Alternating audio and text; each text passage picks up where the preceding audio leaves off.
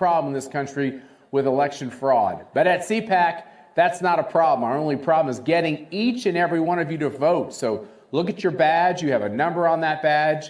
And get your phone out and vote on all the issues that matter. And my guess is you probably like what Trump's doing as well. And we'll have the results for you very soon.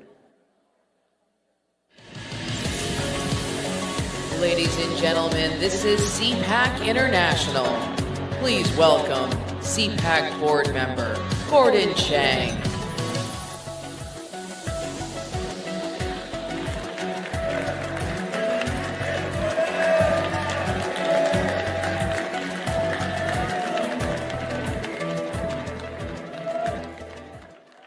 Hello, Patriots!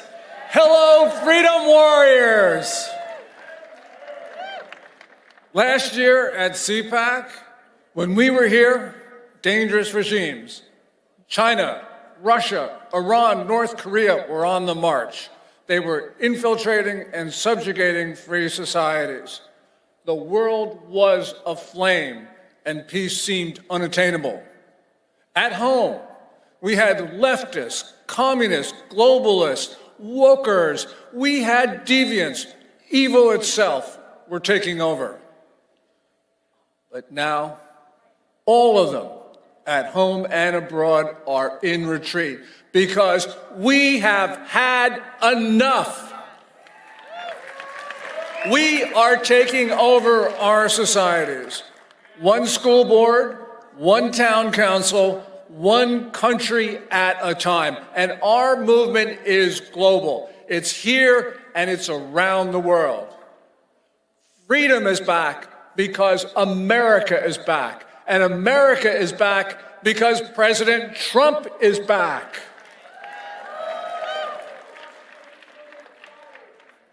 The flame of freedom burns bright in this room, in this country, and in the hearts of good people everywhere. And CPAC is leading the charge. In Japan, Jay Aiba started the first CPAC in 2017. He's held a CPAC every year since, and now conservatism is showing its green shoots in Japan. In Australia, CPAC Australia was instrumental in protecting freedom of expression, and it was protecting equal rights. In 2023, it defeated an amendment that would have treated different citizens different ways. And clearly, this was racial prejudice. This referendum that CPAC Japan defeated, it would have made sure that different races were treated unfairly. CPAC Korea. CPAC Korea is defending the most fragile democracy on the face of the earth. In South Korea, leftists are trying to seize the government by removing President Yoon Suk-yeol.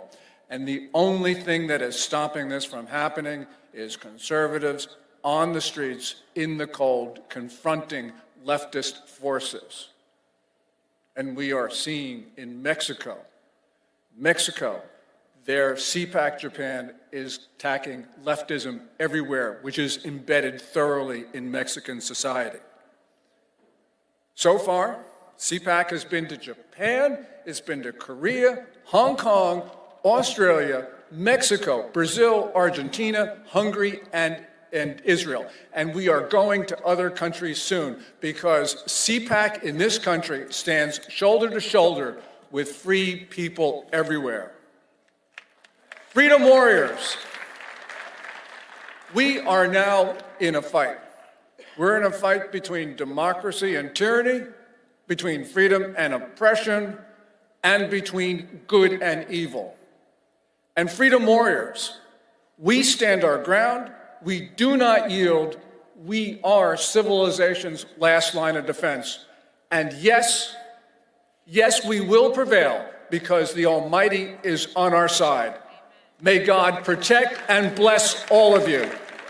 Thank you. Fight!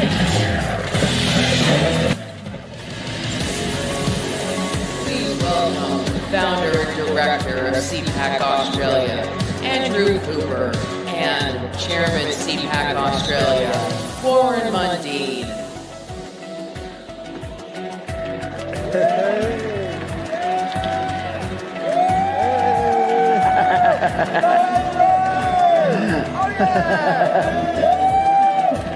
Hello, CPAC.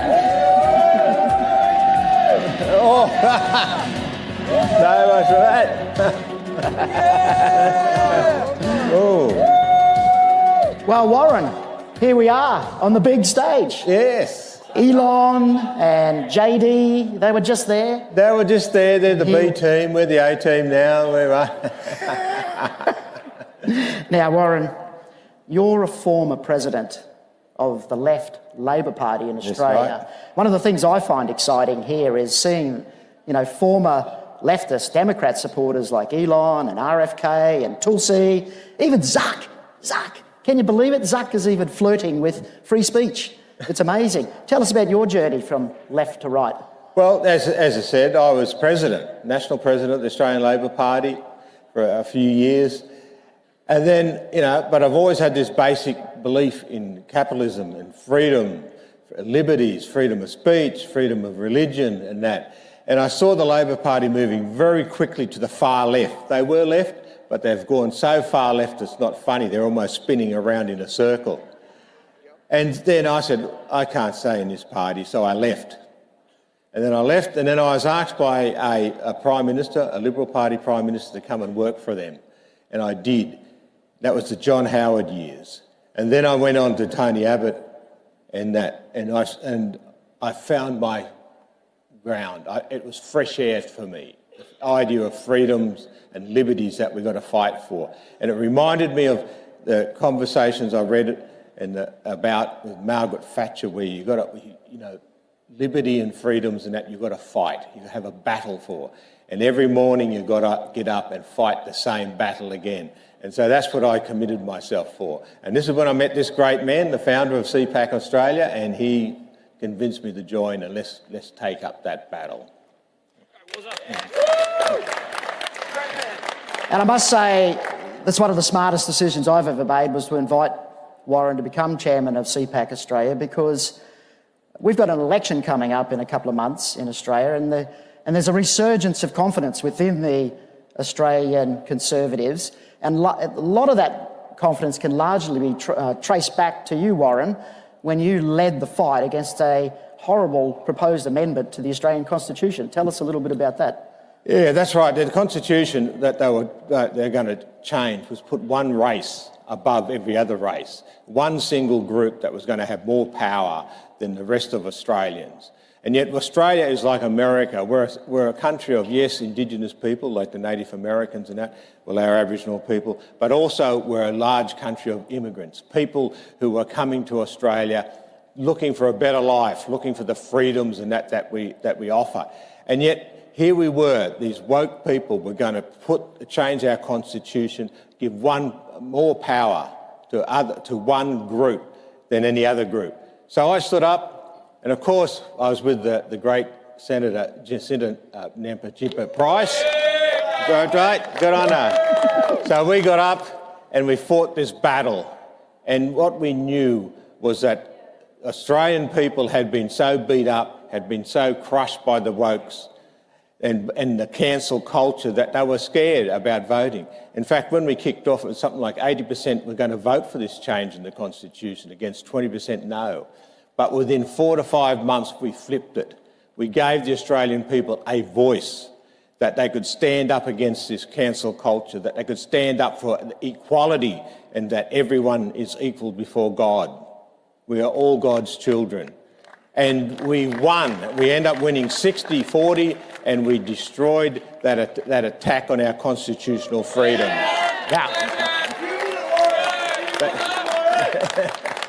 And that was really the beginning of the resurgence, as I said, in confidence for the Conservative parties in Australia. And that, of course, has just been compounded so much more with the election of Donald J. Trump. It's been fantastic, hasn't it? It has been brilliant to see Donald Trump come back and help us in this resurgence. In fact, leading it and making the world feel more confident about standing up for their rights and freedoms. And having him there has just, we're so proud to be at CPAC here. We're so proud, to see JD Vance and the people who have been working so hard with Donald Trump to make the world free again. The other thing too, we are coming up with an election. We have the election. We're having an election coming up in a couple of months. Mm-hmm. And for the first time in nearly 100 years, it looks like a government will not have a second term, that we are going to slay the Socialist Labor government and bring the Conservatives back into power. And you know what, Warren? They're going to win, or we hope that they'll win, not because they're pandering to the other side. They've found their voice, haven't they? Peter Dutton, the leader, has found his voice. He's standing up for the values and principles of which we hold dear. And wouldn't you believe it? People are responding. Who would have thought? Who would have thought that people love the idea of having freedom? They're having the idea that people are created equal. Wouldn't you find it really weird that they love the capitalist system where you can run your own businesses and employ people and do things? He's standing up and fighting against the left. He's making it to be proud to be Australians. In fact, he's put up that we all should stand under the Australian flag, like you all stand under the American flag and be proud of it and be proud of your country. And it's just amazing how people are responding to this. And as I said, it looks like for the first time in 100 years, the possibility of a government being tossed out in its first term. And that is going to be an incredible time for us. Now, we have a CPAC in Australia. Who wants to come down under to Australia? All right, we need a bigger room, Warren. Well, we need a bigger room. We're going to get a big room. So CPAC in Australia is in September 18 to 20. We'd love to see you down under. We're a pretty friendly bunch. We'll have the koalas waiting for you at the airport. Be careful of the koalas. They're cute and cuddly, but they may pee on you. So what's that? Well, we thank you for making us feel so welcome here. There's one commitment we will make to you. Your president has committed to you, and you have enabled your president to have the opportunity to make America great again. I heard Nigel Farage say yesterday that he is going to make Britain great again. We will commit to you that we will do everything possible to make Australia great again. Thank you. Thank you.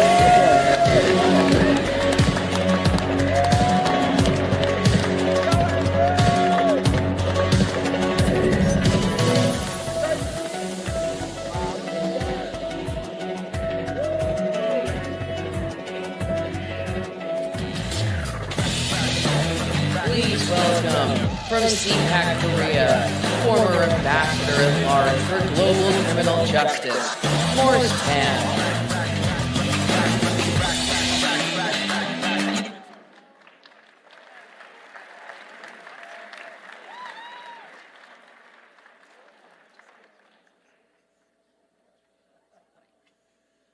Good morning, CPAC. It was my honor to serve in President Donald J. Trump's first term as his ambassador-at-large for global criminal justice. And I want to hearken back to a little bit of history here. In 1950, the Joseph Stalin-installed government of North Korea invaded South Korea to seek to overrun it. And in that conflict, a US-led coalition of 20-some countries repelled the communist aggression at the price of 50,000 American casualties. I honor the blood that was spilled by American soldiers to keep the whole peninsula from being one big North Korea, which is the most oppressive, darkest, most unjust place on planet Earth. And believe me, I know of many such places around the world, and it is number one in that regard. Now, South Korea stands on the edge of a cliff. The democracy in South Korea is in a danger that it has not been in for decades. President Yoon, who loves America, who was strongly and staunchly allied with the United States of America, has been impeached and is in danger of being prematurely removed from office. Why? Because he had the courage to stick out his neck and say that there are things that are amiss in South Korea because there have been many indications of election fraud. We know something about that, I think, here in the United States. And there is a parallel situation going on. President Yoon, indeed, has been called the Donald Trump of Asia. And he declared martial law in order to try to seize evidence in regards to the election cheating that he believes has run rampant and has given the Liberal Democratic Party in South Korea an overwhelming supermajority in South Korea that they have used in legislative tyranny to overrun the country, to give a haven to North Korean spies, to welcome the influence of the Chinese Communist Party.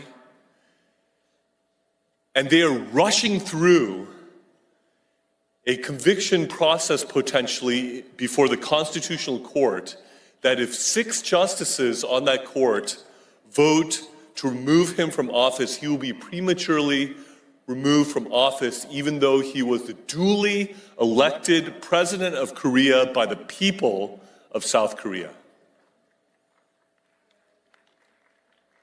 They are rushing this through because his chief political rival who wants to supplant him as president, Lee Jae-myung, who has allegedly sent millions of dollars over to North Korea against US sanctions and against the UN Security Council sanctions, who has aligned himself with North Korea and with the Chinese Communist Party, is himself accused of various crimes that if he is convicted, he would be disqualified from being a candidate for president of South Korea.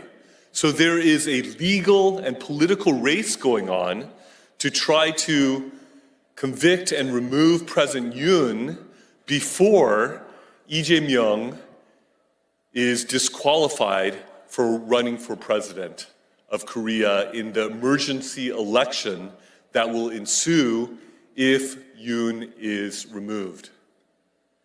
This is an issue for which freedom-loving, democracy-loving Americans should not be neutral. This is a situation where our government and our people should stand with our allies in South Korea and with President Yoon and stand up and be counted and let the world know that the robbing of democracy and the destruction of democracy, that we spilled blood to the tune of 50,000 casualties in the Korean War, will not be in vain, but that the democracy in South Korea could flourish and the people's elected president, President Yoon, who loves America, who is closely aligned with America, would be able to be vindicated in the Constitutional Court and restored to his rightful office. Thank you.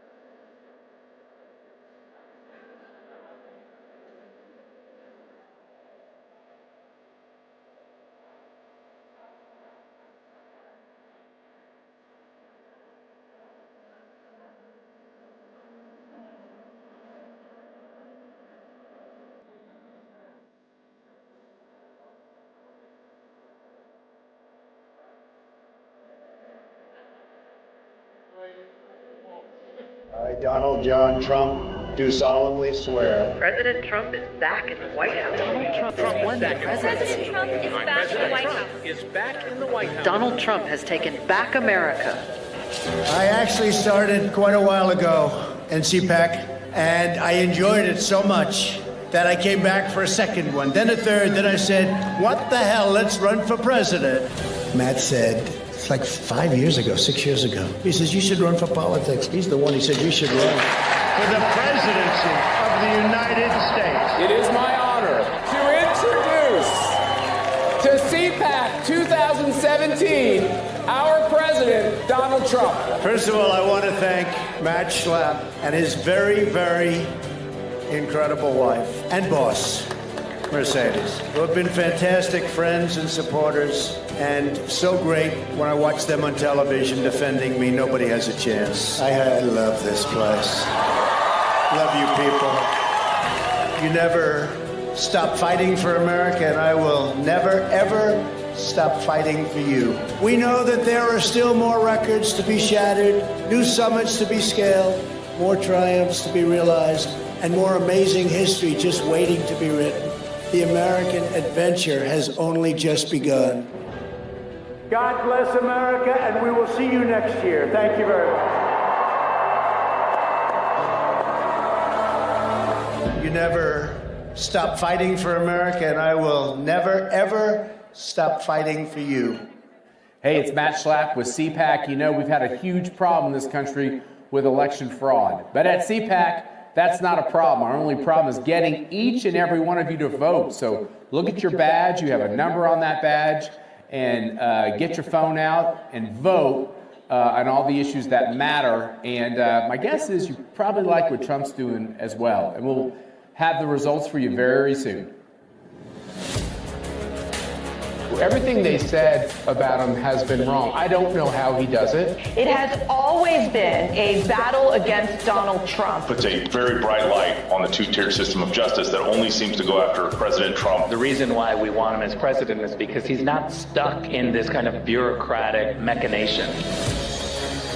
He was very clear. If you hit your target, you were golden, and you could work and work and work and do a great job. He's a very inquisitive person who loves to talk about the economy. Trump does the same thing in a different medium. He's talking directly to the American people. That's why Trump is transformational, because he kind of came outside the Republican Party. He's a great closer. He understands what the most important issues are to voters. Not only is America a great country, but that we Americans are good people. Donald Trump stands for everything that's good, everything that we need, what needs to be changed in our society today. Think about that Trump supporter that was demonized, that was taken down, that was criticized, that was targeted. Think about that person out there.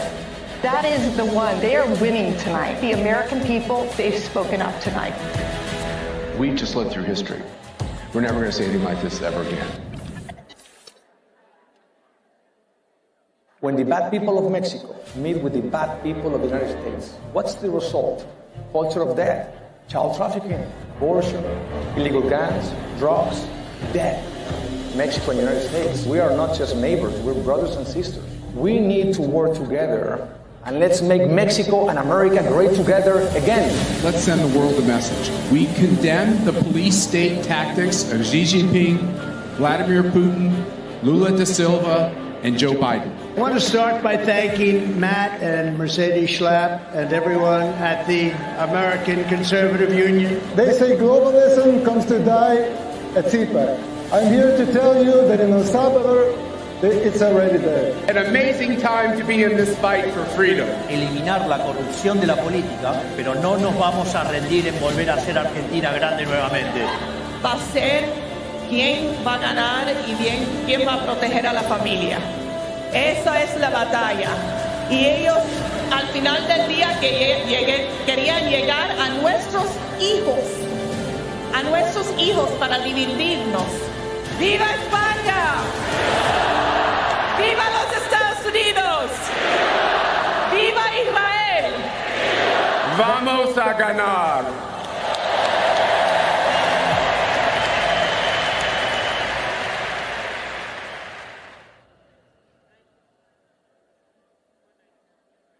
before the... This president is calling my family, is calling me, is calling MAGA supporters enemy of America. That's right. I am the daughter of a Cuban political prisoner who fought for freedom, who fought against authoritarian and dictators. He sounds just like Fidel Castro did. Fidel Castro would target the enemies of his government and try to take them down. This is exactly what we're seeing with Joe Biden. He should be ashamed of himself. No American should be called a Nazi or be called an enemy of the state. Yeah. Those of us who love this country, and I have spent my whole life defending freedom in America. As I think it was President Reagan said, we're from the government. We're here to help. I think you all know that I've always felt the 9 most terrifying words in the English language are, I'm from the government and I'm here to help. We're from the government. We're here to help.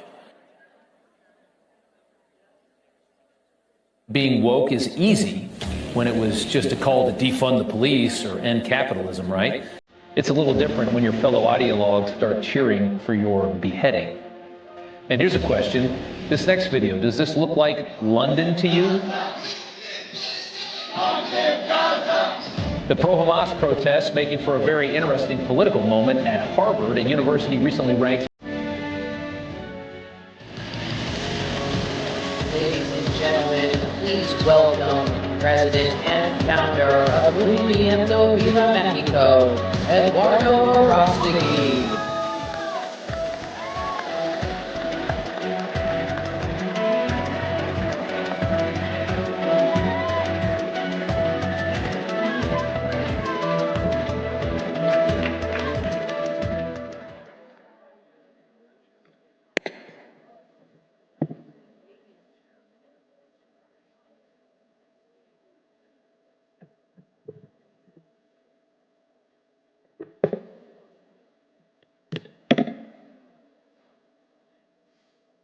Buenos días.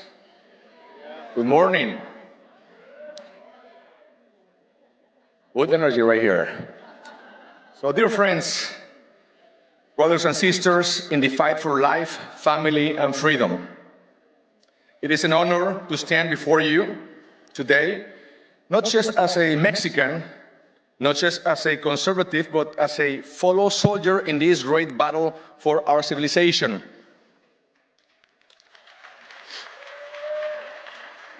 Today, we gather not just as citizens of our respective nations, but as one great family of patriots who understand a fundamental truth. If evil never rests, then neither can we. The good news is that common sense has won once again in the United States. President Trump has won for a third time. Yes. President Trump is back. And after these 4 years, he should run again. 4 more years. 4 more years.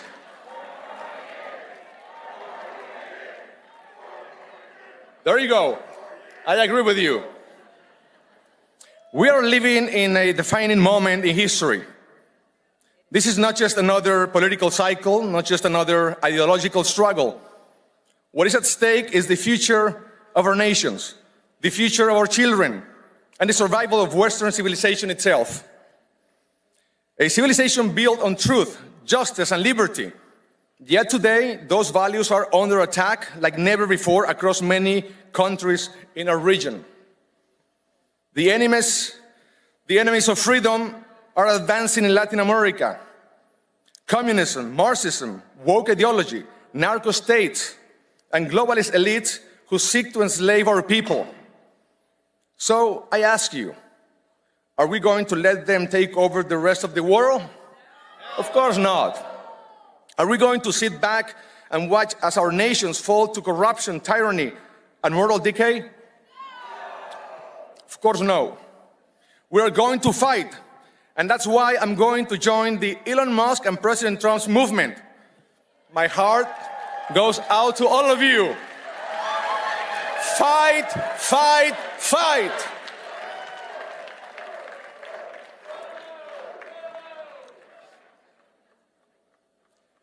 And that's why the work that CPAC is doing around the world is crucial. Because only when we fight together can we win. Thank you, Matt and Mercedes, for your leadership. And thank you for your invitation. And I'm happy to announce that CPAC Mexico will be taking place in Mexico City in September. Please follow our social media, CPAC Mexico on Instagram and X. Very soon, we will be sharing all the details of the event. I would love to see all of you there. I promise you, you will have the best time of your life. Great food, great margaritas, with moderation. With moderation, it's okay. Freedom fighters, are you ready to keep fighting? Here is a call to action on 3 principles. Our fight will be grounded in 3 fundamental human rights: life, family, and freedom. The battle for life. The first battle we must fight is the battle to protect the culture of life. Because if we do not defend life, especially the lives of the most vulnerable, if we do not stand up for the most innocent, the most defenseless, then sooner or later we will destroy each other. We will kill each other. As Mother Teresa said, the greatest destroyer of peace today is abortion, because it is a war against the child, a direct killing of the innocent child, murdered by the mother herself. Today, in many parts of the world, being pro-life is seen as an act of rebellion. They call us radicals for saying something as basic as, every human being has the right to be born. Can you believe that? But I ask you, who are the radicals? Who are the real radicals? Radicals are those who advocate for the killing of babies in the womb, even at 9 months of pregnancy, and in some cases, even after birth. Who are the radicals? Well, that is not just radical, that is evil.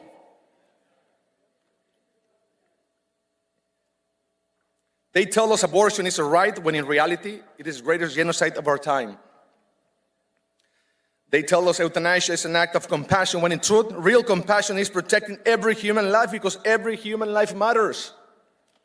Enemies of freedom want to destroy it.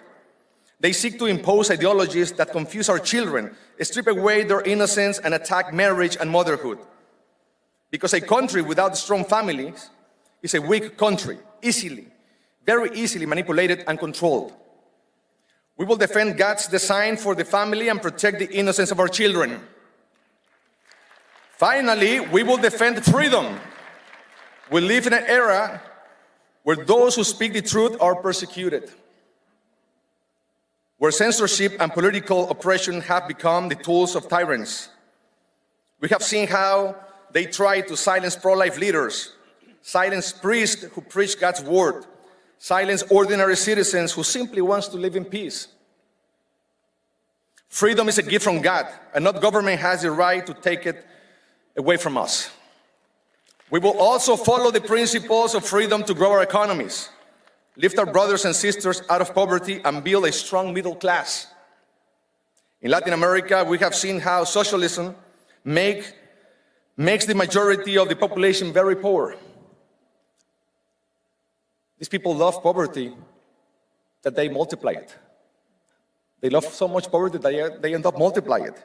Socialism is a cancer. It destroys everything that it touches. Right now in Mexico, we have a socialist government. Mexico is becoming like Venezuela, Cuba, or Nicaragua. If we don't react soon, tomorrow is going to be too late. And for all these reasons, I'm here. I joined the fight for freedom many years ago when I was working in Hollywood as an actor. I made a promise to God that I will never use my talents again to do anything that will offend my faith, my family, or my Latino culture. And after I made that promise, I ended up not working for 4 years. Be careful what you promise. So I opened a production company and I became a film producer. We started with Bella, Little Boy, Sound of Freedom, Cabrini, and in December, the new one, The Massacre of the Holy Innocents. I'm not a politician. I'm an actor. a filmmaker, and a human rights activist. But I learned that in politics, there is no empty seats. There's always someone occupying those spaces, making decisions that will change the destiny of our nation. If not forever, then at least for a long time. And those decisions will affect our families for good or for bad. So after our movie Sound of Freedom was released, my eyes were open on many fronts. And I made a promise to God that I would not rest until we eradicate human trafficking, child trafficking, end abortion, and protect our Christian values. But I knew I had to start in my country. That's why in 2023, I wanted to run for president of Mexico as an independent candidate. But the system wasn't built for outsiders. The same corrupt politicians blocked me from competing in the 2024 elections. They were afraid of outsiders. In Mexico right now, there is no real opposition. There is opposition. The majority of the Mexican people do not have political representation. And the majority of Mexicans are tired of corruption, tired of lies, tired of politicians who serve the cartels instead of the people. And that's why it is so important to continue the fight for freedom. We will never stop. We will never give up. We will give our lives for this mission. It's not about us. It's about using our talents to make this world a better place. It is about glorifying God in everything that we do. It's about fighting for something bigger than yourself, bigger than ourselves. Remember this one. Man gives the battle, but only God gives the victory. Man gives the battle, but only God gives the victory. But I have hope, I have faith, and I know that very soon everything will change in Mexico. Very soon we will receive official approval from Mexico's Electoral Institute to begin building a new conservative political party. I am proud to announce that very soon Movimiento Nacional Viva Mexico will officially be underway. And Viva Mexico is not going to be just another political party. This will be the largest movement to free Mexico from socialism, communism, the radical left, woke ideology, and the corrupt globalist. Because Mexico is ready. Enough is enough. We don't want the same anymore. It's time to change. For too long, our country has been ruled by criminals in government working hand in hand with the cartels. Even President Trump recently recognized that Mexico has become a narco state. But I have a message for the corrupt leaders of Mexico. Your time is up. I know this fight will not be easy. The establishment will come after us, threaten us, but they won't stop us. Because we know this is not just a political or cultural battle. It is essentially a spiritual battle, and we are ready to fight. We are not alone. God plus one is an army, and we are more than one. We are more than one. We are the majority. If God is with us, who can be against us? Nobody. Because I believe that with courage, determination, and God's help, we will rescue our nation. We will defeat corruption. We will defend our families, our faith, and our freedom. So let me say this loud and clear. God willing, with the Viva Mexico movement, we will make Mexico free again. We will make Mexico safer again. We will make Mexico healthy again. We will make Mexico pro-life again. We will be working really hard so we can make Mexico godly again. And we will make Mexico great again. And we will do this together, because together we're stronger. We are not just neighbors. We are brothers and sisters. What happens? What happens when the good people of Mexico work with the good people of the United States? What is the result? Sound of Freedom. A movement that is designed to end child trafficking in the world. Good things happen. Now, what happens when the bad people of the United States work with the bad people of Mexico? When they work together, what is the result? Fentanyl, drugs, human trafficking, child trafficking, illegal guns, terrorism. The USA is the #1 consumer of child sex in the world, the #1 consumer of drugs, the #1 consumer of child pornography, and Mexico, the #1 provider of all three. So I want to stop here for a second. We have done a lot of harm to each other. We can't move forward without first forgiving each other. I believe in the power of forgiveness. So I want to start this movement of forgiveness here in Washington, D.C., and I pray that God will heal the wounds. So on behalf of Mexico, I want to apologize for all the harm Mexico has done to the United States. And the United States needs to apologize to Mexico for all the harm they have done to Mexico. And after this breach of forgiveness, then we need to make sure that the good people of both nations work together and through bilateral efforts eradicate as much as we can all of the bad things that we have done to each other and focus on all the good things that we have done to each other. Capitalize on all the positive. Then we will be unstoppable. Together as brothers and sisters. When the United States and Mexico stand together, our nations are safer. Our border is safer. Together, we will make Mexico and United States great again, and we will make the Americas great again. God bless Mexico, God bless America, God bless the world. ¡Viva Estados Unidos! ¡Viva México! ¡Y que viva la Virgen de Guadalupe! Thank you very much. God bless you.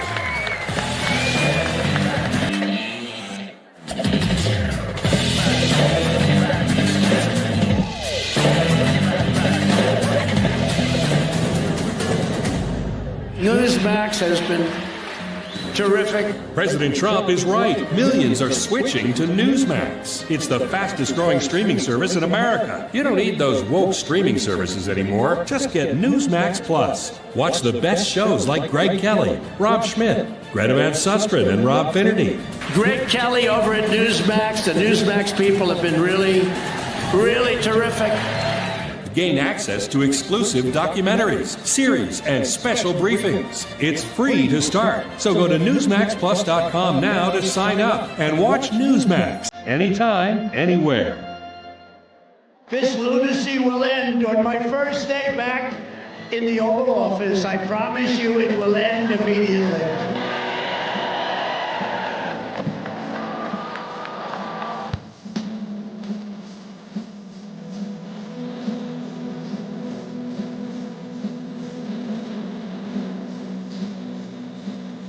I don't judge to solemnly swear. RSBN, by the way, how good is RSBN?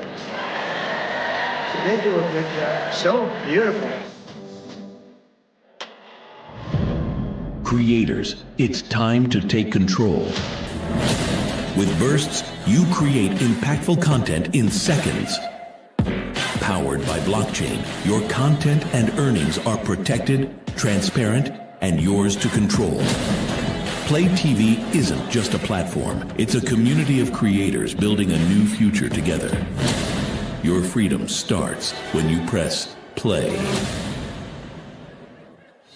Still under construction, but already the biggest news station in Poland. The only international TV station that interviewed Donald J. Trump. I'd like to say hello to the Polish people. Poland's leftist government wants to destroy us, but we are not backing down. We're building conservative, English-speaking European news station. Join the movement. Support the revolution. Make Europe great again. This is Republica, the home of free speech. Hey CPAC Patriots, make sure to go downstairs to go check out all of our incredible sponsors for CPAC 2025. Ladies and gentlemen, it's time for the Parent Trap. What happens when we leave our kids to the professionals? Please welcome America First Policy Institute Chair of the Center for Education Opportunity, Erica Donalds. Congressional Commission for the Social Status of Black Men and Boys, Jack Brewer. And your moderator, Senior Vice President of Communications, Alliance Defending Freedom, Billy Atwell.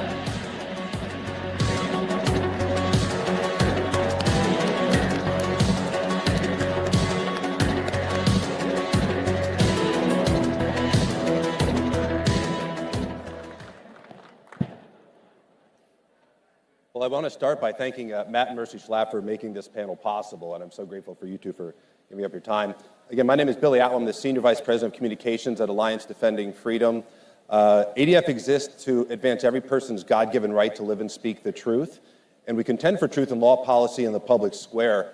For those unfamiliar with our work, our attorneys are attributed with 15 Supreme Court victories, and we have an international team that's doing work throughout the world. They just came back from ARC. Thank you. And we've actually got 2 Supreme Court cases going on right now that I think you would be very interested in. The first one is Medina versus Planned Parenthood. It's about protecting a state's right to decide if taxpayers should go to organizations like Planned Parenthood. And I feel like I have a pretty warm crowd for that, that idea. And the other is about education, which relates to this topic here. It's Oklahoma Statewide Charter School Board versus Drummond. It's about defending the decision to defund a religious charter school and fight for equal treatment of religious organizations in education. Right. There are a few issues that are going to impact our children and our grandchildren more than reforms to the education system, and that's why we're here. First, Erica Donalds is an education entrepreneur and is the founder and chairman of Optima Ed, and the chair of America First Policy Institute Centers for Education and Opportunity. A former elected school board member, she is known as a national expert on education policy and school choice, and is a frequent commenter and speaker on this issue. She spent 20 years in the financial services industry, finishing her career as the CFO and managing partner of a multi-billion-dollar investment management firm. Erica and her husband, Congressman Byron Donalds, lives in Florida. You're familiar? Very good. She lives in Naples, Florida, with their 3 sons. Jack Brewer serves as the chair of the Center for Opportunity Now and chairman of the Jack Brewer Foundation.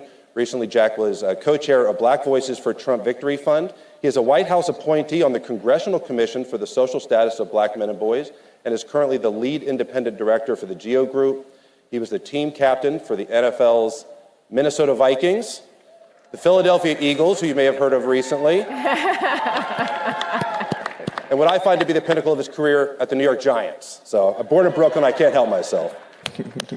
All right, let's lay a foundation, if you don't mind, for this topic. Erica, talk about what you see as the current state of particularly the public education system. Well, the public education system in America has literally failed the American people. It hasn't lived up to the promise where we parents were told if you send your child to this school for 8 hours a day, we're going to teach them to read and do math and achieve their own American dream.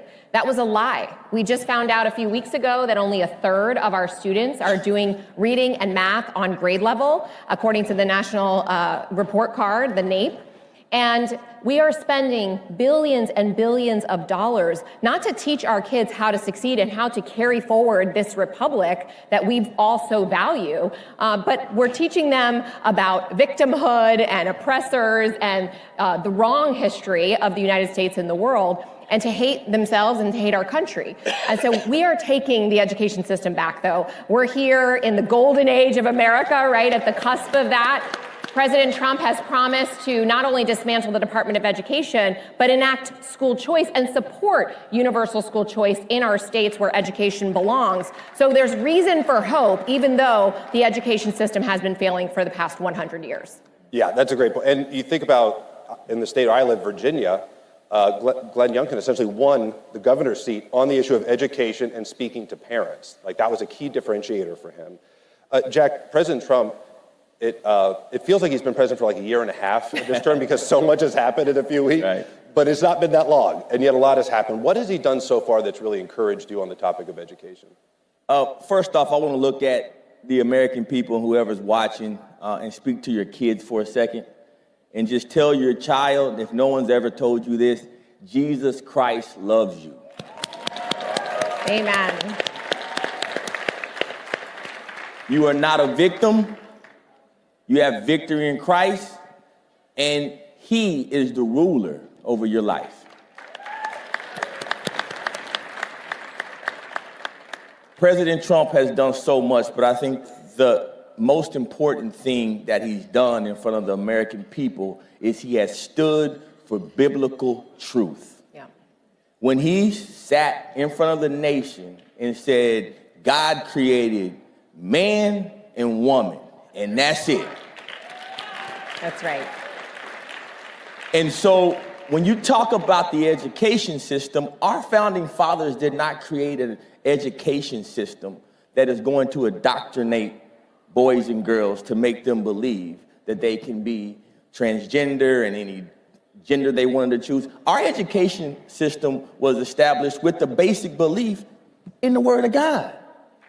And so anything else throws us off. And I think President Trump has taken a stand. I think you've seen more and more companies coming back and back him. More and more employers in America have backed him because we're getting rid of these DEI policies and all these things that have drifted into our education system to start to pick winners and losers and actually separate us and put us back decades in regards to social and biblical justice. And so I just think that we should all understand the spiritual time in which we're living right now in America, particularly with our children. Yep.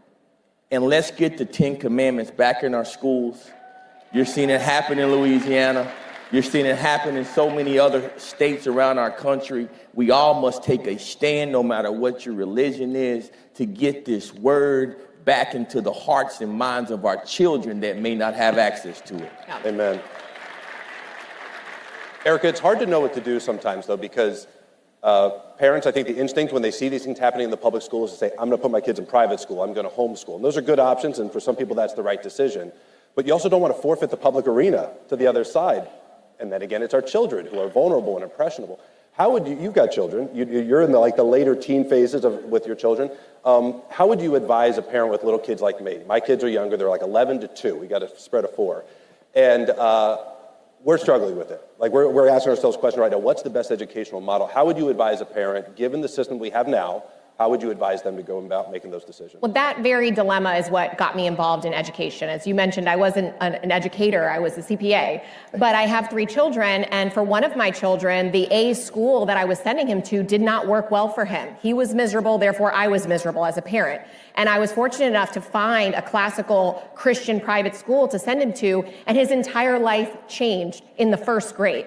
He started to love learning and thrive in that environment. And I thought, well, how many other Darrens are out there? And can I help by serving on my local school board to give them options? But that's when my eyes were opened to the education monopoly and the corruption that is happening in our school districts.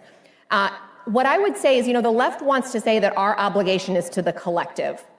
But as parents, our number one obligation is to our family and to our own children, raising them in the things of God. And that is your contribution to the community, raising your children well and making sure that they are prepared to be good citizens in this republic. And so you need to take care of your own children first. I personally would not send my children into a public school in this day and age. I don't care if it's an A or not. I don't trust them. And so I would do whatever I possibly could to find the right educational environment for my children. You take care, put your own mask on first, help your children, and then do things for your community. Run for school board. It's not a bad thing to do, but a lot of the families that I know that are running for school board that are involved in education reform, they took care of their children first, but they're there, as I was, to help take care of their community and other children that don't have that same opportunity. Right, because the public education system is everybody's. Even if your kids are homeschooled or you go to a private school, that's your school too. We're paying for that. And we deserve to have an influence there. We're seeing a huge shift in the country with regard to DEI. It's been unpopular for a long time, but we're seeing major institutions and politicians starting to come on board and get with it. Alliance Defending Freedom, we've got a corporate engagement division that's been working, and part of the product of that work was what we're seeing with Walmart. Shareholders are speaking out, and they're saying, we're tired of this, we don't want it, and Walmart's making good decisions. There are also corporations that are not making the right decisions, but they're feeling the pressure. Jack, talk about, because you've worked a lot with young black men and boys, you've dealt with the issue of fatherlessness, which we can get into in a minute too, but talk about the impact of DEI and that general mentality on the education system. First off, the devil is a lie, and DEI is a lie. That's right. All right? So I want to start off by saying that I'm a black man, and I happen to be the lead independent director of a multi-billion-dollar public company. And so America does have opportunity for people just like me.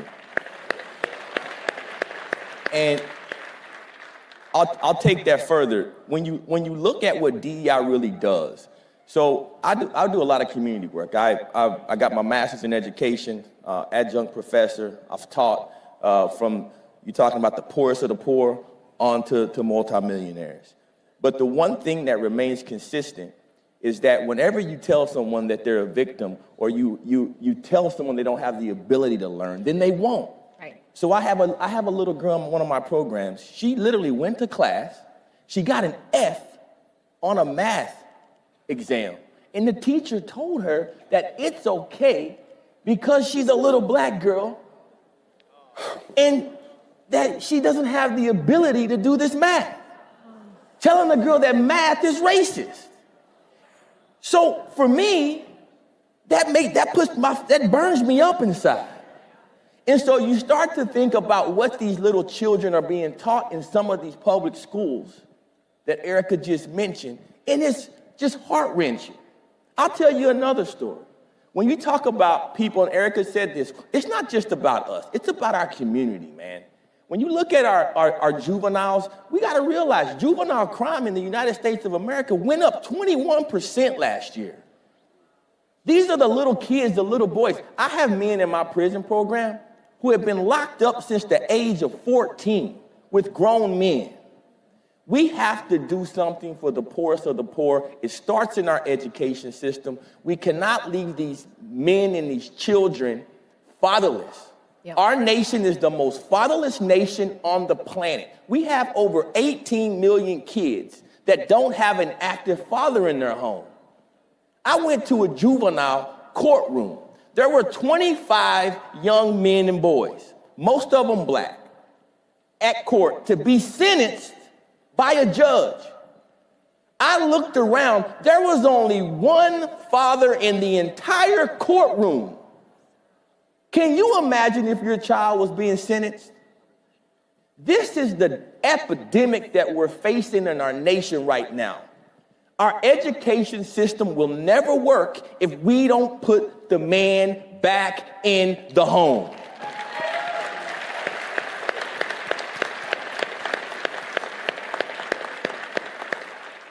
It's a basic Christian concept. Children deserve a mother and a father. Amen. Every child deserves a mother and a father. I mentioned a minute ago that we're seeing shifts in DEI and public perception of it. Erica, you and I were talking about this earlier. How do we take what we see as a public opinion shift and make institutional change out of it, right? We can all like the ideas. We can be at CPAC and be excited about the ideas that we've gotten, that we're seeing some progress. But how do we influence institutions? So how do we get from where we are to where we want to go? Well, that's so important for this audience, right? Because these are the people that believe as we do and have believed as we do, but now the rest of the country has also come along against DEI. People, it's an 80% issue. It was the #1 issue for President Trump, saying there are only 2 genders. We're gonna get men out of women's sports. And now he got elected with such a mandate and is enforcing Title IX and the protections that provides to girls in their spaces and in their athletics. And he's going to plow forward. You got to elect the right people. That's one way to institutionalize it. But look at something like school choice. School choice now enjoys over 70% support across the country, including 67% of Democrats support school choice. But you also see 100% of Democrats voting against school choice in our state legislators. Why? Because the teachers union and the funding behind them are controlling those electors. But then you look at a place like Texas, where also rural Republicans went against it, and you had organizations like AFC, Donald Trump himself, America First, Policy Institute come get rid of the majority of the Republican incumbents that voted against school choice last year. And this year, in just a few weeks, Texas will pass a school choice bill and spend $1 billion on giving parents options. So that's how you do it. Yeah. You get the public and you get the right people in office to make those bold changes. Yeah, elections have consequences. They do. We've been saying that for a while, right? Jack, I want to go back to what you were talking about a minute ago with the fatherlessness issue and the education gap. What can the rest of us do? So if you're the average person in the pew, so to speak, you see this epidemic, you don't know what to do. I can't impact, I may be able to impact one child. I can't fix the whole system. But what can the average person that just cares about the public education system, they care about these kids that don't have a mom or a dad in the home, what can we do? What would be your advice? Well, my advice is, first off, understand that this is not just an issue of education or policy. This is a spiritual issue. The last verse of the Old Testament is Malachi 4:6. That verse says that he shall turn the hearts of the fathers to the children and the hearts of the children to the fathers. But the end of that verse says something that's so powerful, and it's the times that we live in. He said, if we don't do it, he shall come and smite the earth with a curse. Our earth is feeling the curse.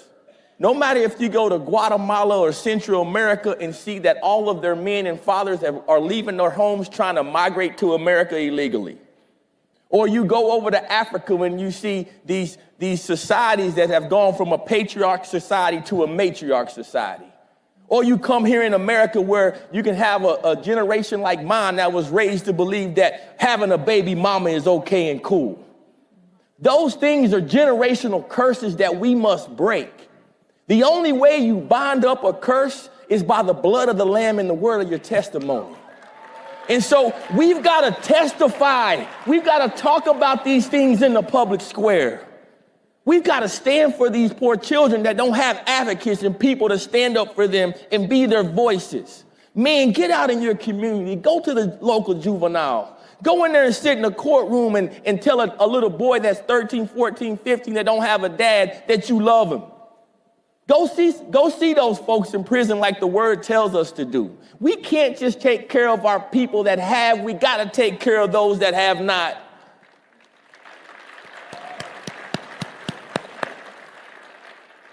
Church, it's our job. Church, let's do what the church does. Donald Trump can only do so much. We need the church to take a stand. Churches start schools. Yeah. Churches start daycares. Churches empower organizations like Erica's to go in and push for school choice. Let's take our country back. Yeah. But we can only do that through God. There is no replacement for a Christian witness. Ladies and gentlemen, that's all the time we've got. If you want to learn more, ericadonalds.com, the Jack Brewer Foundation.org, and adflegal.org. We'll be around. You'll see us throughout the conference. Please stop us and say hello. Take care. God bless.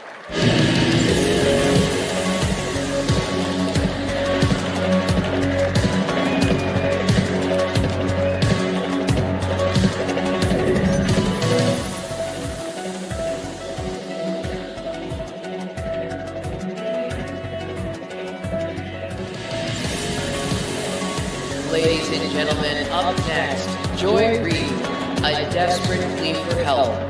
Please welcome senior columnist for townhall.com, Kurt Schlichter, with @ALX on X, Alex LaRusso, and your host of O'Connor and Company on WMAL, Larry O'Connor. Thank you. We got real big names waiting back. Hey, good to see you.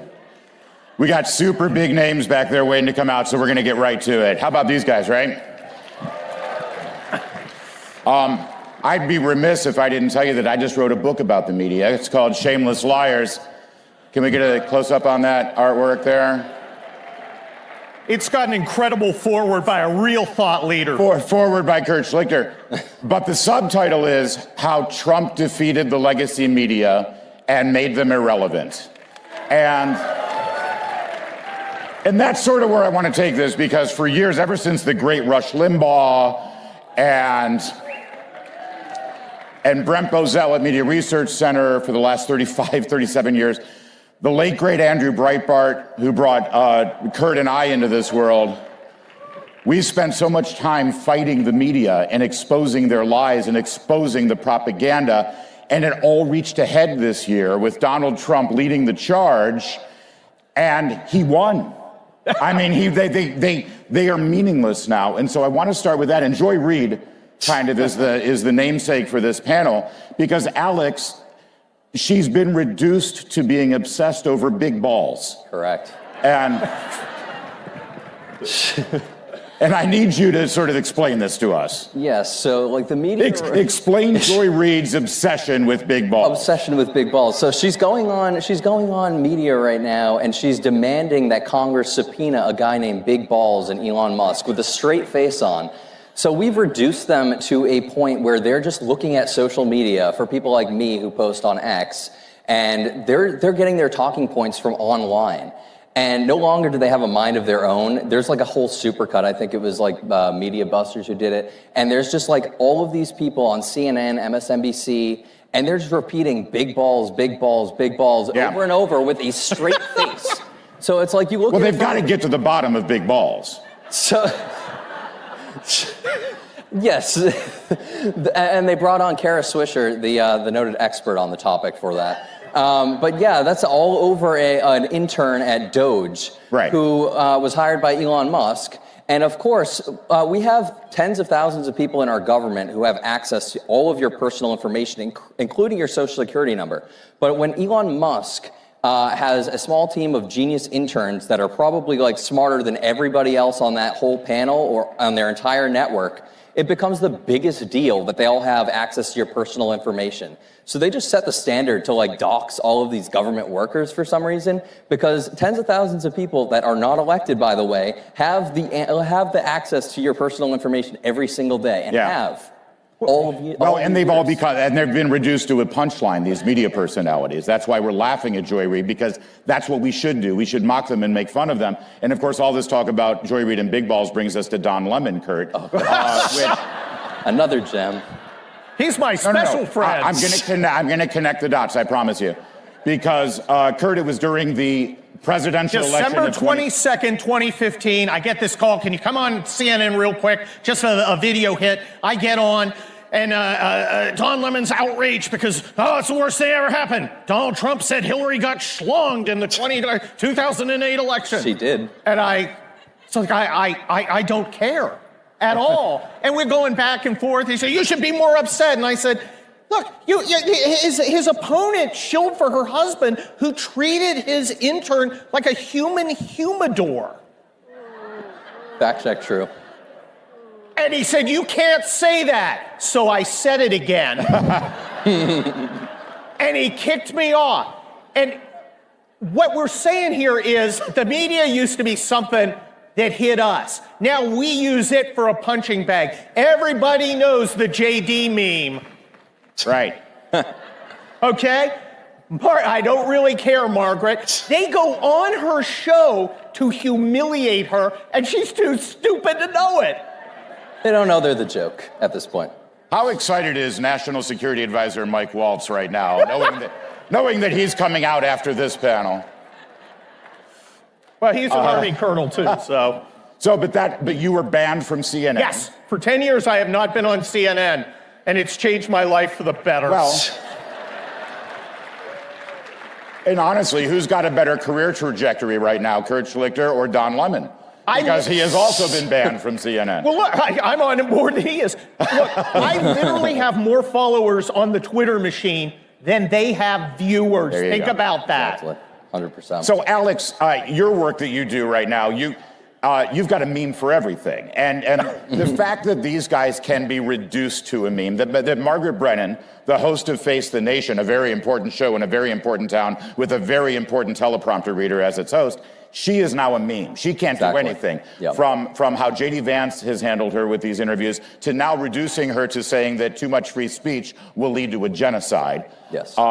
This really is the best way to attack them now, is to just reduce them to a punchline.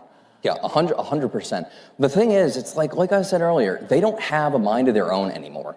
They are reduced to like scrolling social media and looking for the most viral moment that's going on social media, and it becomes now what they're talking about. Like, to give you an example, one of my local city council had, they just declared, my city that I'm from, Worcester, Massachusetts, just declared themselves a trans sanctuary city. So I got a tip that it was getting a little wild at the city council meeting, and I watched the 4-hour video of them all, like, you've probably seen it, the girl with the wig and everything, the blue hair. Oh yeah, that was that was my city. I went through and clipped it. For the next 3 days, it was all over like every corporate media, like talking about it. So it's like they're looking at everything that they find online, and then they're making it their news cycle. So they don't have a mind of their own anymore. And, we talk about the gatekeepers a lot. The gatekeepers are the people who used to say what kind of news, New York Times, right? All the news that's fit to print. Who's deciding what's fit to print, right? There's some people in a tower in Manhattan who's, that's not news that's fit to print, but this is news that's fit to print. And they would decide what was worthy for your eyes, what was news that you could consume. It's been reversed now. Correct. In fact, we are the ones, as Elon Musk says, we are the media.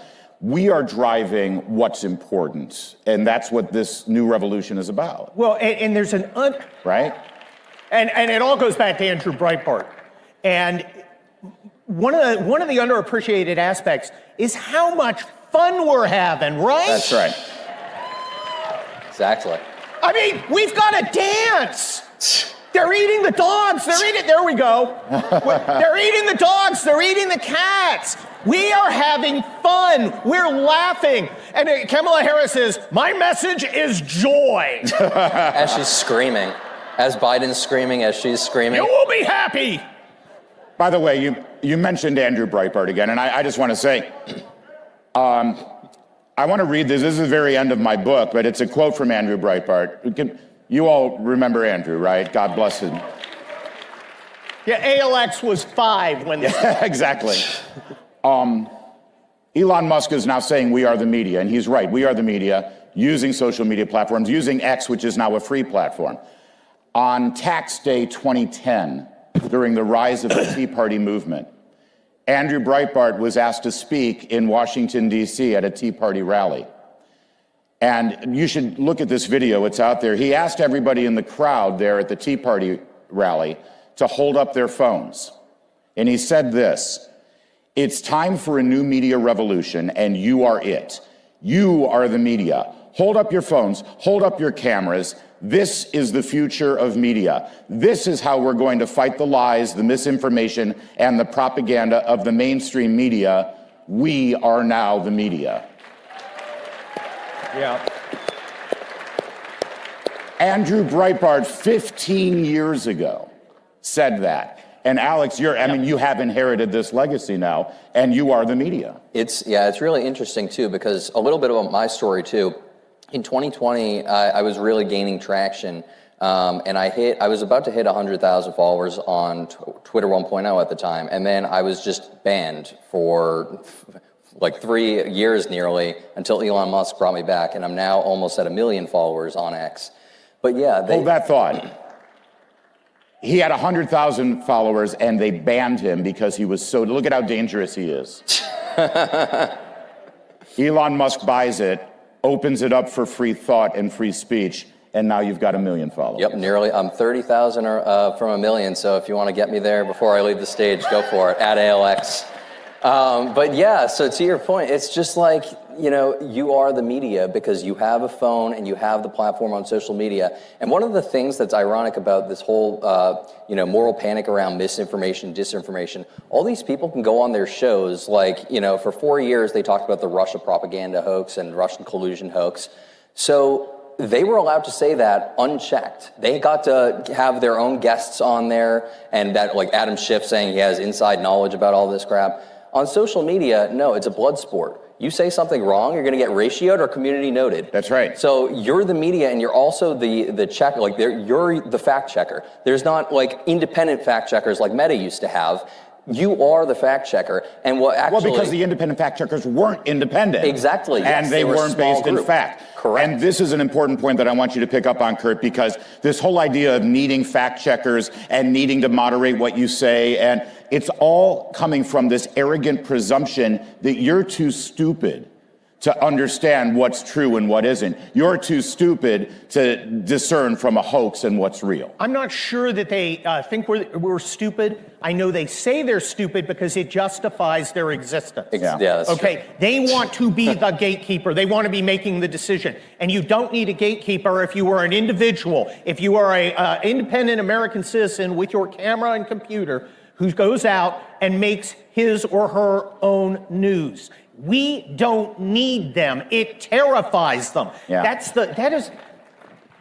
That is why Never Trump exists. Yeah. Because we didn't need them. That said, the platform and the technology and the freedom is there, and it's opening up more. Mark Zuckerberg suddenly is red-pilled, right? And that's amazing.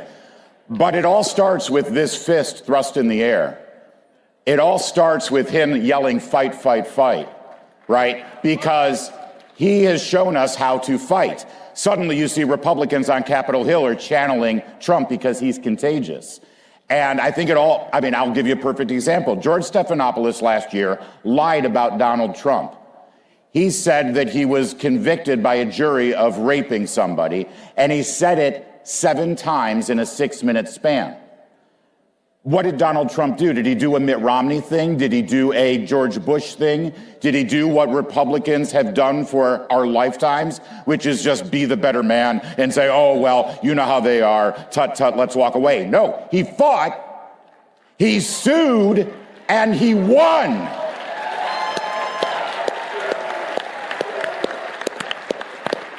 And that's what we have to do. And the fight listen, we're doing a victory lap right now because we've rendered the media irrelevant, but they're not going away. The fight continues, Alex, every day. 100%. And then the other thing, too, to your point, 60 Minutes tried to edit that Kamala Harris interview. That's right. How did that go for them? The FCC has now released the entire thing, and we saw what a sham it was. Well, they messed up because they put the promo out with, like, the other answer. With a different answer, wait the word salad answer. Well, what happened here? Well, and Kurt, this goes back to the arrogance because think about it. Donald Trump had the choice of sitting for 40 minutes with 60 Minutes and letting them condense it down to 20 minutes that they decided we could see. And they do that, by the way. They edit these packages because they think you have a short attention span. They talk down to you all the time. Instead, he said, no, I don't need freaking 60 minutes. I'll sit for 3 hours uninterrupted with Joe Rogan and and by the way, 50 million of you watched that. How's that for short attention span? And here's the beauty of it. Kamala Harris wants to go on Joe Rogan. She thinks she's the get. She thinks she's in the driver's seat. Joe Rogan's like, get it. Nah. Talk to the hand. Wow. You don't set the conditions. They don't own us anymore. That's right. They're not in charge. We are. Well, I think we've recovered from our big balls opening, and I think we'll quit while we're ahead. You guys, thank you. Keep fighting. Follow Alex, get him to 1 million, and buy my book. Hey, chop liver.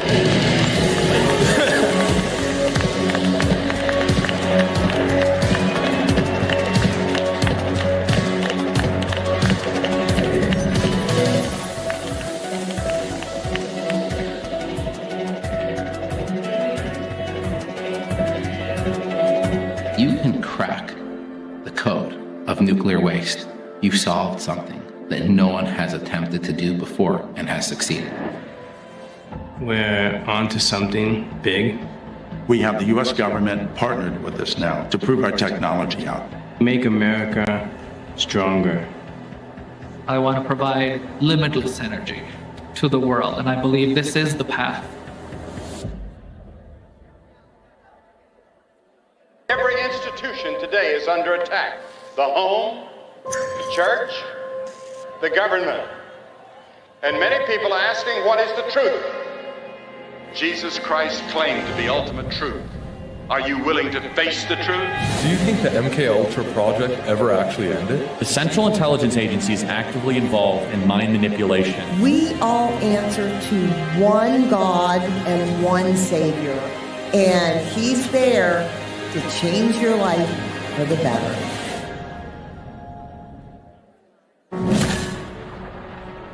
During my second term, we will fight for Alaska like never before. I'm excited about what we can do with President Trump in the office. We'll work together to provide affordable energy to Alaska and allies all over the world. More investment, more certainty, production, more exploration. Thank you to everyone in Alaska, and thank you to your great governor. I look forward to a long and enduring future relationship. Drill, baby, drill. Ladies and gentlemen, this is a conversation with National Security Advisor Michael Waltz and CPAC Senior Fellow Mercedes Schlapp.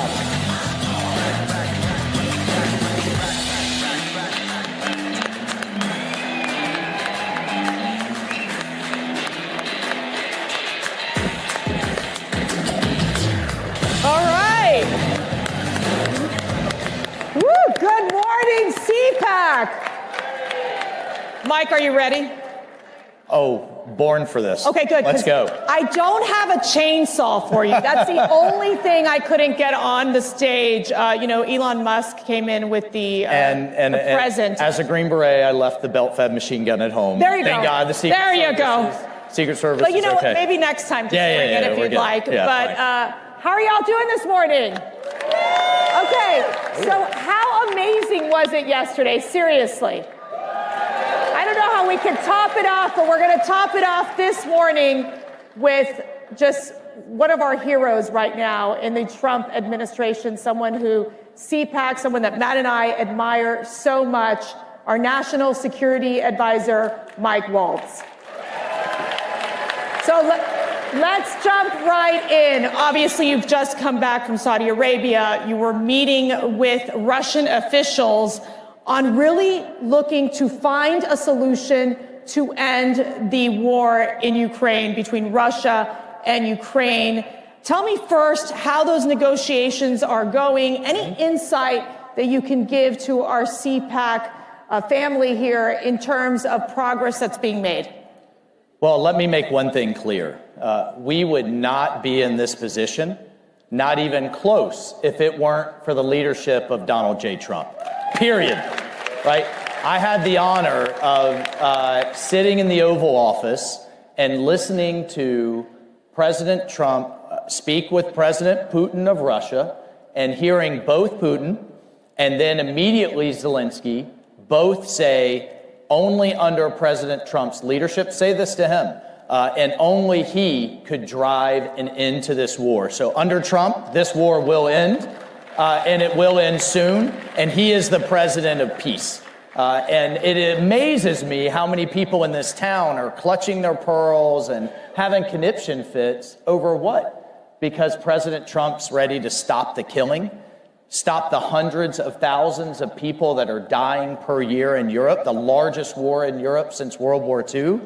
And you see the same voices that are demanding a ceasefire in Gaza post-October 7th, then what? Oppose peace in Europe? It makes no sense. But with his leadership, we've now opened negotiations. We're sitting down with our host, the Saudis, and talking to the Russians, understanding what they are going to need, and then understanding what the Ukrainians are going to need, talking to all of the Europeans. You can't end a war if you don't talk to both sides, and that's what we're doing.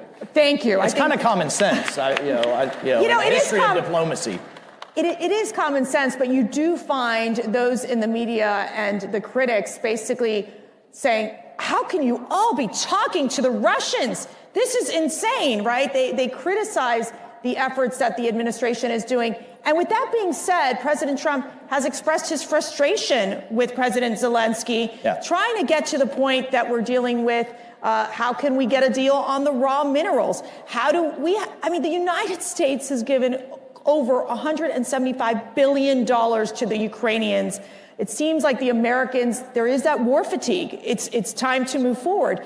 How are we going to get President Zelensky, to cooperate? Yeah. Well, so first, and this is the part that the media just wants to ignore, it was Zelensky last September, as part of his victory plan, it was Zelensky that proposed, hey, let's go into a partnership together. Right. If the United States will invest in us, we have aluminum, we have gallium, we have tritium, we have all of these rare earth minerals that the modern economy needs. A lot of them are not fully developed. They need investment. President Trump's a deal maker. And so now President Trump proposes the deal, right, and sent our Treasury Secretary all the way out to Kyiv to propose it. And then we get this rhetoric in the media. Well, look, here's the bottom line. President Zelensky is going to sign that deal. And you will see that in the very short term. And that is good for Ukraine. What better could you have for Ukraine than to be in an economic partnership with the United States, number one? What better could you have for Ukraine to stop the killing, number two? And you know what? We have an obligation to you all, the American taxpayer, to recoup the hundreds of billions of dollars that have been invested in this war. Because you know what? You know what Europe's contributions are? Europe's contributions are in the form of loans.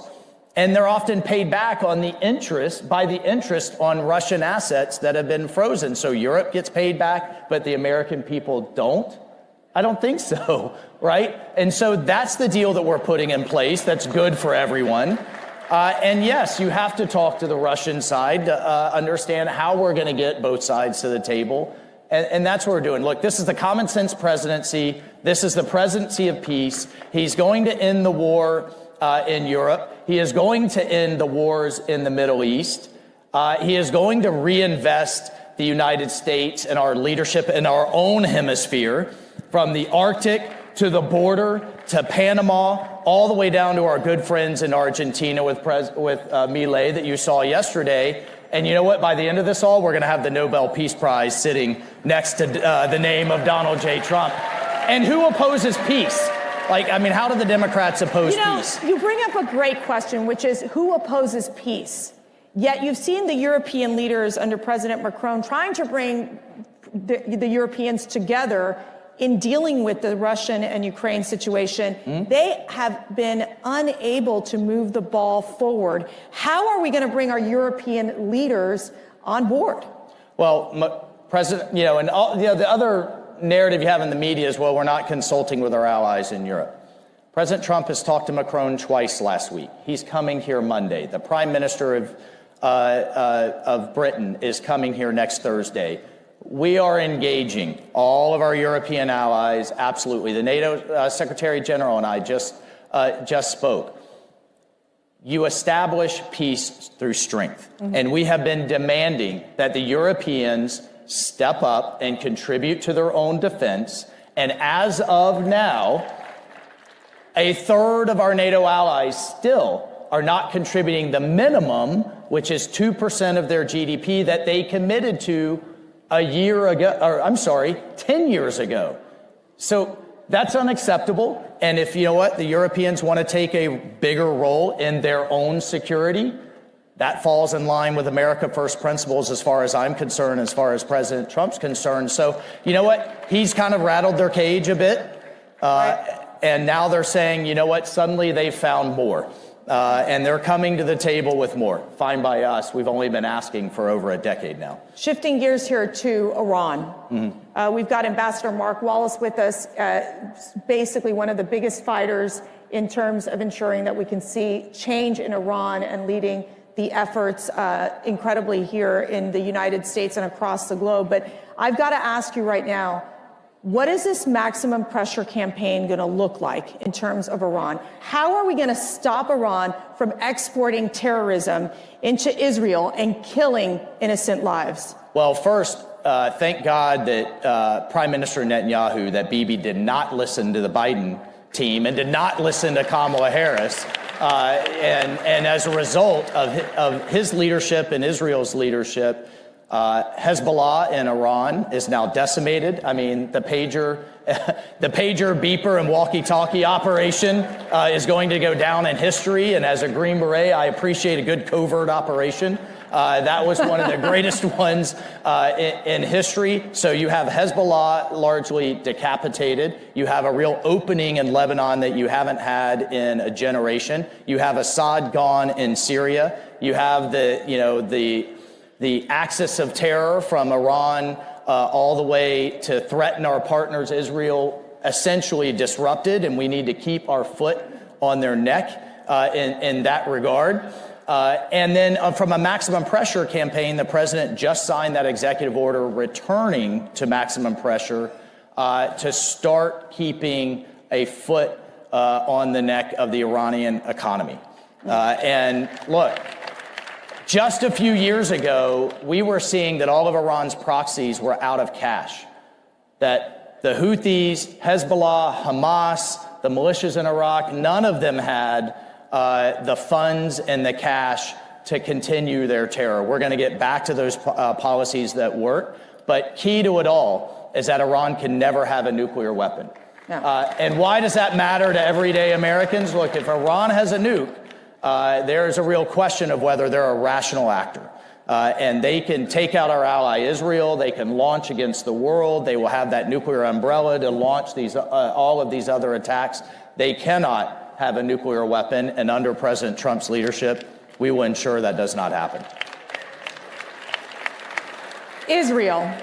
We just got word from the Israeli Defense Forces that they have returned several bodies. This is the Bibas family, the two beautiful children, the redhead children, and what was supposed to be the body of Shara, the mother. Apparently, that doesn't seem to be the case. IDF is saying this is a serious violation of the ceasefire. What's your message, one, to the hostages, their families, from the United States, from President Trump? And two, how can we ensure that we bring all those hostages back home? My message, President Trump's message to those families is we are with you. His heart breaks and he is horrified by these scenes coming out. And if anyone thinks that Hamas is some type of quasi-benevolent, not so bad, kind of something less than the just despicable terrorists that they are, what more convincing do you need? Hamas is of the worst kinds of terrorist groups out there. They are no different than ISIS. They are no different than Al-Qaeda, and they absolutely must be destroyed. And only under his leadership, remember the Biden administration was trying to do some type of deal. They were obsessed with a ceasefire, but their approach was concession after concession after concession and putting more pressure on Israel than they did on Hamas. Only when President Trump came in and said, look, there will be all hell to pay, the credible threat that only he can deliver, did we see this deal come into place? Still under Biden. And we saw our people starting to come out, including 2 Americans, with more to go. So this is only happening because of this election. These are the kind of consequences this election has had. And we will continue to get out everyone that we can. But remember, just 6 months ago, 8 months ago, you had college campuses, you had students, you had faculty, you had protesters celebrating Hamas, talking about from the river to the sea, having the worst kind of anti-Semitism. And now we've seen, and we just saw yesterday, the despicable people that they are and why they can never be allowed to run Gaza and why we can never allow another October 7th again. And there is a lot of talk about two-state. You know who doesn't want a two-state? Who will never allow a two-state? Hamas. And this is why they can never, they just cannot exist going forward. China is one of our biggest threats. We have seen how China has infiltrated our institutions, has brought fentanyl into the United States, has stolen our intellectual property, have basically made so many deals with many Latin American countries, African countries. They're trying to be strategic in ensuring that the U.S. does not get involved in some of these regions. This has significantly changed under President Trump. Walk us through how we're going to deal with this threat of China. Well, remember, President Trump is who pivoted us, pivoted the whole national security apparatus back in 2017 and 2018 to deal with the threat and the competition that China is. But he firmly believes we can win this economically, we can win this through our supply chains, we can win this through our markets and fair trade deals, and at the same time rebuilding our great military under, how about our Defense Secretary, Pete Hegseth, right? Getting them focused on being the most lethal and most badass military in the world and projecting that strength. But at the same time, he appreciates the infiltration that's going on, and we just had Panama say, you know what, we're done with Belt and Road. We're done with allowing China to infiltrate critical strategic assets like the Panama Canal. And again, it's only been a month, folks. Yeah, we've still got it. We told the president, you said, you have a full 4 years. We don't have to get it all done in 4 weeks. And just final thing, because you mentioned fentanyl. We are going to unleash holy hell on the cartels. Enough is enough. We are securing our border. And the cartels are on notice. You've seen images of the Mexican army doing joint patrols with our Customs and Border Police and with our military to secure the United States border, because without a border, you don't have a country and you don't have sovereignty. And if there's not anything more than America first than that. And so a lot of, going back to things that worked in the first term. But you know what we have now in the second term? We have a team that is 200% on board with the vision of President Trump. And we've got a great Secretary of State, a great Secretary of Defense, Secretary of Treasury. We've got the Team Florida with Susie Wiles and our Chief of Staff. Like, we are hitting on all cylinders, and we don't have a president that's year 1 or even year 5. He's year 9. And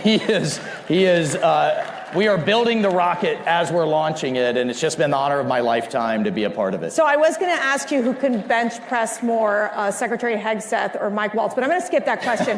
We're just going to go a little personal here. Yeah. You wake up every morning.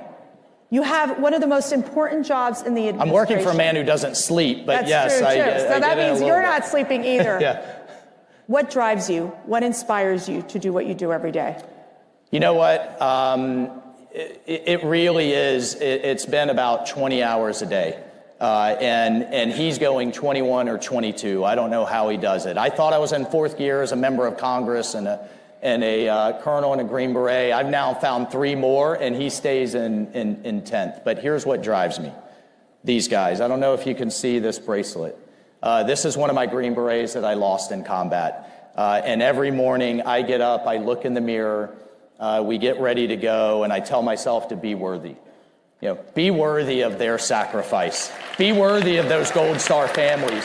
Be a citizen that is worthy of this blessing that we all wake up with, breathing free air in the greatest country on earth. But we got a glimpse the last 4 years of what the world and what the country would look like under progressive lack of leadership. The world got a glimpse of what the world coming unglued, starting with the disgraceful withdrawal from Afghanistan and how that was done, through the wars in Europe. We went from the Abraham Accords to the Middle East on fire, and out of control border. I think, and the president is thinking about this a lot as well. Of course, he wanted that second term. But you know what? Maybe God had a different plan, that the world had to see and feel what it would look like in the country without him. And now you're seeing this amazing embrace of his leadership in the world. But be worthy, everyone. Be worthy of those that are out there right now willing to die for all of us, and those that did give the greatest sacrifice for all of us. And thank God we have a leader back in the White House that not only appreciates that, loves them, and loves all of you, and is willing to run through brick walls to get big things done for this country and for peace and security around the world. Well, be worthy. I'm taking that with me. Be worthy to do this incredible work. I just want to thank you, and I know on behalf of all of us here at CPAC, we thank you for your service. We thank you for your sacrifice. We thank you for supporting and giving advice to this great president and in serving in this administration. Ladies and gentlemen, our National Security Advisor, Mike Waltz. Thank you so much. Thank you, CPAC. Thank you.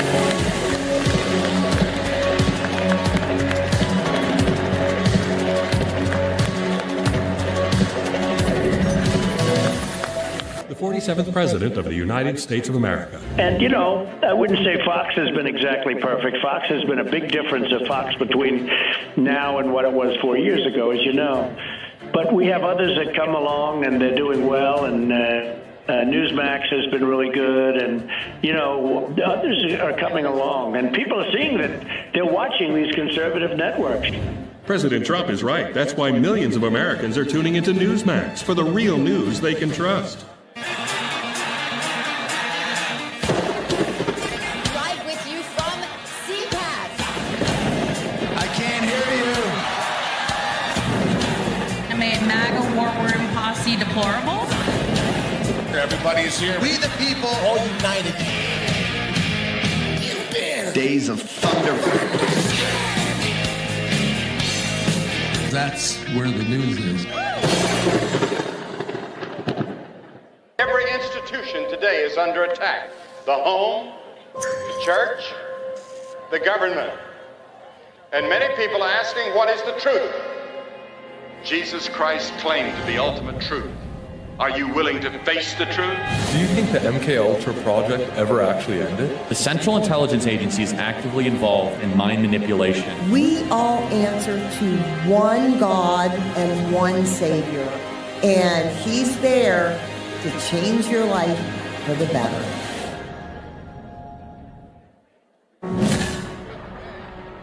During my second term, we will fight for Alaska like never before.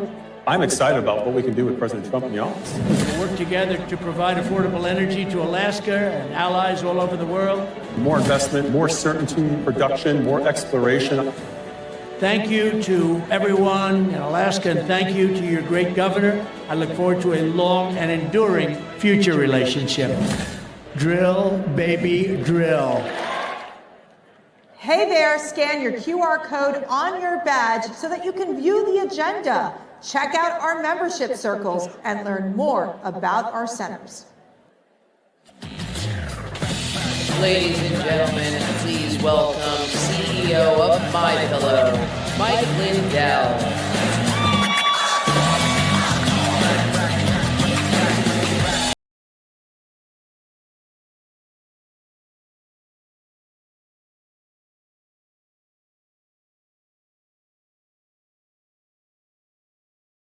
There's a bunch of you guys that are deputy chiefs of staff, and a bunch of them are going to be here. All the president's men are going to be here at CPAC, so it's really exciting. Tell us about your specific role in the White House. We were talking about this last night. Tell us about the various departments that you oversee inside the White House. Yeah, I really oversee the external portfolio of the White House. There's three main components to that. We have our Office of Legislative Affairs, which obviously is really the president's lobbying arm on Capitol Hill. We have the Office of Political Affairs, which is just the political operations that come from the White House and run externally, of course. And then the Office of Intergovernmental Affairs, which deals with the interplay between federal, state, and local governments and tribal governments. Okay, so we're seeing right now, in terms of a pace from President Trump, I mean, the amount of executive orders. I think I saw somebody say that there are more executive orders we've seen President Trump sign than there are primetime viewers on CNN, right? But we're seeing the level of action is just incredible, right? Like, it's rapid fire, lots of different action out there. I'll tell you, the person that I think would really, and I know a little bit of something about this because I work for Breitbart, that I think would be absolutely loving this is the one and only Andrew Breitbart. And at CPAC, of course, we got to give Andrew Breitbart a shout out because Andrew Breitbart was CPAC, right? But tell us what it's like in there in the White House every day. It seems like it's a pretty crazy, wild schedule, if you will. It's a frenetic pace for sure, but the president has thought deeply about what he wants to accomplish in the time he was not in the White House, obviously. And he's been spending a lot of time planning and obviously asking his team to plan the actions that we've executed so far. So I get asked a lot, was all this planned? And, obviously new ideas come up every day, but a lot of it, if not most of it, was planned. He's thought deeply since he left the last time around, and he knows that he wants to accomplish a lot in a short period of time. So really, it's all of us just playing catch up with the president. It's great to have an energetic leader. He runs circles around all of us. He doesn't sleep. He works all the time, and he's really committed to making this time in office very useful for saving the country. I mean, he's just going to do what he said he was going to do, and that's it. All right, so James, one of the major departments you oversee is the political affairs, obviously. You were the political director for the Trump campaign. One of the reasons why we are where we are today is that President Trump was able to, in this last election in 2024, pull off arguably one of the greatest political transformations in the history of mankind. I mean, we are seeing, lifelong Democrats, frankly, vote for President Trump. A lot of black voters, Hispanic voters. I think I saw him put on his Truth Social recently a list of all the counties he flipped from Democrat control. Tell us, you're the nuts and bolts guy of how this happened, right? Like, so tell us, how did you guys pull this off from the Trump campaign? And then we'll get into how we hold it together, because I think it's important that we hold this together for the long term. But walk us through how you guys did it. Yeah, well, so they say success is where preparation meets opportunity, right? Obviously, we had a plan, but the plan primarily was to capitalize on opportunities that existed within these, different populations of voters that maybe have not traditionally voted Republican. We've really seen, the last 10 years, really since President Trump came into office, has been a slow-moving realignment politically, and a lot of significant demographic shifts are coming with that that are good for Republicans writ large if, really very simply, Trump voters can be converted into Republican voters. And that is, I think, the main thing that everyone has to focus on for the midterms and going forward. And I think the reason for that is issues. Good policy is good politics. President Trump is not like every Republican politician, as we all know, for the last several decades, particularly cuts against the mold of Washington. And I think that's really important. I think the number one thing, and just to put some stats on it, President Trump gained more popular votes than any Republican ever has. It was the first popular vote win. It was the first popular vote win for a Republican president in 20 years and the first non-incumbent since 1988. The House Republicans won more popular votes than they ever have, and he swept the Senate majority into office. And really, President Trump performs above all other Republicans. And that's because a lot of these voters that are with him have not come over to the party. And the way we solve for that going forward is to pass the agenda that he campaigned on. That's what they voted for. And I think that if we give the voters what they paid for with their vote, they will reward us with a long-term political realignment. One thing I like to point out is only because a lot of people say, well, presidents always lose the midterms. Often true, but not always. In the last 100 years, there's only 2 midterms where a president has added seats to both chambers of his party. One was 2002, and obviously that was post 9/11, kind of a unique time for our country, very patriotic, rallying around President Bush. And the other was 1934, which was after the New Deal passed. And that really set in motion a 100-year realignment of politics. And it came out of what they did. And I think that needs to be the model we're looking at, where we're not looking for incremental change, and we need our Republicans in Congress to help us with that. We need to look for big change. And I think if we enact big change, which the president campaigned on, we'll be rewarded politically for a long time. Couldn't agree more. So it feels like we have a different look. I've been doing this for a long time at Breitbart. I've been at Breitbart for 12 years. I've been reporting in the conservative movement for 15. It feels like the Republican Party is a different Republican Party now. And this is in large part thanks to President Trump and his endorsements. We've got new incoming exciting senators, people like Jim Banks from Indiana, who I think we heard from yesterday, Bernie Moreno from Ohio. Dave Trump had a rough time of getting his cabinet through. This time around, he's actually beating with a smaller majority of his party, Barack Obama. From 2009, when he was confirming his cabinet. The Trump's cabinet is almost all confirmed now.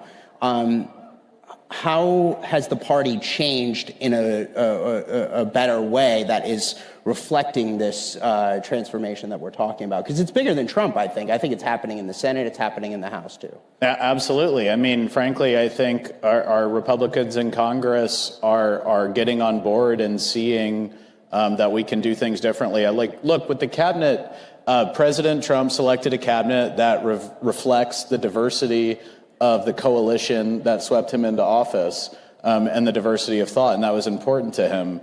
And we're grateful to our Republican senators for moving them through with, relatively little hiccups overall. And I think the president's view is that those voices are what the people voted for, and that is the government they want to see. And I think the Senate sees that. I mean, it's undeniable, ultimately. And I do think that, thinking back to 8 years ago, many people feel that in some ways President Trump's presidency wasn't given a chance because of the attacks that started from really pre-day one. And I think they recognize how much time he has spent reflecting on his 4 years in office and how he has come through the greatest weaponization in history, all the things that we all know. I mean, nobody has undergone more challenges to get to an office than President Trump. And I think they're quite deferential to giving him the opportunity and the team he wants to not have that happen again. And despite those challenges in the first term, he had a historic presidency. And now I think the feeling is, well, if we just support him and support the folks that helped get him elected, then maybe we'll all do better. A rising tide will lift all boats, and I think that's what we're seeing. So, James, the big question is, the first major elections we're going to see in just a few short weeks here in Wisconsin. We have Wisconsin Supreme Court races coming up in April, the governor races and state level races later this year. We got some special elections coming up for some of the seats that have been opened up by cabinet picks. We've got, and then we have the midterm elections less than 2 years away. So how do you guys make sure that the political transformation we saw in November, those new voters, walk in beyond just that 1 year, that it isn't just a fleeting thing, that this is a lasting political realignment, similar to the 1934 one you're talking about in the FDR years? Yeah, I mean, it's not easy, that's for sure. The Wisconsin Supreme Court race, I've been looking at numbers there, and there's some folks getting involved for the conservative. That'll be challenging, I'll say. I mean, it'll be challenging because if you look at the data in Wisconsin, what carries President Trump is a group of voters who only vote when Trump is on the ballot. And the thing that we have to accomplish in all of these elections is getting that specific group of people. There's super voters on both sides, but getting the people that are sort of with the Trump worldview, who aren't necessarily Republicans, but many of them, would sort of consider themselves that now, is getting them to go to the polls when President Trump's not on the ballot and helping them understand that supports his worldview ultimately. Mm-hmm. And just to kind of bring this around, look, you have a standing army out here in the audience, right? These are President Trump supporters out here at CPAC. The millions and millions of people watching at home. What would be your marching orders to these folks out here in the audience that are watching this event right now, that are watching us have this conversation? What do they need to do to help solidify this political realignment? Well, I mean, two things. One, put in the legwork. Obviously, we always need volunteers. And in the Wisconsin Supreme Court race, the Wisconsin GOP and many others are getting involved. And if you've got time to spare, go do it. It's very important. There's a lot at stake in that race, not the least of which, could be the future of congressional maps, which is very important. We'll see what happens. But just spread the word and continue to, frankly, encourage Republicans that are down ballot of President Trump to support his agenda, which is often but not always exactly aligned with, the historic contours of the party. I mean, the last thing I'll say is I'll leave you with this. There's 13 seats in the House of Representatives that are occupied by Democrats that President Trump won. On average, the Republican underperformed him by 5.2 points. There's only 3 seats in the House that Republicans hold that Harris won. So that gives you some sense of the fact that we should be playing offense here.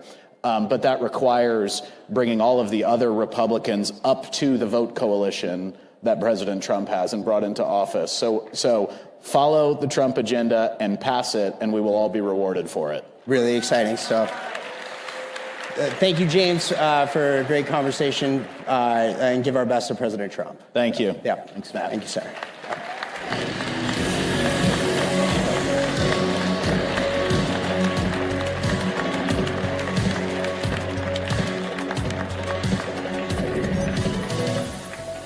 Thank you very much. My name is Barry Bennett, and this is Professor John Eastman. The professor is a brilliant legal scholar, and I am a fan of, just watched the TV show Lincoln Lawyers. We have a lot in common. But what we do have in common, unfortunately, is that we were both made victims of our own government because we dared stand with Donald Trump. For me, I ran Ben Carson's campaign back in 2015, 2016, Great American. And I became a senior advisor to the Trump campaign in 2016. Within months of working at the Trump campaign, Obama's CIA director, John Brennan, gave my name along with 25 others to the Five Eyes to ask our so-called allies to spy on us in the Russia Gate. That led to me being bumped by both the UK and Australia and endlessly grilled about Russia and Hillary's emails and all this other crap. And then that, led to, the FBI taking my phone and my emails, the emails of my 9-year-old kid. They took my Uber Eats account. They got a lot of information there.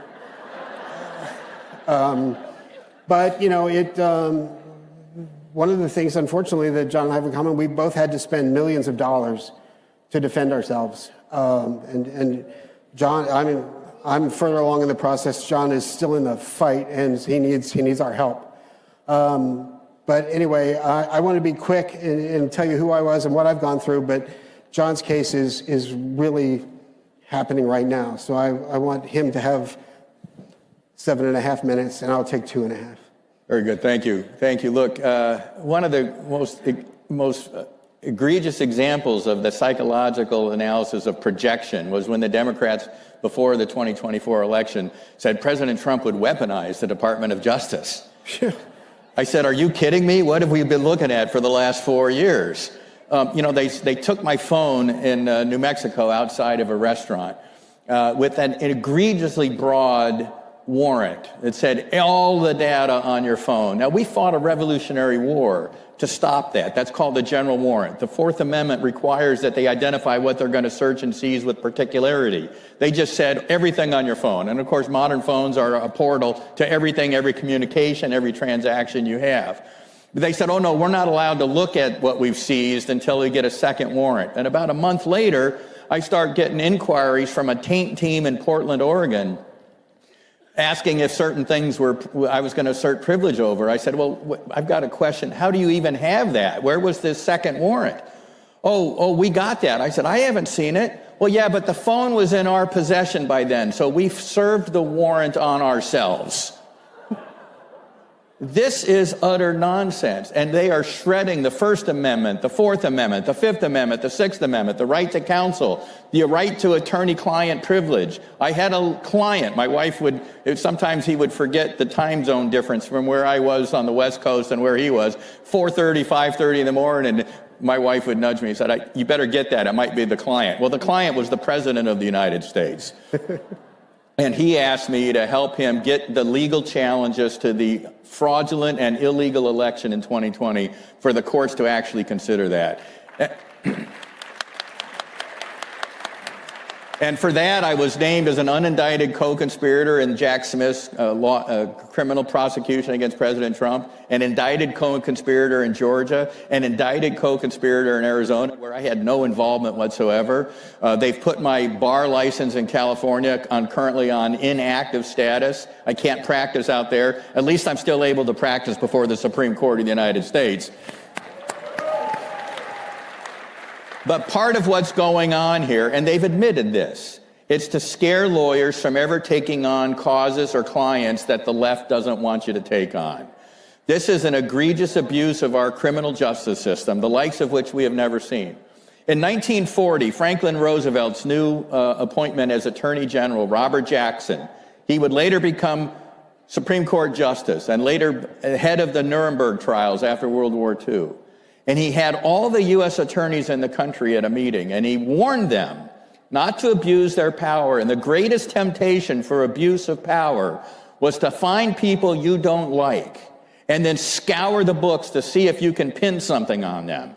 rather than beginning with the crime and investigate who done it.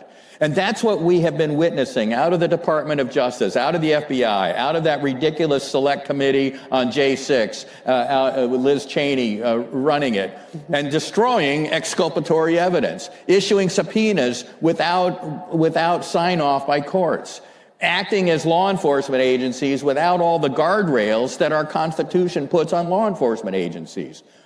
And people have said, well, Eastman, why don't you just look forward and leave it alone, don't look back?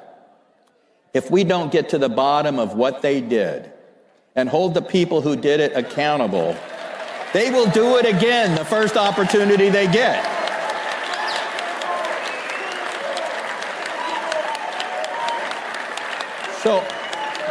So I have been thrilled with all of President Trump's nominees, but I think the one that is going to be most relevant to this fight is the one that got confirmed yesterday, 51-48, Kash Patel. Because in my view, what we have been witnessing is a nationwide conspiracy to deprive political opponents of their constitutional rights to free speech, to assembly, the right to petition the government for redress of grievances. And if you don't hold people accountable for what they did for that, that's a federal felony, by the way. There's a group called States United Democracy Center. They filed the bar complaint against me in California. They're a rabid anti-Trump organization designed to go after all the lawyers that were trying to help Trump.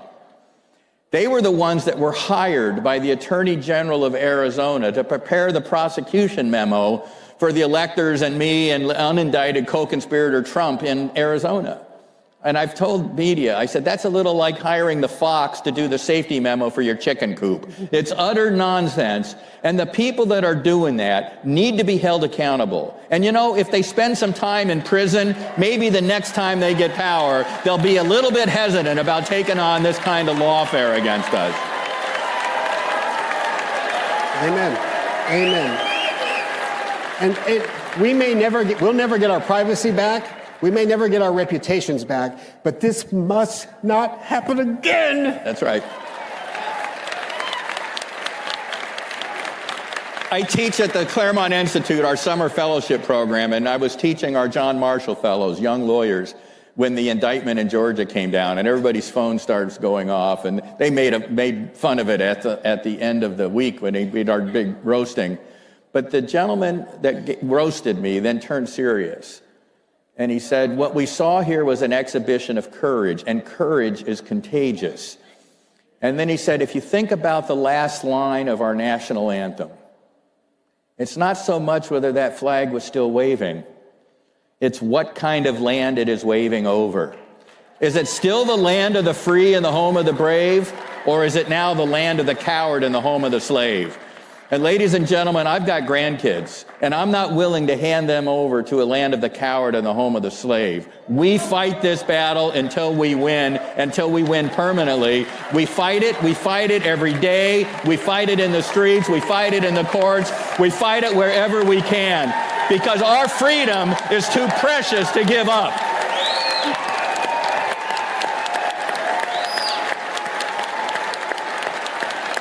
Thank you.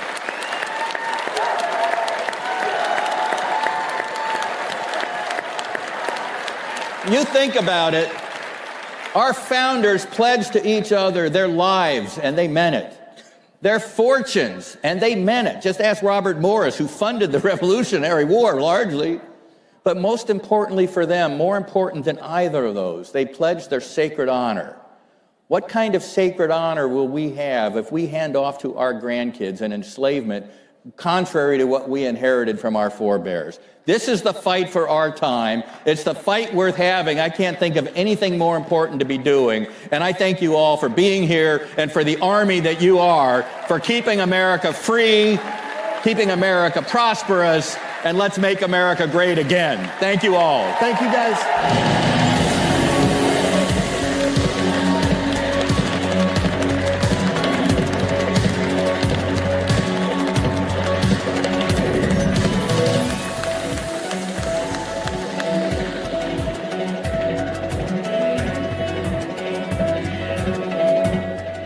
It's our America. We conquered it. We built it. Great values like honesty and fairness.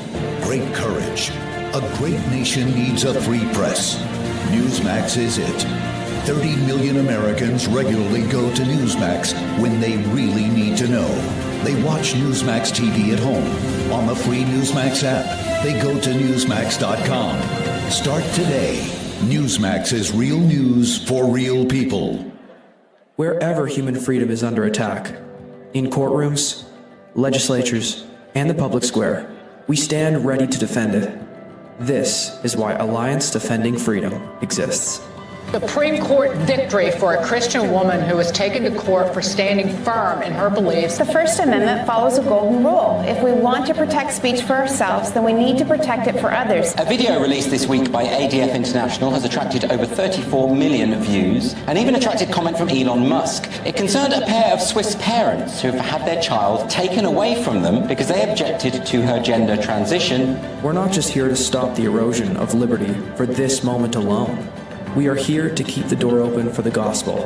And when the gospel does its work, truth doesn't just hold its ground.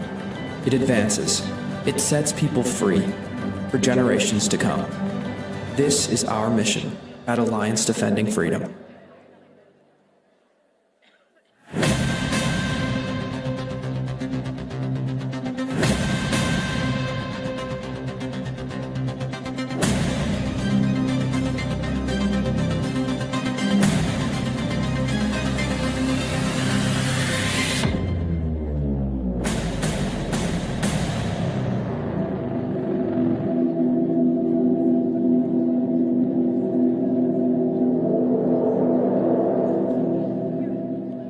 Hey, it's Matt Schlapp with CPAC. You know, we've had a huge problem in this country with election fraud. But at CPAC, that's not a problem. Our only problem is getting each and every one of you to vote. So look at your badge. You have a number on that badge. And get your phone out and vote on all the issues that matter. And my guess is you probably like what Trump's doing as well. And we'll have the results for you very soon. Before the cabinet room, you saw Donald Trump's next cabinet make waves at... Ladies and gentlemen, please welcome nominee for Director of Voice of America, Harry Lake.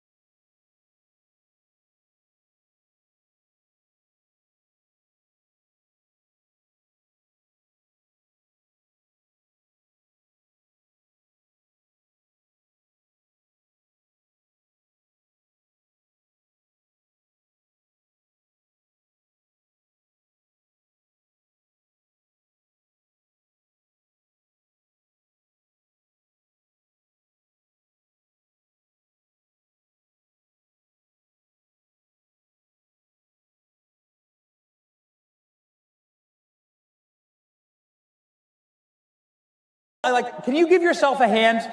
This is what CPAC looked like in 2020 versus 2025 right up here. Check it out. Oh, yes, baby. Oh, yeah. We call that a glow up on the internet. Who's more in favor of the chainsaw than the warmonger? Yes. I'm allowed to show this because Mercedes Schlapp tweeted it, okay? All right? Freaking love them. Matt and Mercedes doing an unbelievable job, all right? Capturing the energy of the moment. That was so awesome with Elon. Was that a real chainsaw? Did it work? Could you like actually do it? Okay, great. All right, fantastic. The golden era. Just a reminder, you live in a red country. You live in a red country. Ladies and gentlemen, that's getting redder. This is the 2024 election. Look at that. This is the directional arrows of how much more red the country went. And it is so amazing to actually have this moment to celebrate with you. Because You know why the country went this way. The country went this way because we finally had a candidate that kept his promises. And here's a big one that was made at CPAC 10 years ago from our boy, Donald Trump, standing right on this stage, right in this location. And Donald Trump said something remarkable. Check this out. This is a 10-year-old clip.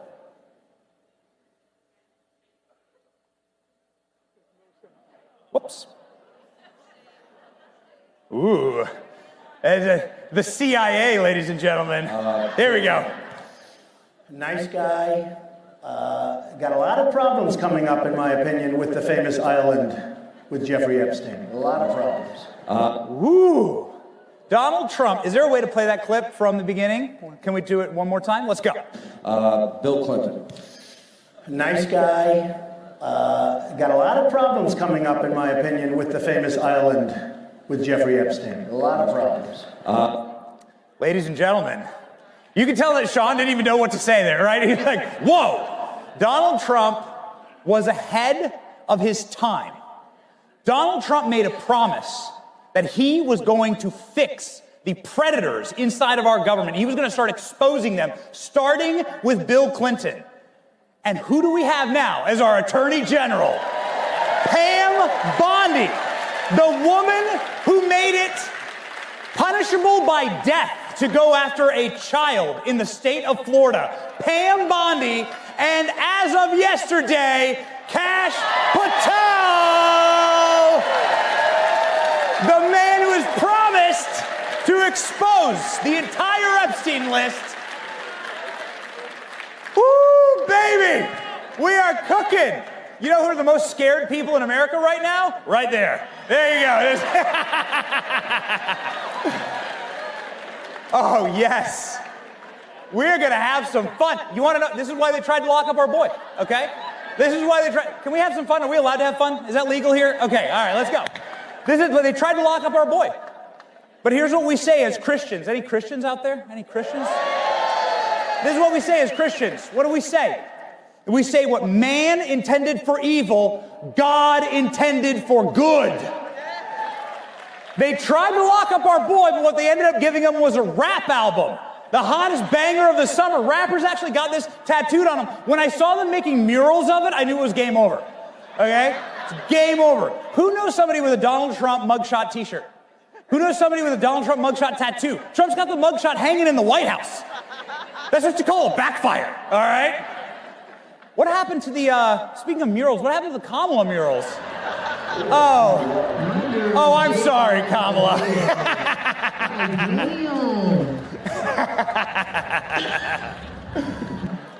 That was the day after the election. They were like, see you, lady.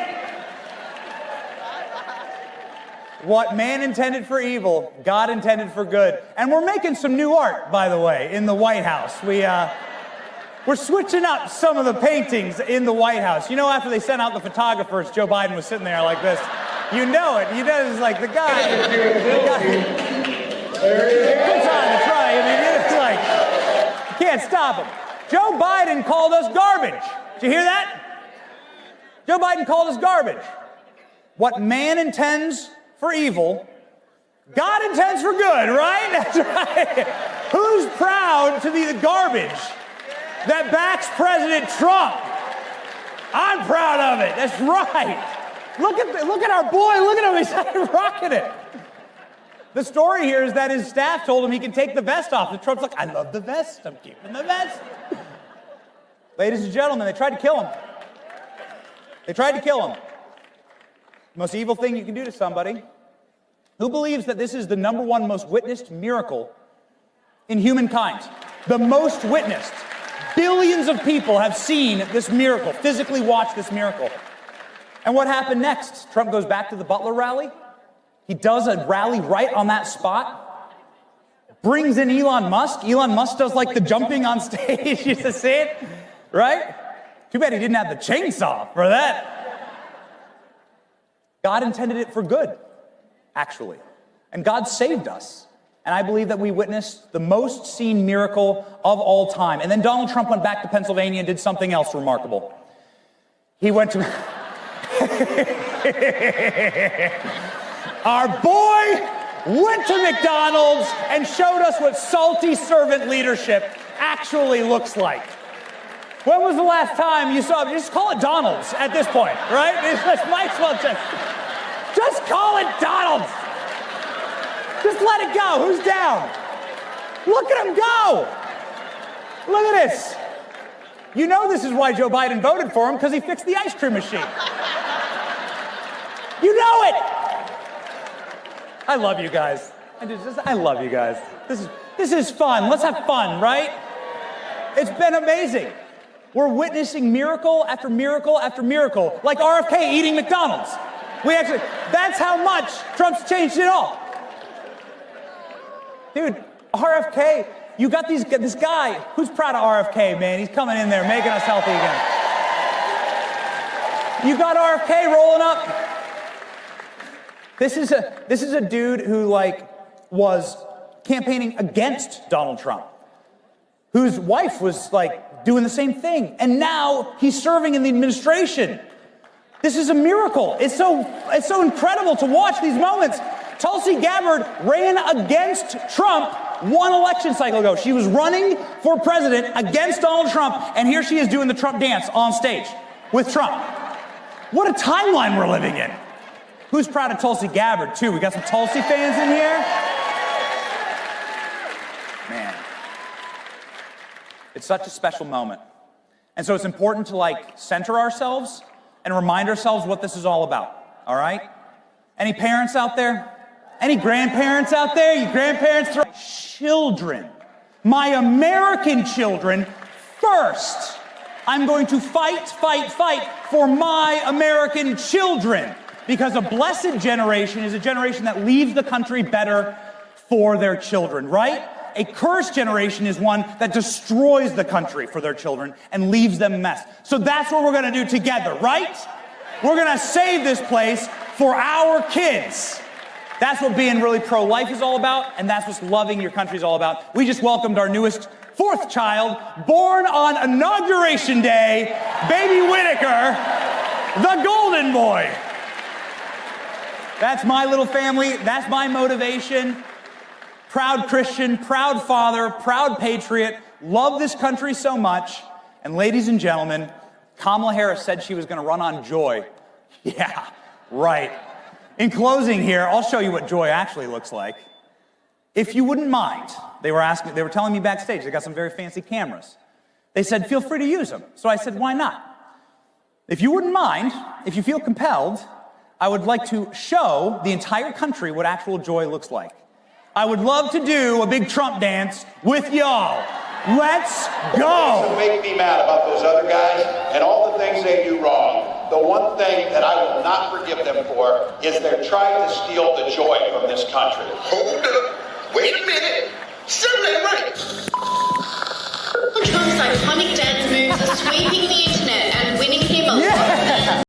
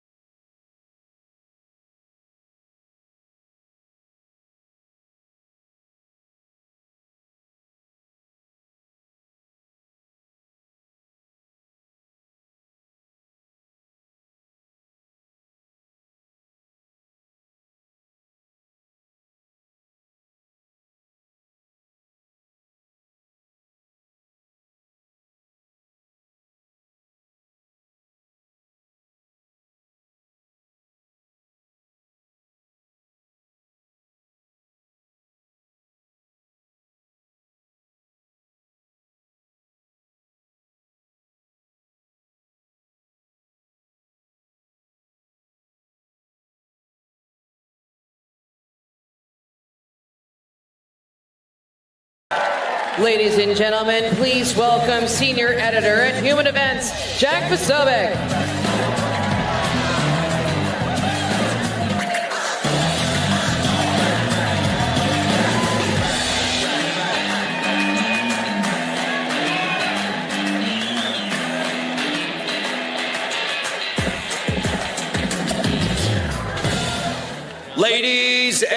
gentlemen, welcome to the new American Republic.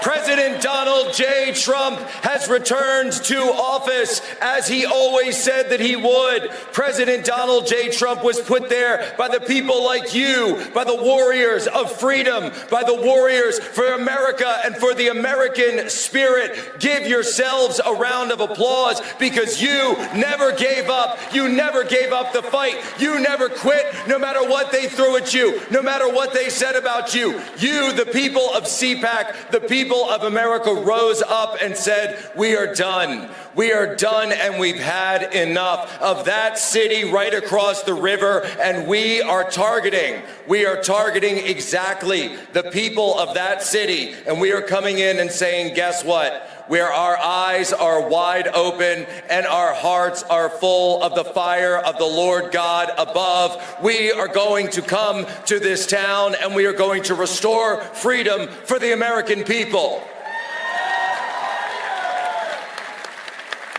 And we witnessed a miracle 1 month ago when Donald Trump was returned to office. We absolutely did. And then when Donald Trump swore to uphold the Constitution, I saw so many people now saying, oh, but Donald Trump is here. He's violating the Constitution. He's shredding the Constitution. And I say, no, Donald Trump is not violating the Constitution. Donald Trump is restoring the American Constitution. Donald Trump is the living embodiment of the American Constitution. Donald Trump is embodying the values of our founding fathers for the first time in a long time in Washington, D.C. And to all the champagne socialists as they cry into their lattes, I say to them, well, guess what? You're going to have a lot more time to sit around and cry into your lattes, because if you're a bureaucrat that's been going out there wasting the American taxpayers' money, guess what? You're going to be fired. If you're a crooked politician that's been stealing money from the American taxpayer, saying that you're sending it to Ukraine, but using it to line your own pockets, guess what? Kash Patel is coming for you, and you are going to be locked up. We're going to investigate all of it. And if you're an illegal migrant or someone who's not supposed to be here, let me tell you right now, and I'll issue a message. Pack your bags because you're going home. This country was built by Americans for Americans, and we will hand it off to our American children.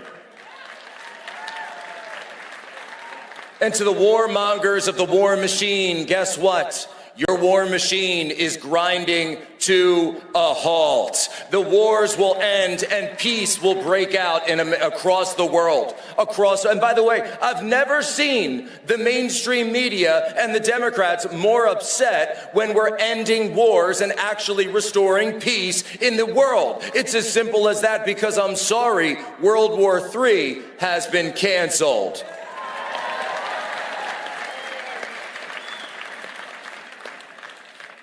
And just like the Minutemen at Lexington and Concord, just like the Patriots at Bunker Hill, and just like a Patriot at Butler, Pennsylvania, Donald Trump understands that we are in the tradition of those who fought for this country when this country was on the line. That's what all of you are. That's what this man has done. And look at the team that he's put together around him. Not only do we need to restore the republic, but we need to completely revamp and revitalize our national security in this country. And that's why when I look at this team that President Trump has put together, it's so incredible. You've got Secretary of Defense Pete Hegseth. You've got your CIA Director John Ratcliffe, who's now overseeing the largest layoffs at the CIA in 50 years. Oh no, oh no. A Director of National Intelligence, Tulsi Gabbard, who had the power and the temerity to call a lie for a lie and to tell the truth. And I will tell you, ladies and gentlemen, if wars can be started by lies, then peace can be started by truth. And then, as we saw yesterday, our new director of the FBI, Kash Patel, who's going to be overturning all of the tyranny that's come out of the J. Edgar Hoover building. He's going to be overturning it. We're going to go after the real criminals. We're going to go after the pedophiles. We're going to go after the traffickers. We're going to go after the illegals. We're going to go after the cartels. We're going to go after the foreign agents in this country. And yes, that includes the foreign agents that are working and have penetrated the United States government and the United States Congress.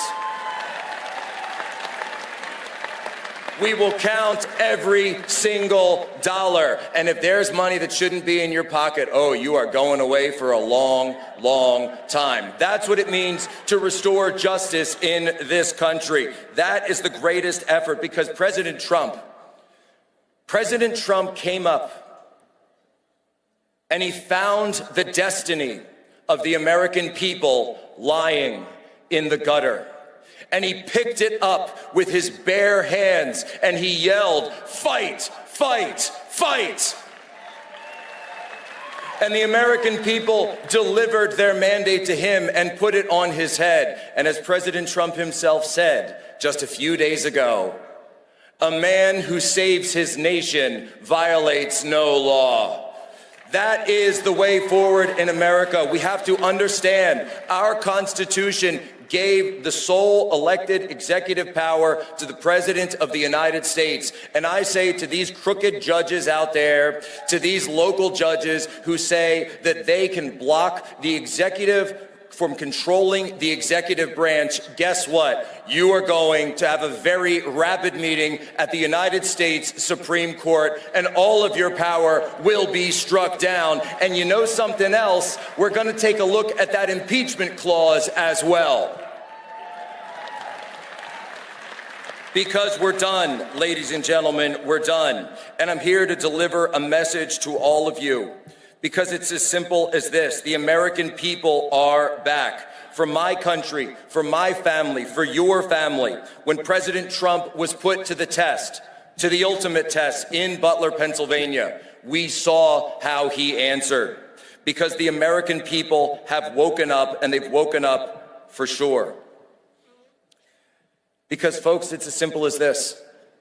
President Trump said that when he was down behind that podium, and think of it, you've never seen President Trump like that before. You've seen him raise his fist before and punch it in the air and lead great crowds and great rallies.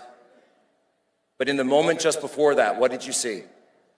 You saw President Trump on his knees with his hands clasped before him in prayer to Almighty God. And I believe in that moment, God spoke to President Trump and delivered him his ultimate mission. And that is the mission that you are seeing take place right now, every day in this new American republic. For we wrestle not against flesh and blood, but against principalities, against powers, against the rulers of darkness in this world, against spiritual wickedness in high places. And therefore, put on the full armor of God, so that when the day of evil comes, you may be able to stand your ground, and after everything they have done to you, to stand. I can't tell you what the future will bring, ladies and gentlemen, but I will tell you that victory is not measured when Donald Trump wins an election. Victory is not measured when Donald Trump returns to office. Victory is only measured at the final day,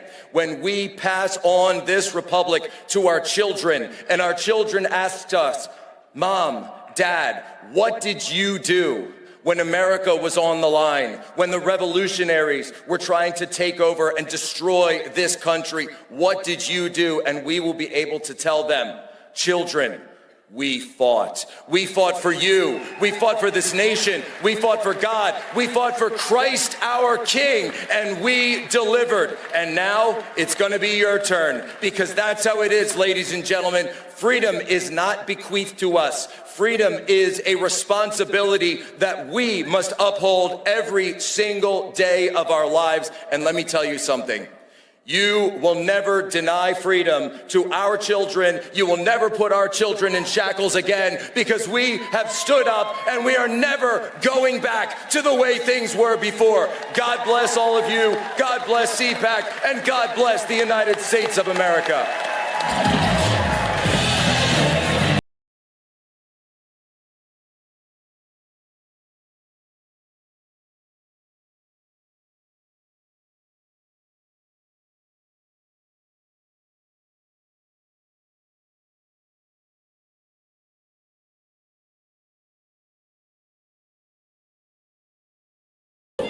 4-time Prime Minister of Slovakia.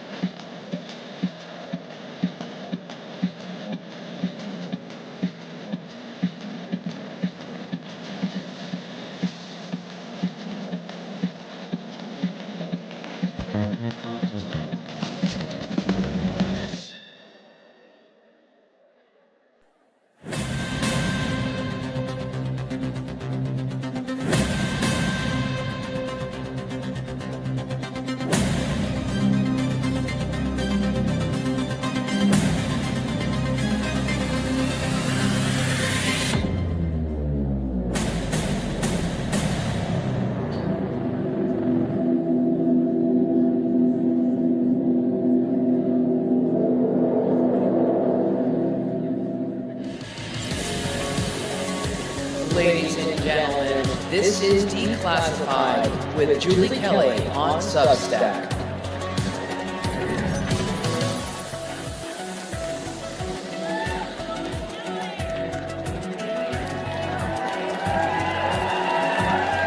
Hello, CPAC.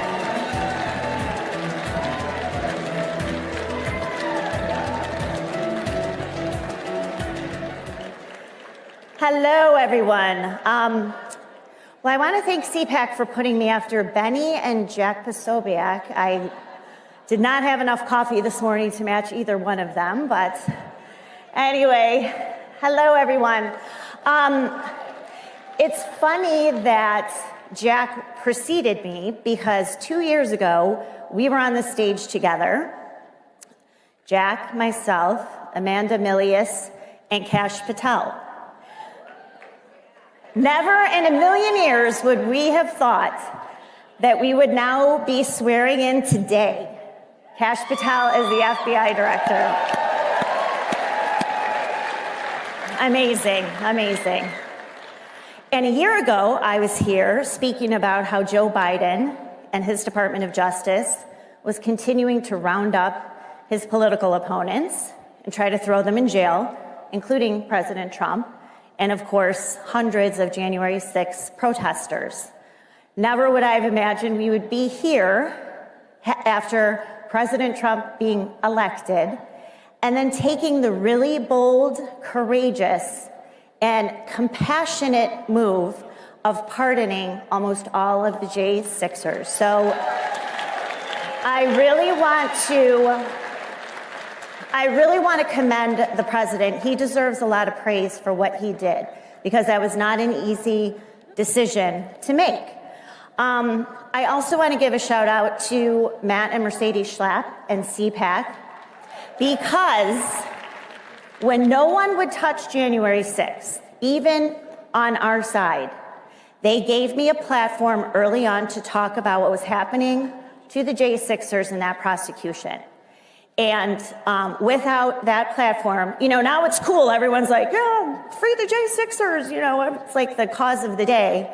But it wasn't back then. And so I want to thank them and praise them also for giving me a platform and then J6ers over the past few years. So at any rate, I'm going to introduce my fellow panelist in a moment, but what an amazing time talking about a year ago what this Department of Justice was doing and now seeing it turn 180 degrees and, hopefully bringing the reform that is needed, but also cleaning house at the DOJ, getting rid of the very dangerous partisan operatives who LARP as government lawyers in that department, and then, of course, the FBI. So I'm very excited to see what Attorney General Pam Bondi and her team does, and, of course, Kash Patel and his team.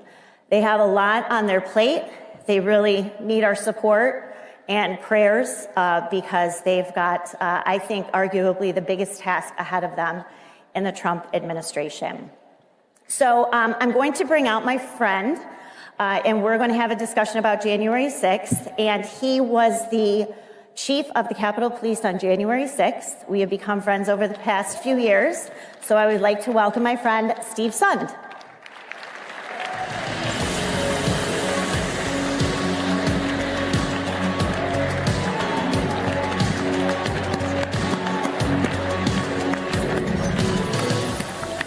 want to go here? Okay. Oh, no, I got. Perfect. Thank you very Hi, much. Chief. Hi, How are Julie. you? Doing well. So, Chief, why don't you tell a little bit about your background, and then we'll kind of talk about January 6th and your experiences. Absolutely. Great to be here. Thank you, everybody. Thank you, CPAC, for allowing me to be here. 30-year law enforcement veteran, 25 and a half years, a little over 25 with the Washington, D.C. Police Department, where I handled all the major events, 2001, 2005, 9, 13 inauguration, 17, when I was up at Capitol Police. Done a lot of major events, a lot of barricades, a lot of tragic stuff, but loved being a police officer up until January 6th. So I think people are familiar with your work. Of course, you have your book, Courage. What is it? Yeah, Courage Under Fire, the definitive account of January 6th. And I got to tell you, the current January 6th committee under Barry Loudermilk, and I'm glad Speaker Johnson has continued that investigation. You know, they refer to it as the definitive after action because there's just way too many politicized people's opinions, reports out there. I just want to provide the facts. It's much like I police. You know, my thought on policing and politics is it shouldn't matter to you what political leaning I am, and it shouldn't matter to me what political leaning you are during a traffic stop, a First Amendment activity, or if you call 911 for help, you should get the exact level of service no matter what. And that's kind of how I wrote the book. Just the facts. So Steve and I started talking, I think, a few years ago, and we have become friends. We have our agreements and disagreements about the interpretation of January 6th and some of the things that happen, but we always are able to discuss those agreeably because I have tremendous respect for him. But what happened to Chief Sund is, despite his constant pleas to add more security for January 6th, of course, those were denied. But then the day after, on January 7th, Chief Sund became the fall guy who was, alongside President Trump, then blamed and accused of being responsible for what happened that day. And so we could talk a little bit about that. Now, looking back 4 years ago, how that all transpired, how you sort of were, especially Nancy Pelosi's fall guy for that, and then what has kind of happened since then. So when you look at it and you look back, a lot of people may not realize this. They've heard Donald Trump offered up 20,000 National Guard troops. That most likely is the case. I do not doubt that. I can tell you definitively, I made 12 requests for federal support, including National Guard, both in advance and on January 6th while we were under attack, and was denied. It was only on the 13th request that I finally get approval at 2:09 p.m. on January 6th. So what I've come to learn since January 6th is January 6th was 100% preventable. If security on Capitol Hill hadn't been so politicized, and you know, when you hear Speaker Pelosi say she doesn't have a role in security on Capitol Hill, look at 2 U.S. Code 1970. Look at it before they changed it, because they changed it based on my testimony. It says specifically, I have to go to the Capitol Police Board. I'm the only chief of police in the United States of America that has to get permission to bring in support for my men and women. I went to the Capitol Police Board. They are required to then get concurrence. They have to go to congressional leadership. It's written in the law. Her responsibility is written in law. So when she said she doesn't play a role, she does. So when you look back on it, whether they had approved my request, and the current, the latest report from Congress said if Chief Sund's request had been approved, the perimeter most likely would have never been breached. 1. 2, intelligence. I've done major events in Washington, D.C. for many, many years. I've dealt with the FBI, I've dealt with DHS. They'd put out joint intelligence bulletins, they'd have briefings, they'd have call the chiefs into the SCIFs, they'd do a conference call, they'd make sure everyone has the same intelligence. Intelligence was handled differently, especially even within my own unit. If intelligence had been accurate, I would have gotten support from the Capitol Police Board, I would have gotten support from leadership, and again, January 6th wouldn't have happened. We had many opportunities to get out of the front of this train. I think, too, we've talked about, and you've discussed during congressional testimony and also just interviews, what are some of the things that you've learned over the past 4 years that you didn't know about that day? For example, not being alerted about the presence of FBI informants. You know, we talked about not getting access to intelligence, the presence of undercover agents from numerous law enforcement agencies that you weren't really privy to. So I guess, what have you learned, like what surprised you the most as these revelations have come forward, either congressional testimony, the trials, media reporting? Well, two things that I think surprised me the most is, one, just how adverse some people up in Congress were to the truth coming out. People may not realize this. When they had the first hearing, February 23rd, 2021, think about that. It's only a couple of weeks after January 6th. They didn't want me to testify. I actually had to go and request through the Rules Committee that I be allowed to testify. I told them I will be there in person, I promise you. And sure enough, if you look at it, I'm the only one that showed up in person. Everyone else was videotaped in. The other aspect was, again, the domestic terrorists that we now, people are saying, oh, the FBI was tracking domestic terrorists. That, again, started the day after my testimony, February 24th, 2001. Jill Sanborn testified and said that the FBI was tracking domestic terrorists coming to the January 6th committee. Now we know from GIO reports and various other reports that as of January 6th, they were tracking, I think, approximately 19 to 26 domestic terrorists coming to Washington, D.C. That sure as hell would have been something that I'd like to know about as a chief of police of a Capitol Police, that they were coming. And when they talk about tracking domestic terrorists, I mean, they're tracking them with people. They're not tracking them with like the janitorial crew. They're tracking them with people. So it's not unusual for undercovers to be in the crowd.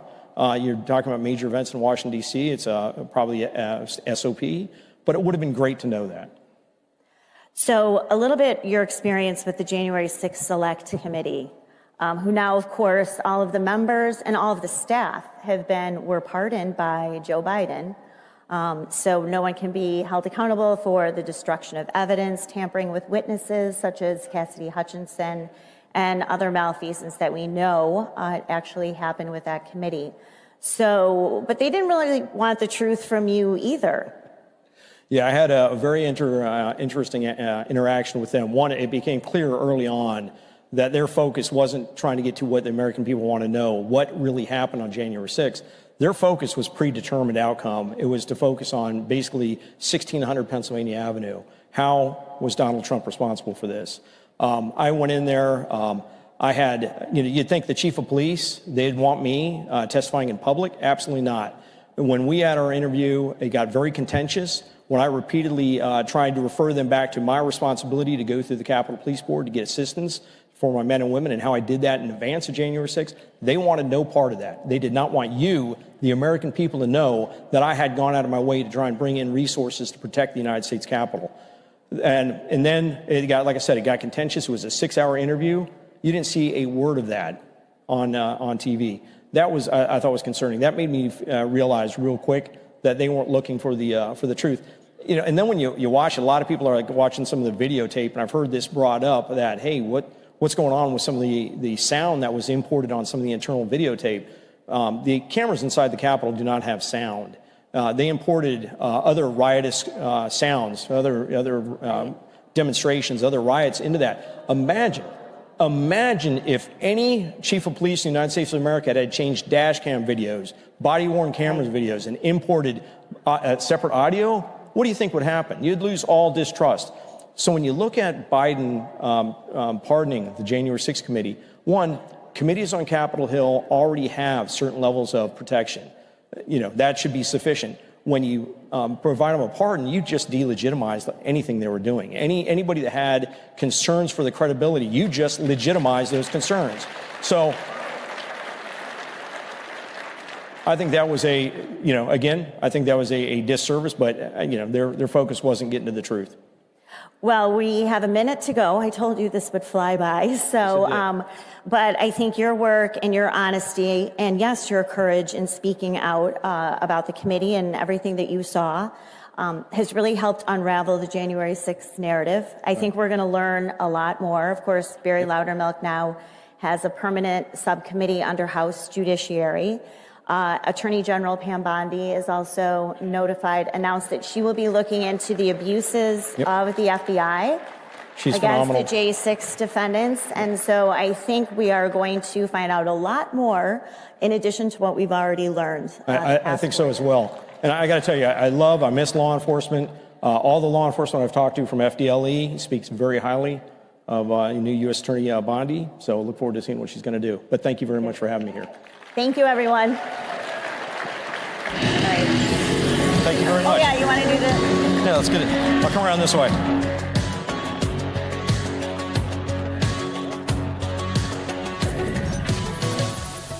Every institution today is under attack.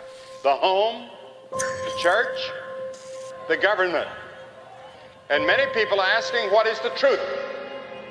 Jesus Christ claimed to be ultimate truth. Are you willing to face the truth? Do you think the MKUltra project ever actually ended? The Central Intelligence Agency is actively involved in mind manipulation. We all answer to one God and one Savior, and He's there to change your life for the better.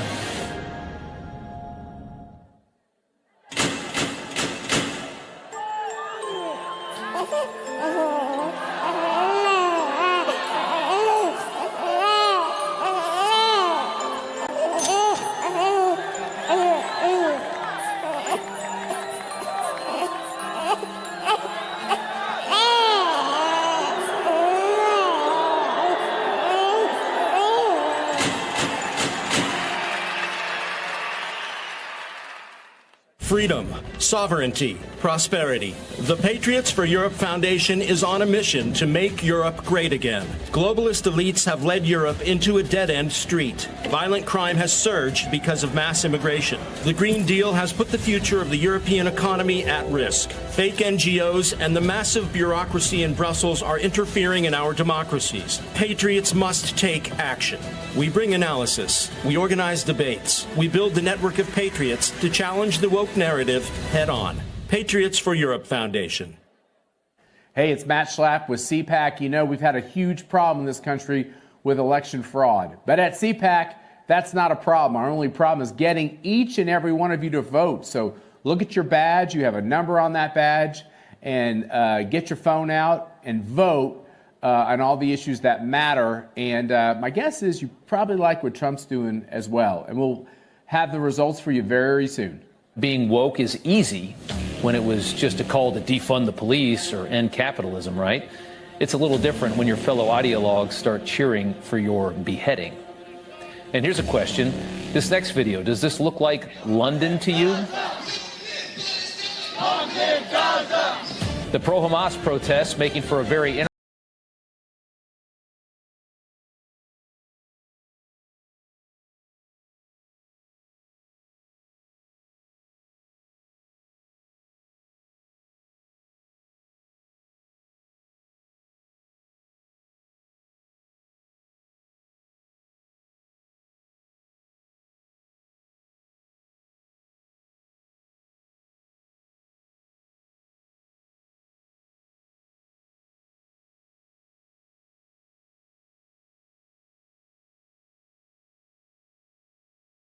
As I think it was President Reagan said, we're from the government. We're here to help.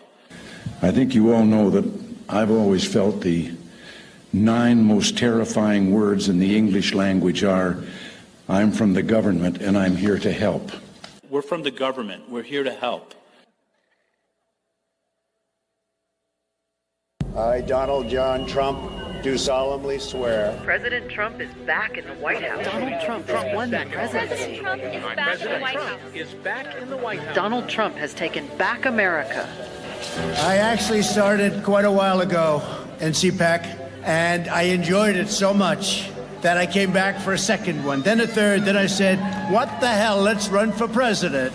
Matt said, it's like 5 years ago, 6 years ago. He says, you should run for politics. He's the one, he said, you should run for the presidency of the United States. It is my honor to introduce to CPAC 2017 our president, Donald Trump. First of all, I want to thank Matt Schlapp and his very, very incredible wife and boss, Mercedes, who have been fantastic friends and supporters, and so great when I watch them on television defending me. Nobody has a chance. I love this place.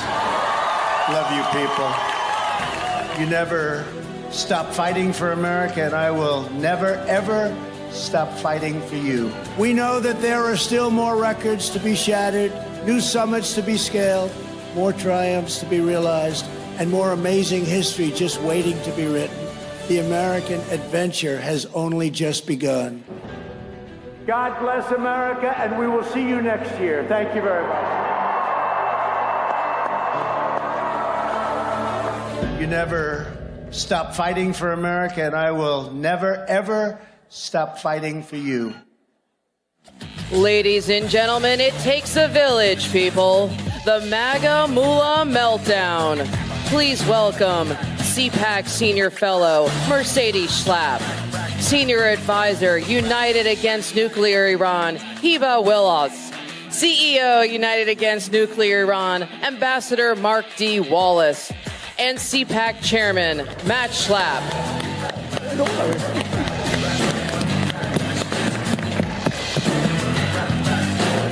Where's Michael? What kind of music is that? I don't know. Is that Iranian music? No, but we should play one. Hey, was Benny Johnson not great? That's great.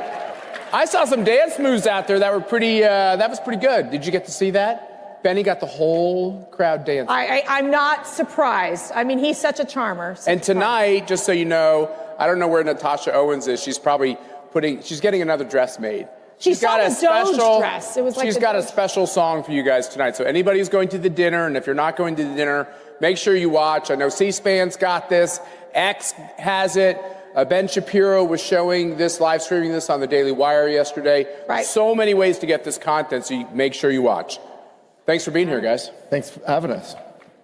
So I'm in a little bit of a vulnerable position today because I don't know if that's a good thing, Schlapp. I've known Mark. It's a good thing. I've known Ambassador Mark Wallace.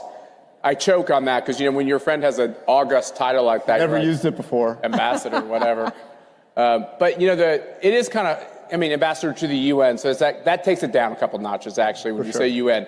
But the, sorry, I got, it's just the way it is. You're vulnerable here, Schlapp. I just want you to know. I am vulnerable because he's known me a really long time. Priscilla O'Shaughnessy's here. I know she's going to be mad at me for saying it, from my hometown of Wichita.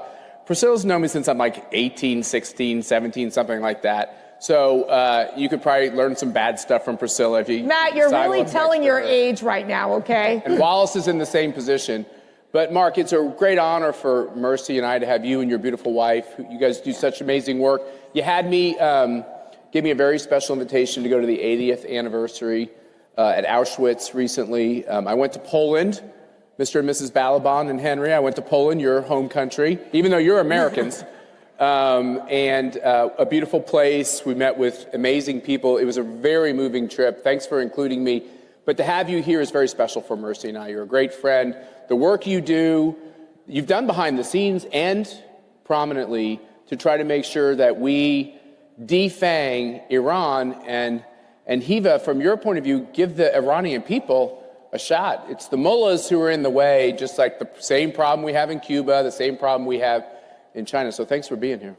Guys, thanks for having me. And I have to do a little something to start this. Oh, no. Indulge me because it's a sentimental thing. I have to get some real thank yous out of the way and talk about what this is, because I've known them a very long time, and I've seen this grow, and I've seen what it's meant to the Schlapps.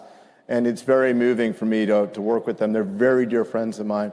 But first we have to say, I have to acknowledge and tell a story. I want to acknowledge the government of Poland, Prime Minister Tusk, my friend Radek Sikorski, and the Polish delegation. The president of Poland's coming as well. And there's an entire Polish contingent here. Guys, stand up just for 1 second. And the Poll's here. You stand up. Every poll. Come on. Every poll. Who's Polish? Stand up. Come on. No, no, the delegation. There's please, more. the entire delegation, stand up. There we go. Because the reason why that's so important is Poland is here in so many ways, and their government is so wonderful. And I had a crazy caper to exfiltrate a drone out of Ukraine and work with our allies, the Poles, to sneak an Iranian drone out of Ukraine and fly it on a Polish C-130, and it's displayed here. They're great allies. And before the president even did it, they are the biggest NATO defense spender in the world. They spend nearly 5% already And they are really the poster child of what we want a NATO ally to be about. And it's so great to be here, and all the polls to see them here. It's really exciting. Now, I was talking in the green room. It's, the Schlapp green room, I guess.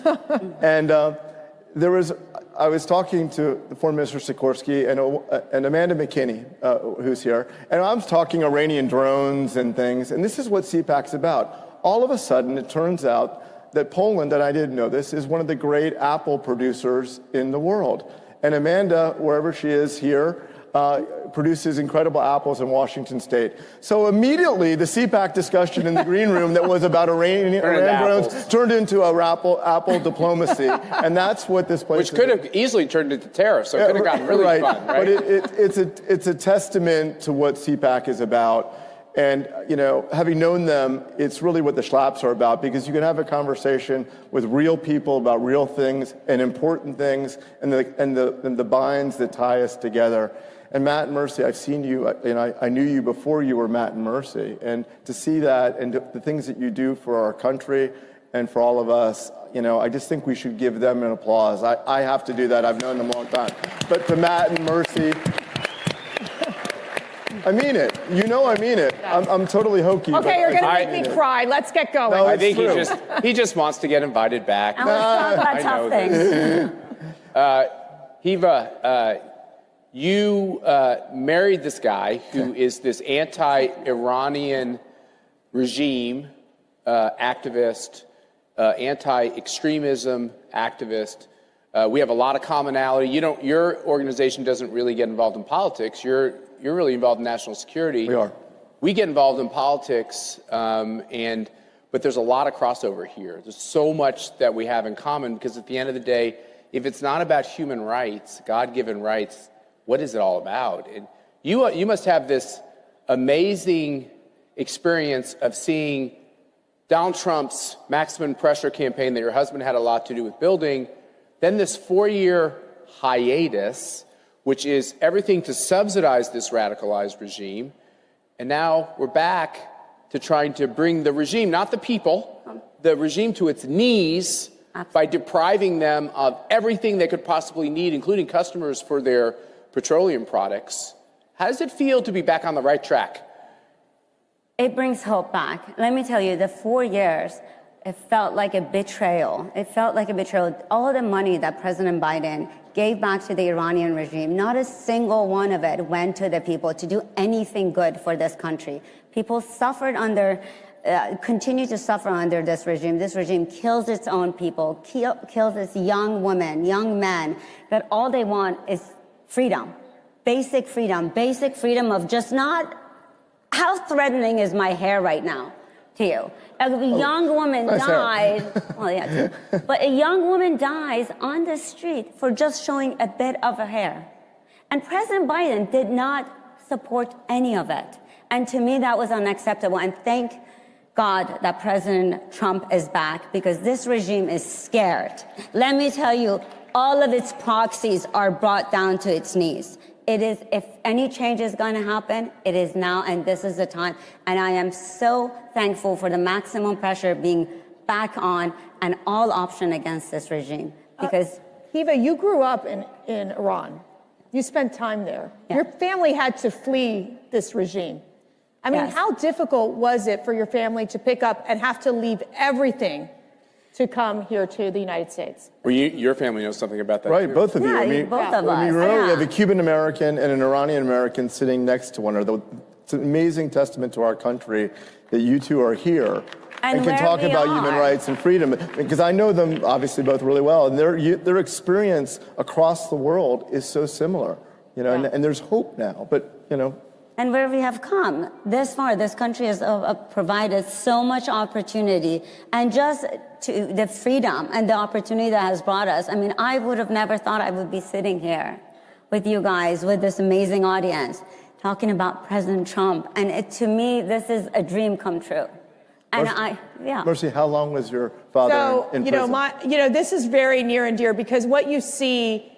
And, we had this conversation yesterday with the Jewish families, the families of the hostages, of the tragedy of really how horrific governments can be, terrorists can be, and for us in the United States, we don't comprehend it 100% because we live in this great country. But when I look at my father, who is now 89 years old, who, back in the late or early 60s, when he did have to confront the communist regime, and he was put in a situation where, he was building his businesses, he was in the prime of his life, to have to turn everything over to the communists because they came in and said, give me your keys to your house, give me your keys to your businesses, and then he's left with nothing. And how many countries have so many people, millions and millions of people who have lost everything in the hands of these horrific authoritarian regimes and these communist regimes? And so for my father, he was thrown into jail after trying to overthrow the Cuban government and was in jail for literally close to 8 years, where he was thrown into solitary confinement, naked in a dark room for 2 to 3 months at a time, where he was tortured, where he would hear the cries of his friends being executed. It is horrific what the communists have done to destroy so many people, so many families in the world. And when you ask my father, are you Cuban? Are you American? He proudly says, American. I am American. I stand for freedom. And you, my daughter, and you, my grandchildren, and you, my son-in-law, you have an obligation to protect this country. You have an obligation to protect the freedoms that are fragile in America. And that is my message to every single one of you in this audience. Let me just say one thing there. So Agnieszka, I often say, well, you're Polish, you correct me. You say you're American. American. When I ask my father-in-law, or if I slip up and say he's Cuban-American, he puts his hand on my arm and says, I'm an American. This is a very, very important difference. There's nothing wrong with being proud of your heritage. But as Mark Levin, who is one of a real hero to all of us, says, we're not a nation of immigrants. We're a nation of former immigrants. That's a really important distinction. Her family, may her father rest in peace, Mir, he was a wonderful man. He said the same thing to him. I knew him before he passed. And he said, I'm an American. And her father and her mother gave up everything in Iran to move her and her sisters here to get a better life. Her mother couldn't speak English and still struggles with it because she had a harder time, came a little later, but they wanted a better life for their daughters. And that's an incredible experience, all in the face of oppression. And look, because of our friends, the Poles and the United States, President Trump, our friend Rick Grinnell, we were able to bring this Shahed 136 drone. Which everyone can go down to our CPAC Central and go see it. It's actually here, the first time on American soil. Right. It's at CPAC. Go see this killing machine. And it's a good, important reminder to this regime, this barbaric, murderous regime that intends to tell you that it stands for some kind of godly principles. What an abomination they are. It's important for them to know that due to Mark's good work, that we're on to them, that we are going to make sure that we stop them, and that they should be, we said yesterday, around the globe, all the right people are sweating. That's right. They're worried. And that's part of the maximum pressure campaign, is to make sure that they understand that if they take steps against America, against Israel, against Jewish people, against Christian people, against our allies, against the stability of civilization, I believe, I'll speak for him, even though I don't represent him, I believe President Trump and our allies will take the steps needed to make this stop. And that starts with Israel getting rid of Hamas. It starts there. Absolutely. Yeah, absolutely. Look, it's very rare when you can look into the eyes of a despotic regime, because they usually lie, and the propaganda they put out is to tell you that they aren't who they are. But that drone downstairs, that Shahed 136, is the ubiquitous terror weapon of mass destruction across the Middle East. There it is, Israel. right there on your screen. There it is, and we have it downstairs. It's been used against Israel. 3 American service members died on the sharp end of that because of, in my opinion, failed policies of the previous administration. Numerous service members have been injured. It's attacked our allies in Saudi Arabia, the UAE, across Syria and Iraq, and shipping in the Bab el-Mandeb in the Red Sea, even in the Persian Gulf. And of course, they've sent over 6,000 of these drones into Russia to attack Ukraine. And it is an indiscriminate terror weapon that kills innocent women and children. So every time you see an Iranian official, and we list them, say this propaganda and they smile at you, the smiles that oppress their families, you'll look at this drone and that's the true face of oppression. That drone is what they really are. So and thanks for bringing it here. I think it's important. The other person who was going to be with us today was the Crown Prince of Iran, who played his, Mercy and I sometimes pinch ourselves because we have the most fascinating meetings at our CPAC headquarters. And he came to our headquarters and we had this great conversation about his view for the government of Iran to be a secular government and the government of Iran that would recognize the state of Israel, a government of Iran that would rid itself of this concept of fueling and feeding and funding terrorism. He's an important voice, and he wanted to be with us here today. Right, and we heard, we hope, he indicated his mother, the great Shabanu, is sick, and he had to return to Paris. The Shah of Iran's widow is alive. Yes, and apparently she was ill, and we wish her the best. And I'm personally disappointed that I didn't get to see His Royal Highness, and I know he would have been a valuable addition. But we have to figure out ways to support the Iranian people, just like we supported the Cuban people, because these are the oppressed. Any ideas? You know, we've been thinking about this. Should we do it? Should we make some news? Yeah, I think we should make some news. Why don't you make the news? Oh, man. Mercy, you're okay with the news, right? Yes. Because I always have to. Hard work. I'm not having another baby. This is why. I would love to, but we're. Oh, she says that until someone puts a little baby in her arms, and then she starts. I could be a grandmother before. This is why. This might be harder than actually raising a baby. Let me just say. This might be harder. But it's worthwhile. We might have opened up a bad topic. But it is worthwhile, though. I will say this is one of the reasons why we're here as couples too, because I kind of saw how you guys operated at the museum that you're opening up on the corner of Auschwitz, at the corner of the camp where this horrible criminal lived, who was the camp Commandant. If you watch the movie Huss. The Zone of Interest, the Huss House, Rudolf Huss, we don't like saying his name, I'll only say it one time, but the man that institutionalized the industrial scale slaughter of Jews and other people, Poles, Romans. A lot of Poles. Yeah, a lot of Poles. But millions of Jews went to their death looking at that house. It is the true face of evil. We managed to put and you were there, we put a mezuzah on the front door of that house after 80 years. Yeah, and I got to touch it. It was incredibly meaningful. It was so interesting. When we put that mezuzah on, sometimes you just do things and you don't realize. And we put it on that door. We observed the halakhic principles in doing it. And we just did it. And everybody, Jews, non-Jews alike, wanted to go touch that mezuzah. And it's become just a real rallying point. It's an evil place. It's a wonderful U.S. I will say it's an evil place. I felt evil there.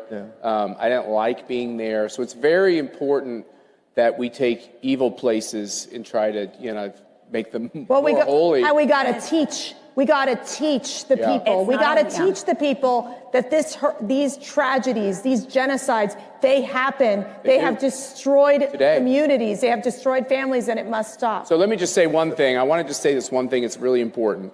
So we had a great tour guide at Auschwitz, and I'd never been to a concentration camp, a death camp, a work camp. On purpose, I hadn't gone. Because I already know I think it's terrible, and it upsets me so much to even be there. But one of the things I learned was the initial intent of Auschwitz was to kill political prisoners in Poland.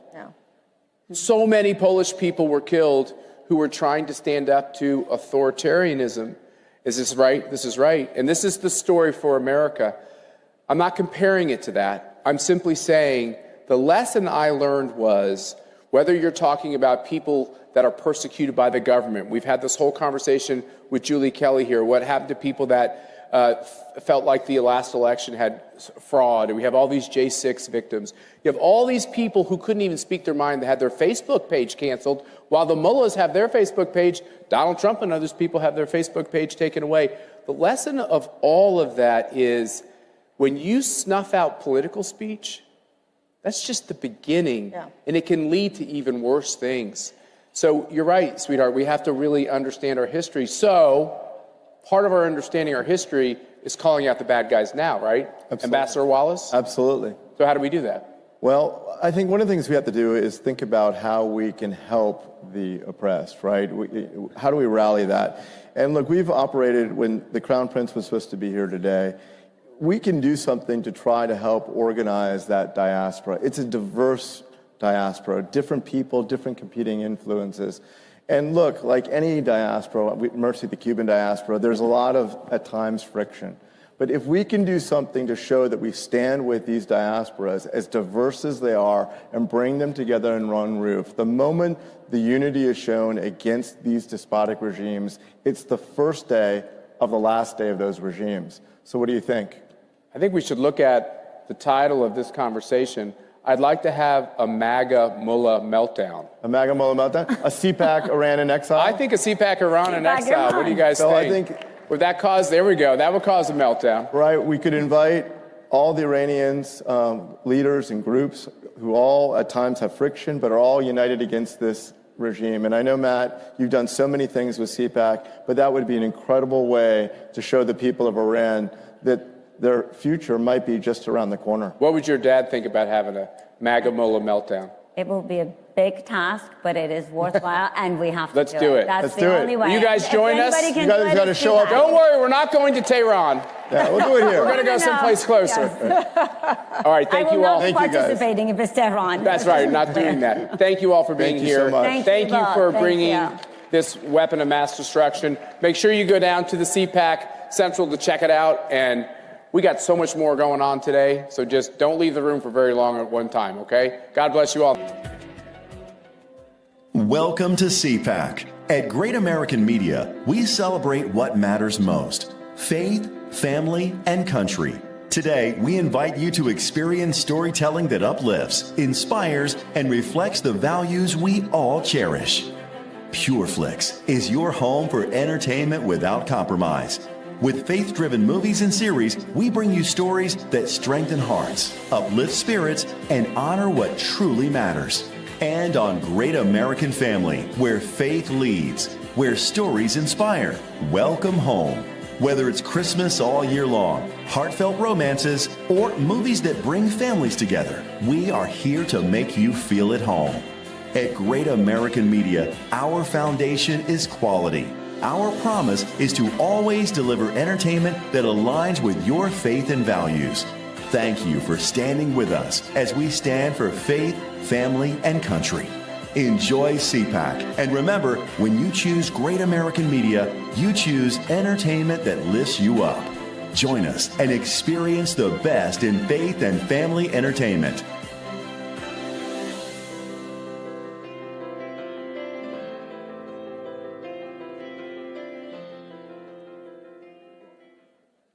Wherever human freedom is under attack, in courtrooms, legislatures, and the public square, we stand ready to defend it. This is why Alliance Defending Freedom exists. Supreme Court victory for a Christian woman who was taken to court for standing firm in her beliefs. The First Amendment follows a golden rule. If we want to protect speech for ourselves, then we need to protect it for others. A video released this week by ADF International has attracted over 34 million views and even attracted comment from Elon Musk. It concerned a pair of Swiss parents who have had their child taken away from them because they objected to her gender transition. We're not just here to stop the erosion of liberty for this moment alone. We are here to keep the door open for the gospel. And when the gospel does its work, truth doesn't just hold its ground. It advances. It sets people free for generations to come. This is our mission at Alliance Defending Freedom. Every institution today is under attack. The home, the church, the government, And many people are asking, what is the truth? Jesus Christ claimed to be ultimate truth. Are you willing to face the truth? Do you think the MKUltra project ever actually ended? The Central Intelligence Agency is actively involved in mind manipulation. We all answer to one God and one Savior, and He's there to change your life for the better.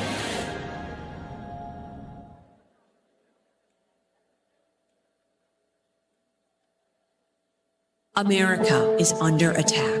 Our families are being crushed under the politics of a radical agenda. But moms have had enough. We are standing up and we are fighting back. This is our battle. This battle is every bit as important as the Revolutionary War because we fight for the same thing. Moms for America is a national movement of moms reclaiming our culture for truth, family, freedom, and the Constitution. I think Moms for America is exactly on track and is doing the right thing for the future of our country and our children. Like, Moms for America is going at the heart of the issue. I want to go on the record and say I'm for moms, I'm for America, and I'm especially for Moms for America. But I am honored to join Moms for America today as we speak out against the horrific mandates.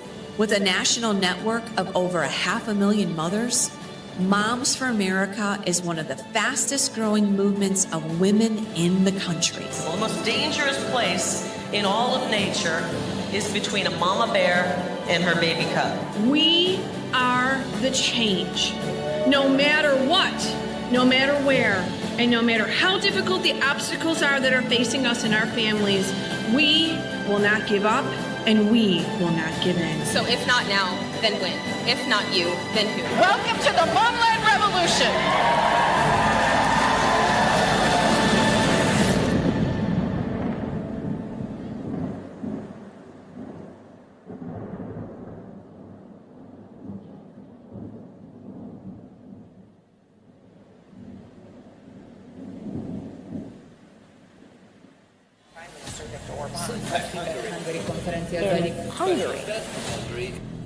CPAC Hungary, the Hungarian version of the annual super conference of hard-right US Republicans, has begun in Budapest. Hungary's authoritarian Prime Minister Viktor Orban. CPAC is doing a special event from Hungary in May. CPAC has made its way to Europe for the very first time. The gathering, frequented by many of the GOP's leading fringe voices, is underway right now in Hungary.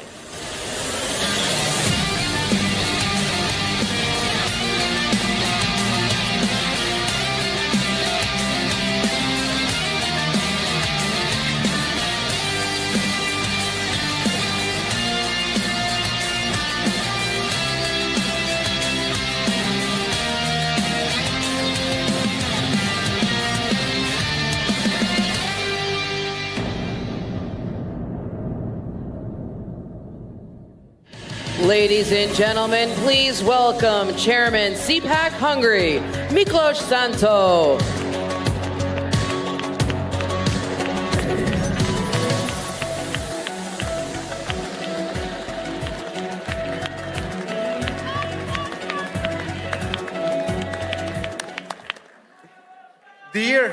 Dear friends, fellow patriots, what a time to be alive. For a wonderful month, Donald Trump has been back in the Oval Office, and we can all breathe free again. And would you look at Elon Musk and Doge? I have never seen so many liberal tears in my life. And I'm from Hungary, you know, the island of freedom of Europe. It is our national sport to make the liberals cry. But of course, you know that. You know a lot about Hungary, don't you? But why? It's because our Prime Minister, Viktor Orban. He is a loyal friend to President Trump and to CPAC. And loyalty is a true conservative value. Prime Minister Orban also spoke at CPAC Dallas in 2022, and has been the keynote speaker at every and each CPAC Hungary so far, and CPAC Hungary will be a joyous occasion this May again. Because 2025 began tremendously. The Trump tsunami has swept the Dems out of office, and there is a revival of the right on the old continent, led by Prime Minister Orban and the Patriots for Europe. But dear friends, allow me to recall a Hungarian saying. It is in victory that one must remain most humble and have a realistic view of the world, I would add. We may have won a famous battle in the struggle for the soul of the West, but the fight against the woke is far from over. Until Donald Trump came to your rescue, the United States hadn't had a strong leader for almost 2 generations. And sadly, the same applies to Western Europe. And the lack of leadership and vision has led to a systematic collapse on an economic, political, and security scale. The disease has spread to every and each level of our societies, but its roots are cultural, and culture is a matter of national security. When Elon Musk let the Doge loose at USAID headquarters, he was targeting the root cause: corrupt, malicious, Marxist propaganda poisoning the well of our civilizational greatness. But USAID was only one of the heads of the woke hydra. The left's geopolitical manipulation machine also operates through Hollywood, Brussels, the UN, the Washington swamp, the big media, the Ford, the Gates, the Rockefeller foundations, and of course, George Soros' Open Society Network. Just imagine that good old Georgie spent $1.4 billion to meddle in Europe. The woke machine assimilated bureaucracies and policy making at all levels of government. It launched a concerted assault on the family, Christianity, and the sovereignty of nations. And the establishment has been more than happy to play along as puppets of the globalist deep state network. So do you know why they hate Trump, Orban, or Milei so much? Because they refused to submit, wouldn't assimilate, and can't be destroyed. And now it turns out that they were right all along. Just one, but hugely important example. Both President Trump and Prime Minister Orban have been pushing for an end to the bloodshed in Ukraine, going against the progressive warmongers. And now, with the new sheriff, your new sheriff in the White House, peace negotiations have finally begun, and it's really shocking to see supposed pacifists whining that the war might be over. So, the lesson is strong leaders make peace, weak leaders make war.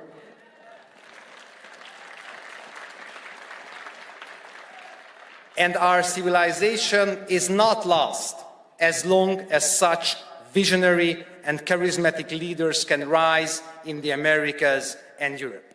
But in order to cut off every single head of the woke hydra and break the great geopolitical manipulation machine of the left, we must unite our forces. You conservatives, we respect the past, so we should write the future too, and so we will win, but we win so that we can fight for more. Fight for normality over green jihad, fight for the family, the best thing humanity invented so far, over wokeness, fight for political leadership over bureaucratic dictatorship, fight for national security over open society, and fight for peace securing life for future generations over the ideology-driven bloodshed of war. You know, life is much more than a struggle for self-preservation. And what it makes it more is precisely what it makes it truly beautiful and meaningful to us. Our families, our children, our dignity, our freedom, our faith, and our country. That is the message I came here to share, and that is what CPAC and CPAC Hungary is all about. We really very much hope you join us again this May in Budapest at CPAC Hungary. Let us fight together, and the age of patriots will dawn. With a firm reliance on the protection of divine providence, let us be confident that the best is yet to come. God bless you, God bless America, God bless Hungary, to God alone glory. Thank you very much.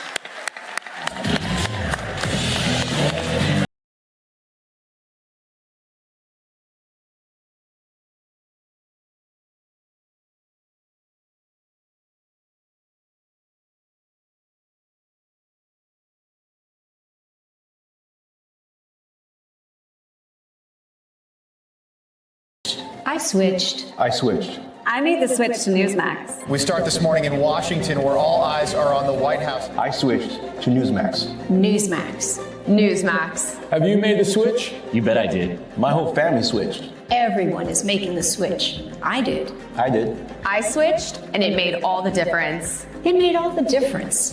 Have you made the switch? You should. Millions are switching to Newsmax. You should too.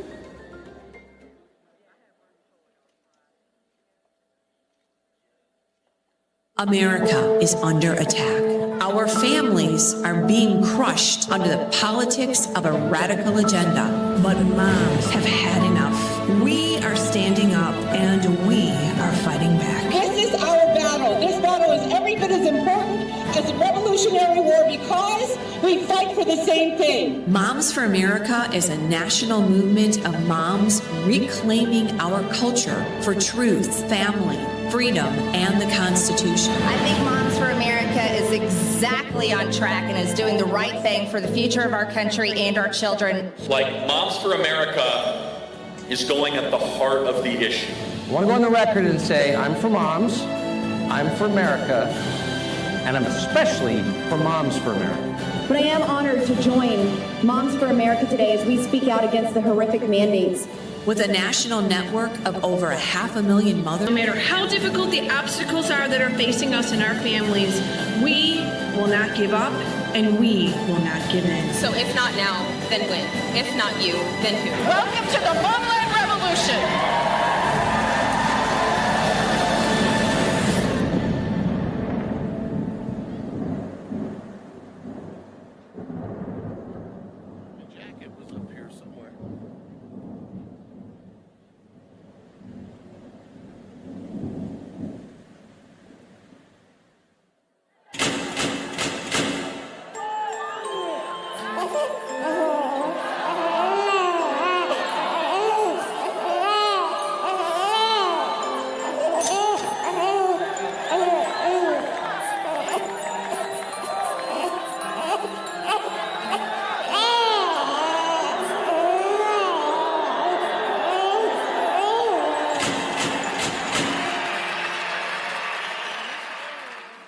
Every institution today is under attack.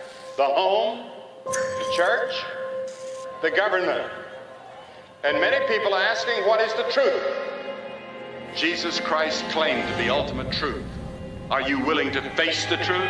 Do you think the MKUltra project ever actually ended? The Central Intelligence Agency is actively involved in mind manipulation. We all answer to one God and one Savior, and He's there to change your life for the better.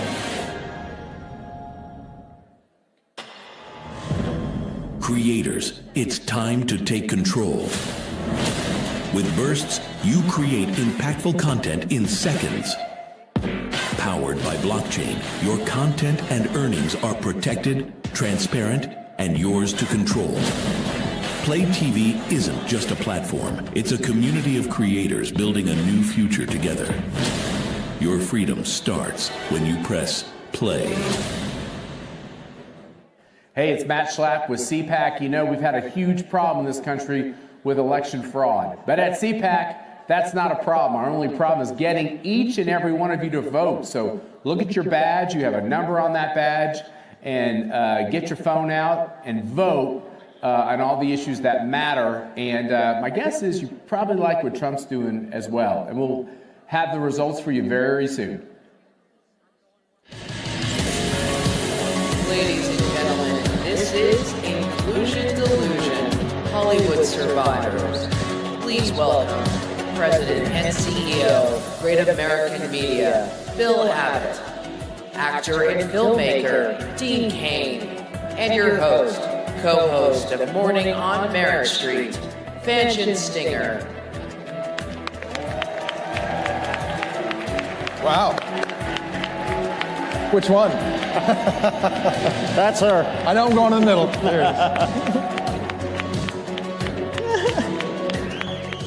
Well, hello, CPAC. Wait a minute. I don't know if I heard that right. Hello, CPAC. Well, we are delighted to be with you this afternoon, but there's one thing we're going to get started and declared right off the bat. CPAC, revival is here. Woo! Revival is here. I know so many of you, myself included, have been praying for revival. We have been praying for our country. We have been praying to return back to the Christian Judeo values that our country is founded on and those great freedoms that we all are blessed to enjoy. So today, we are delighted and honored to talk with you about where we've come, where we are, and what God has for this country in the future. Amen? All right, let's get started. Well, Bill and Dean, it's surreal to be able to sit here and have a conversation with both of you because both of you are so integral in terms of this journey we have all been on. Bill, I want to start with you. We know you have a stellar background. You have led the faith and media movement with your positions throughout the years. Now you're with the Great American Media Corporation. You're leading that. There's so many projects that you have now, more that are coming. But a lot of us have heard your name. A lot of us have watched your entertainment. We're so excited about what you're doing, so thank you for that. I want to start with something that I don't know that you have touched on in public. But we're among family, so we're going to do it right here, right now. You were previously with the Hallmark Channel, and all of a sudden one day you were gone. And you have not really given us the behind the scenes, the scoop, that's what our journalists like to get, in terms of what really happened. Would you like to talk about that for the first time right here publicly? Of course, sure. I'm dying to hear this story. I really want to hear. Well, we worked together a lot at that time. Yes. And we will work together. At the Hallmark Channel, but amazingly, after you left, I didn't work at the Hallmark Channel anymore. Well, you're next after he tells his story. Your story's coming. No. Well, we had a great team at Hallmark that built an incredible franchise and a great brand and a network and a bunch of networks, actually. And we got to the point in 2017, we were number one, fourth quarter, with Countdown to Christmas, and very successful. And at that point, though, you could see the change in the chairman and the management at the parent company and the family to become much more woke and DEI-driven, very DEI-driven. And so, they were in DEI before it was cool to be in DEI. Mm-hmm. And the reality of that was that we were serving an audience that was focused on family-friendly content and faith-based content, that they wanted traditions, they wanted values, they wanted to see that expressed on TV. And so there was tremendous pressure from the family to make changes. So at some point then you decided and you stood up and had the courage to say, I'm not going along with this. I heard, and maybe this little birdie told me the right information or the wrong information, but there was an incident that happened with the White House tree lighting. Well, this was really the beginning of really seeing this become public. Or become evident to me. We were chosen to host and televise the White House tree lighting. It was President Trump's first time doing the tree lighting. And there was an article in The Hill that said, Trump White House partners with Hallmark Channel for Christmas tree lighting. And it was wildly successful. It was the president's first tree lighting. We had talent there. It did big ratings. It was a big part of our Christmas presentation. And the reaction was, at the time, that's not so good. And you're either with humanity or you're against it. That's what you were told? Yes. And what was your response? Well, at the time, I was totally shocked. We had an incredibly successful business that was thriving, and we were, by any measure, we were told for many years we could never be successful as an independent, that we were just, in over our head, we wouldn't be able to survive, and we were hugely successful. So, I kind of took it with a grain of salt. At the time, though, I was, very shaken by that thinking, and then you saw it become more pervasive over the next couple of years. So, and we had an audience that was so loyal. Loved what we did so much, and they had nowhere else to go on TV. There are many places. Any place you want to go, you're going to find different type of content that is not family-friendly and values-based. When you're faced with something like that, there had to be a level of heartbreak there, because you've poured your life, you've poured your career into that, you've poured your mission, your testimony, your own personal faith into that, and when you come to a moment like that... And reading notes from viewers who were just so disappointed with, what the direction is heartbreaking. Wow. Dean, you were with Hallmark Channel as well. Of course, you guys have a history. And you left. Tell us a little bit about your personal experience. By the way, did I host that Christmas dinner? Yeah, I did host that one. As a matter of fact. Did you know that was going on behind the scenes at the time? No, I was too busy working for him. I didn't know that was I didn't realize that was the feedback, which is amazing, because I remember it being a very successful event. It was great fun. And, it's shocking to hear that. It's actually ridiculous. And, when Bill left Hallmark, I was shocked as well, because I had been doing a lot of films for them, and I enjoyed them so much. I'm a single father, and I wanted to make a lot of content that my son could see and my family could see and be around that, and that I wanted to watch. And you really built an incredible brand. Absolutely. And then all of a sudden, Bill was gone, and my phone never rang from Hallmark again. And I was like, wow, okay, whatever has happened with the sort of the wokeness, that wasn't going to be me on the other end of the line, which I was okay with. I mean, I had plenty of other things to do. But I found that shocking. I love what you've built. Congratulations again. But it's just that you've proven that what you're putting out there is what people want to watch. And that's fantastic. As far as being canceled, they tried to cancel me in Hollywood so many times. If an actor speaks up on something, listen, and for actors, go ahead and speak up or don't. It doesn't matter to me. I would work with Robert De Niro. He's a great actor. I don't like his politics. Rob Reiner, very good director. I don't agree with his politics either, but I would still work with him. And I don't think it works the other way around. Like, I don't think Rob Reiner, and I've met with Rob since, and he didn't hire me, but it could be for many reasons. But, you just sort of wonder, why it's so solid, such a solid wall on one side and not the other. So I don't think I've ever really been canceled, because I continue to work constantly and I voice my opinion, and thank you. Well, absolutely. There is an element of courage when it comes to pressure from the world. And as Christians, we need to understand that we are called to be bold. We're called to be confident, and we're called to operate in excellence at all times. It's interesting because now there is a headline of an article in the New York Times that reads, "This ought to be good. The woke movies era is over." That was the New York Times. Absolutely. And I want to read this because I want both of you to kind of speak to this, because you have been on the forefront of leading by example when it comes to standing up. There is a cultural shift. This is a quote. And this cultural shift is not merely a trend.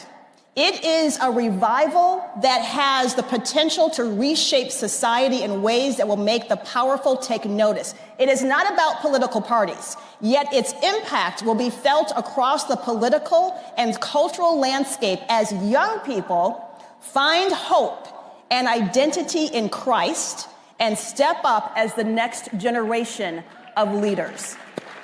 That is where we are. Are you sure that was the New York Times? That was not the New York Times. Oh, that part wasn't. That okay. was the Christian Post. There we go. There you go. The New York Times has declared woke movies that era over. With that being said, Bill, what is next for Great American media? Well, we're going to be true to who we are. We will never compromise our values. We will never change. And we don't care what the environment is. We will be serving the viewer, which we believe, by the way, is the vast majority of the country who want to see faith-based content that's family-friendly and supports the country and isn't derisive of those elements. So we will never change who we are. What is the importance, Dean, because you have been very outspoken, like you said. It is not the majority of the country that was asking for the woke content that was being put out. I work for Dr. Phil's Merit TV, and Dr. Phil has done so much research on this fringe that seems to have the microphone. You have challenged that. Talk about the significance of where we are right now and what opportunity we have to spread faith, family, and traditional values. Well, you kind of don't have to look any much further than what Bill has done at Great American Media. Yeah. There's a reason that folks have flocked over there. I'm not sure about the Hallmark numbers anymore, but I got a funny feeling they're not as good as they used to be, my friend, and I think your numbers are up.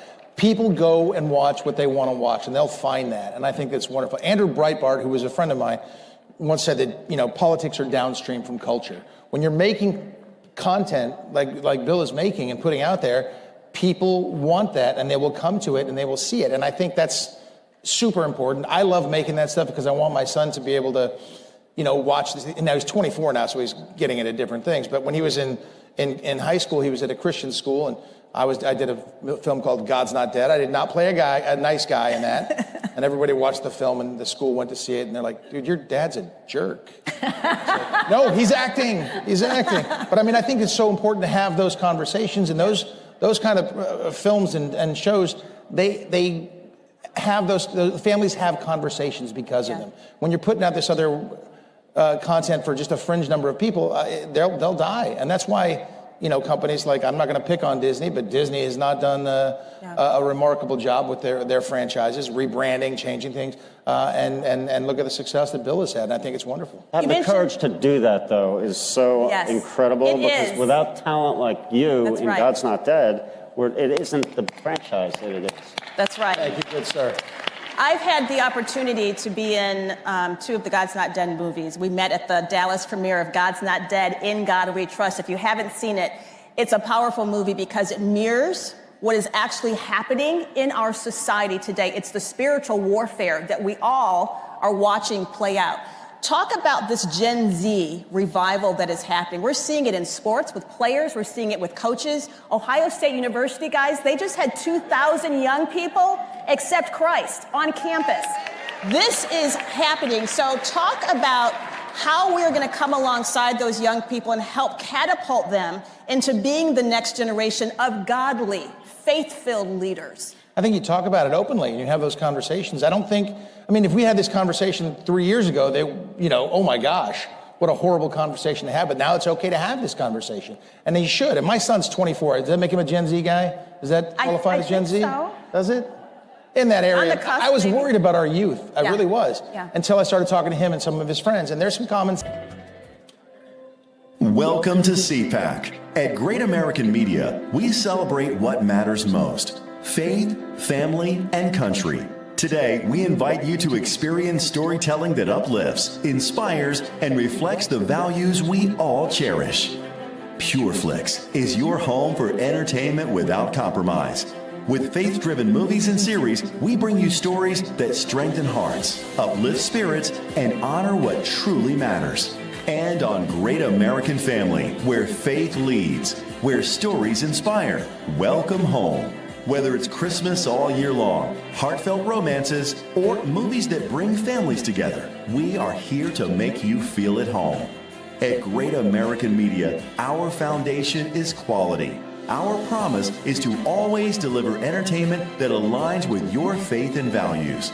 Thank you for standing with us as we stand for faith, family, and country. Enjoy CPAC. And remember, when you choose Great American Media, you choose entertainment that lifts you up. Join us and experience the best in faith and family entertainment.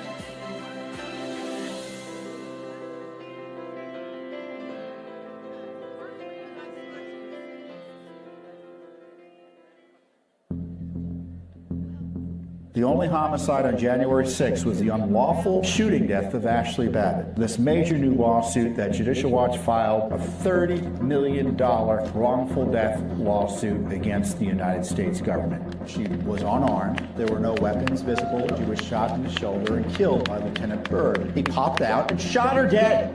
Ashley was shot in cold blood, and the rule of law requires justice for her. Who's AARP really watching out for these days? They've made billions partnering with big health insurance corporations while opposing reforms seniors want, like applying big discounts to medicines directly at the pharmacy counter. Instead, AARP supports liberal price-setting schemes, giving politicians, not seniors, control over any so-called Medicare savings with no guarantees. Funds won't be spent on unrelated programs or pad big insurers' profits. If AARP and Congress believe America's seniors aren't watching, think again. Paid for by American Commitment. Ladies and gentlemen, this is a conversation with U.S. Envoy for Special Missions, Ambassador Richard Grinnell, and Politico White House Bureau Chief Dasha Burns.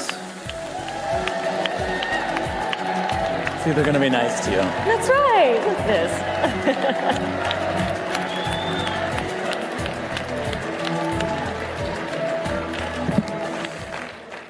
Hey, everyone. It is his fault that a Politico journalist is on this stage, so don't get mad at me. Get mad at the ambassador. All right. I have so much I want to talk with you about, but the number one thing that everyone's been asking me about you is a new hat that you're wearing at the Kennedy Center. Oh. What is going on? How did that happen? How big an art connoisseur are you? Walk me through the behind the scenes there. Well, we want to make art great again. And what does that mean? No, look. I think I don't know for sure, but I think the frustration that President Trump had is that the Kennedy Center has no cash on hand, no reserves, and they have been paying for the salaries with the debt reserves while taking around $40 million of public money. And so you can't have that. If you're going to take public money, then you get to have public input. And so what we're going to say at the Kennedy Center is, first of all, we got to clean up the financial situation. We have to do the big productions that the masses and the public want to see. We want to have really good programming. So the first thing that we're doing, I think the big change is for everybody to know you got to be at the Kennedy Center in December because we are doing a big, huge celebration of the birth of Christ at Christmas. How crazy is it to think that we're going to celebrate Christ at Christmas with a big traditional production to celebrate what we are all celebrating in the world during Christmas time, which is the birth of Christ. Do you worry at all, though? I know there have been some folks who have been dropping out of performing at the Kennedy Center in protest. Do you worry about being able to bring in big artists to the center? No, we don't, because we already have them, and I think it's a real misnomer. But let me just say, there's one thing that got a lot of attention that this group dropped out, and it was all blamed on President Trump and me. And we've tried to correct the record, and I think we're going to have to do a more direct job because it wasn't true. They had the Kennedy Center before I arrived, before President Trump was the chairman. The Kennedy Center had made some decisions about this individual group to change them because ticket sales were atrocious. And so they said, you know what, we can't have this because we really don't have any money and we can't be spending on things that aren't bringing in revenue. And so they made this change before we came, and then it was announced, and suddenly it was, the gay men's chorus or something was dropping out because of Trump. That wasn't true. And it was replaced with some other things. That happens all the time. So I would just challenge you. So you would welcome the gay men's choir to perform if they were interested? Well, first of all, right now, if you're going to take public money, you have to prove that you actually can bring in revenue. We don't have any money. The woman that had my job before me was getting paid $1.3 million a year, and we had no money. How much are you getting paid for this? way, way, way less. Wait, but let me ask real quick though, because we were talking about this a little bit backstage. How did this happen? Because you're going to Venezuela, you're going to Munich, and then suddenly you wake up and you're running the Kennedy Center? Well, again, I think it was a frustration from the president that there was no money at the Kennedy Center. But why you? Content and how did it crazy. come about? I don't know. You'd have to ask him. Look, I love the arts. I'm somebody who, goes already to lots of different art styles. I appreciate a whole bunch of different styles of art. If I started naming all these things, you would be like, wait a minute. You're a connoisseur. We believe it. So listen, I want to talk about some of the major conflicts that we're seeing around the world right now that I know you've been working on. Number one, I mean, I think this has been top of the list for everyone at the White House, is the situation in Ukraine. In your conversations with President Trump, what do you hear from him about what's going on with his relationship with Zelensky, President Zelensky? Because it's clear that they've never necessarily been best friends, but it feels like in the last few days in particular, that relationship has soured. What's going on? Look, I think, I'm so thankful that we have a president who's concentrating on peace. And that's what Donald Trump has just said. Let's stop.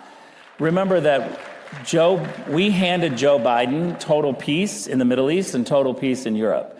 He handed us a war in the Middle East and a war in Europe. And we can never forget that. So I do get a little bit frustrated with reporters when they're trying to say, oh, your decision now isn't perfect. I'm like, yeah, we were put in a hole. We were put in a terrible situation. There are no great solutions right now. So you're going to have to be patient with us that we're trying to dig the Biden people out from this terrible $100 billion hole that they created. That's the first thing. The second thing is I don't think it's fair to say that somehow President Trump has met with President Zelensky 4 or 5 times. The Trump team has met with the Ukrainians and Zelensky another 4 or 5 times. So let's say we're up to 10 times meeting with the Ukrainians. I never once heard from the media an outrage that the Russians weren't invited to those talks. However, the one time that the Trump team reaches out to say, how about we talk to the Russians? There's this hue and cry from the Europeans and everybody to say, why aren't the Ukrainians involved? Well, I think it's because the Russians are the aggressors in this situation. And that's another question I wanted to ask you. President Trump has blamed Ukraine recently for starting the war. You know better than anyone that it was Russian aggression actually back in 2014. People forget that this goes over a decade back. But it was Russia that invaded Ukraine. So do you have a sense of why President Trump is making these claims now that Ukraine started the war? I think what President Trump is saying very clearly is we have to stop this war. He is somebody who's concentrating on saying to both sides, let's talk to both sides and figure out how we stop this. Again, we have terrible choices because of the Biden team. There's not a lot of great choices. And so, yeah, is there frustration that things are not perfect in Ukraine right now? Yeah, but I'm a little bit annoyed that we were handed a file that was war when we handed them a file that was peace. And so I do think that we're frustrated. And it's but why make those false claims about who started the war? Why call Zelensky a dictator? What is happening there? Look, I think the American people are really frustrated with Zelensky. I think that there's a big frustration that he's not making great choices for peace. And again, when the American people are spending hundreds of billions of dollars, there's a frustration. Let's go back, you said 2014. Let's go back just to the beginning of this war, where Joe Biden messaged for more than 30 days that he knew through intelligence that a war was absolutely coming. The Europeans and the Biden administration all did one thing, which was prepare for more war. They talked about more funding for war. They battened down the hatches. They got hardware in there. No one was talking about peace. I actually think it's pretty immoral if the president of the United States says we're having a war in 30 days and we know for sure, and no one shows up in Moscow and Kiev to try to say, let's do diplomacy, let's stop a war. And now we're $100 billion later, And so there's a frustration. So you said President Zelensky isn't making the choices for peace. What do you think are those choices that he should make to bring an end to this that he's not making now? First of all, hundreds of billions of dollars of American money, again, I'll say that, and a whole bunch is missing. So we immediately say, okay, mismanagement of funds.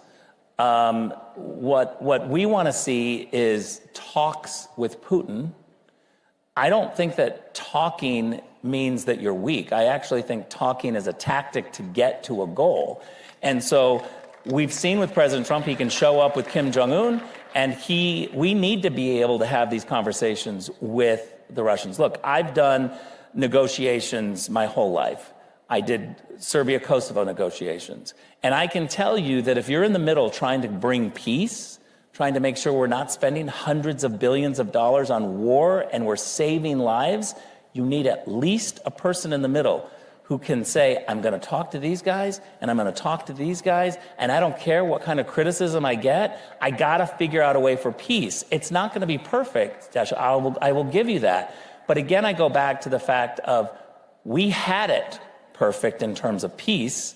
We were handed a war, and now we're being criticized of, well, how do you dig us out of a war and you're not doing it fast enough and you're not doing it fair enough? So we're a little frustrated. So the social media stuff, I mean, President Trump called Zelensky a dictator. Do you believe he's a dictator? Well, I think when you reject having elections and you're not moving towards that way, that people get angry about that. Is Putin a dictator? Of course. Putin is a dictator? Yeah, of course. So the stuff that we're seeing on social media... But I want to say one thing that's really important in this conversation. Donald Trump has done something different than Republican foreign policy leaders have done for 25 years. This is a paradigm shift, what he's doing. We articulate very clearly under Donald Trump, we don't do regime change. We are going to deal with the countries that are in front of us. And our criteria is not how do we make that country better, how do we make America better, stronger, and more prosperous for the people that live here? So I was in the East Room when President Trump held the presser with Prime Minister Netanyahu, and he announced the plans for the Riviera of the Middle East in Gaza. Is that art of the deal talk? Is that a serious plan? What is your sense of where President Trump is headed with that idea? Well, first of all, let's start from the fact that he's a great negotiator. So we know that he's negotiating all of the time. Secondly, I think, again, I sound like, I keep repeating myself, but we had peace there. We had peace agreements, right?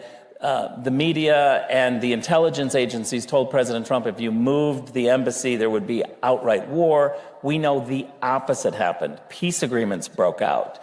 And so I think you got to say to Donald Trump, you know how to deliver peace. You certainly know how to negotiate Americans into a peaceful situation. And so my kind of attitude is let's watch and see how this plays out, because I have full faith that Donald Trump is a great negotiator, and he's delivered peace before, and he's going to have to do it again now because of the Biden regime. Regardless of what it looks like, us getting involved in Gaza, I mean, President Trump has talked about getting out of foreign entanglements. That's a promise that he made on the campaign trail. How does that jive with his promise? I think that's an incredibly fair question. Thank you. You hear that, guys? No, I do. I think it's a legitimate question to say, wait a minute, you've said this. Yeah. Again, what I think the thinking and the criteria is how do we deliver peace? And I've spent 8 years at the UN, and what's been happening in the Palestinian territories and in Gaza, we've been talking about for decades. We were talking about this. The U.S. still has a role to play and should play a role in peace in the Middle East, even with the America First agenda? Yes, but that doesn't immediately mean that we jump to boots on the ground. And I would say the other thing is, I'm a diplomat. You're going to hear me talk about diplomacy, not about war and the things of war. But I will say that as kind of a chastisement to the public debate right now, when you talk about security assurances, stop assuming that security assurances are just simply American boots or UN boots and guns. I can't think of a better security assurance than private equity folks on the ground. American businessmen on the ground trying to do deals and help rebuild or help bring economic development. If you've got a bunch of Americans or Westerners even that are in Ukraine, that are in the Black Sea, doing economic development, I can't think of a better way to have a security assurance. And I know we're running low on time here. I do want to talk to you about the wildfires in Los Angeles. I know you know people who have lost homes. I think anyone that knows anyone in LA knows people who have had tremendous loss there. How are the recovery efforts going? I know the president at the roundtable in the Palisades tasked you with some of that effort. How are things going with FEMA? We know Democrats and Republicans can agree that FEMA doesn't always work effectively and quickly. What are the bottlenecks and what are you doing there?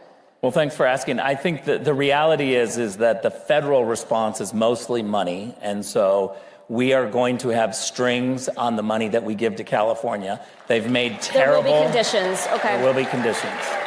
We're talking about those conditions now.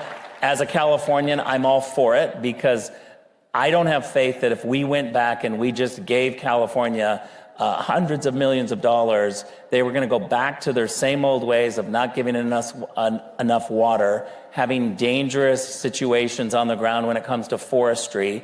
It's going to happen again. Yeah, what are some of those strings you're talking about?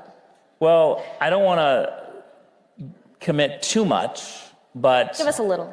But I will say this. Everyone who's involved knows that the California Coastal Commission is a disaster and it needs to absolutely be defunded. And from just a way to think about government, we already have local government making these decisions. Layering it on with the California Coastal Commission is a terrible idea. It's an unelected group of people who are crazy woke left, and one person can stop progress, and they've made California less safe. I think squeezing their federal funds, making sure they don't get funds, putting strings on them to get rid of the California Coastal Commission is going to make California better. While we're on California, since you have so many ideas for the state, are we going to see Richard Grenell run for governor of California?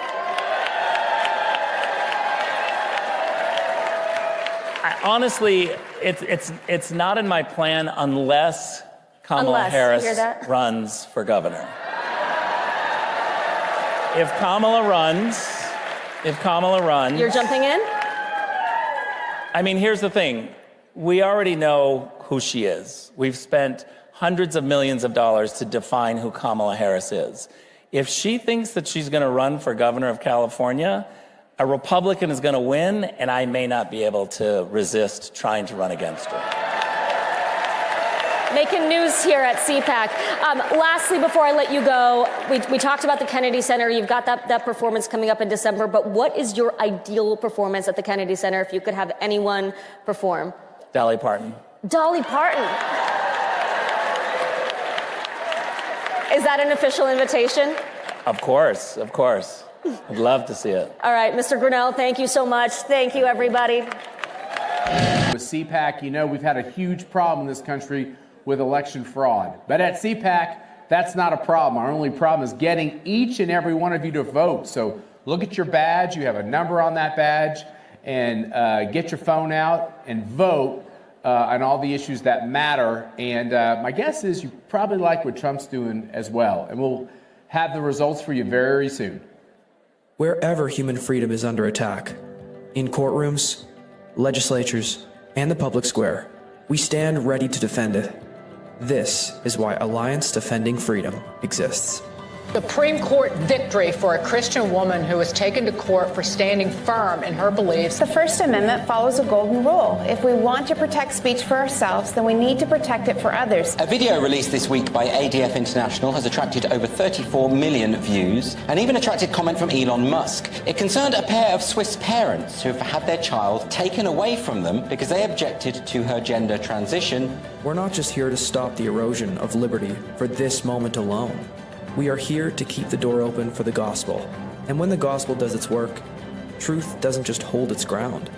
It advances. It sets people free for generations to come. This is our mission at Alliance Defending Freedom. Every institution today is under attack. The home, the church, the government. And many people are asking, what is the truth? Jesus Christ claimed to be ultimate truth. Are you willing to face the truth?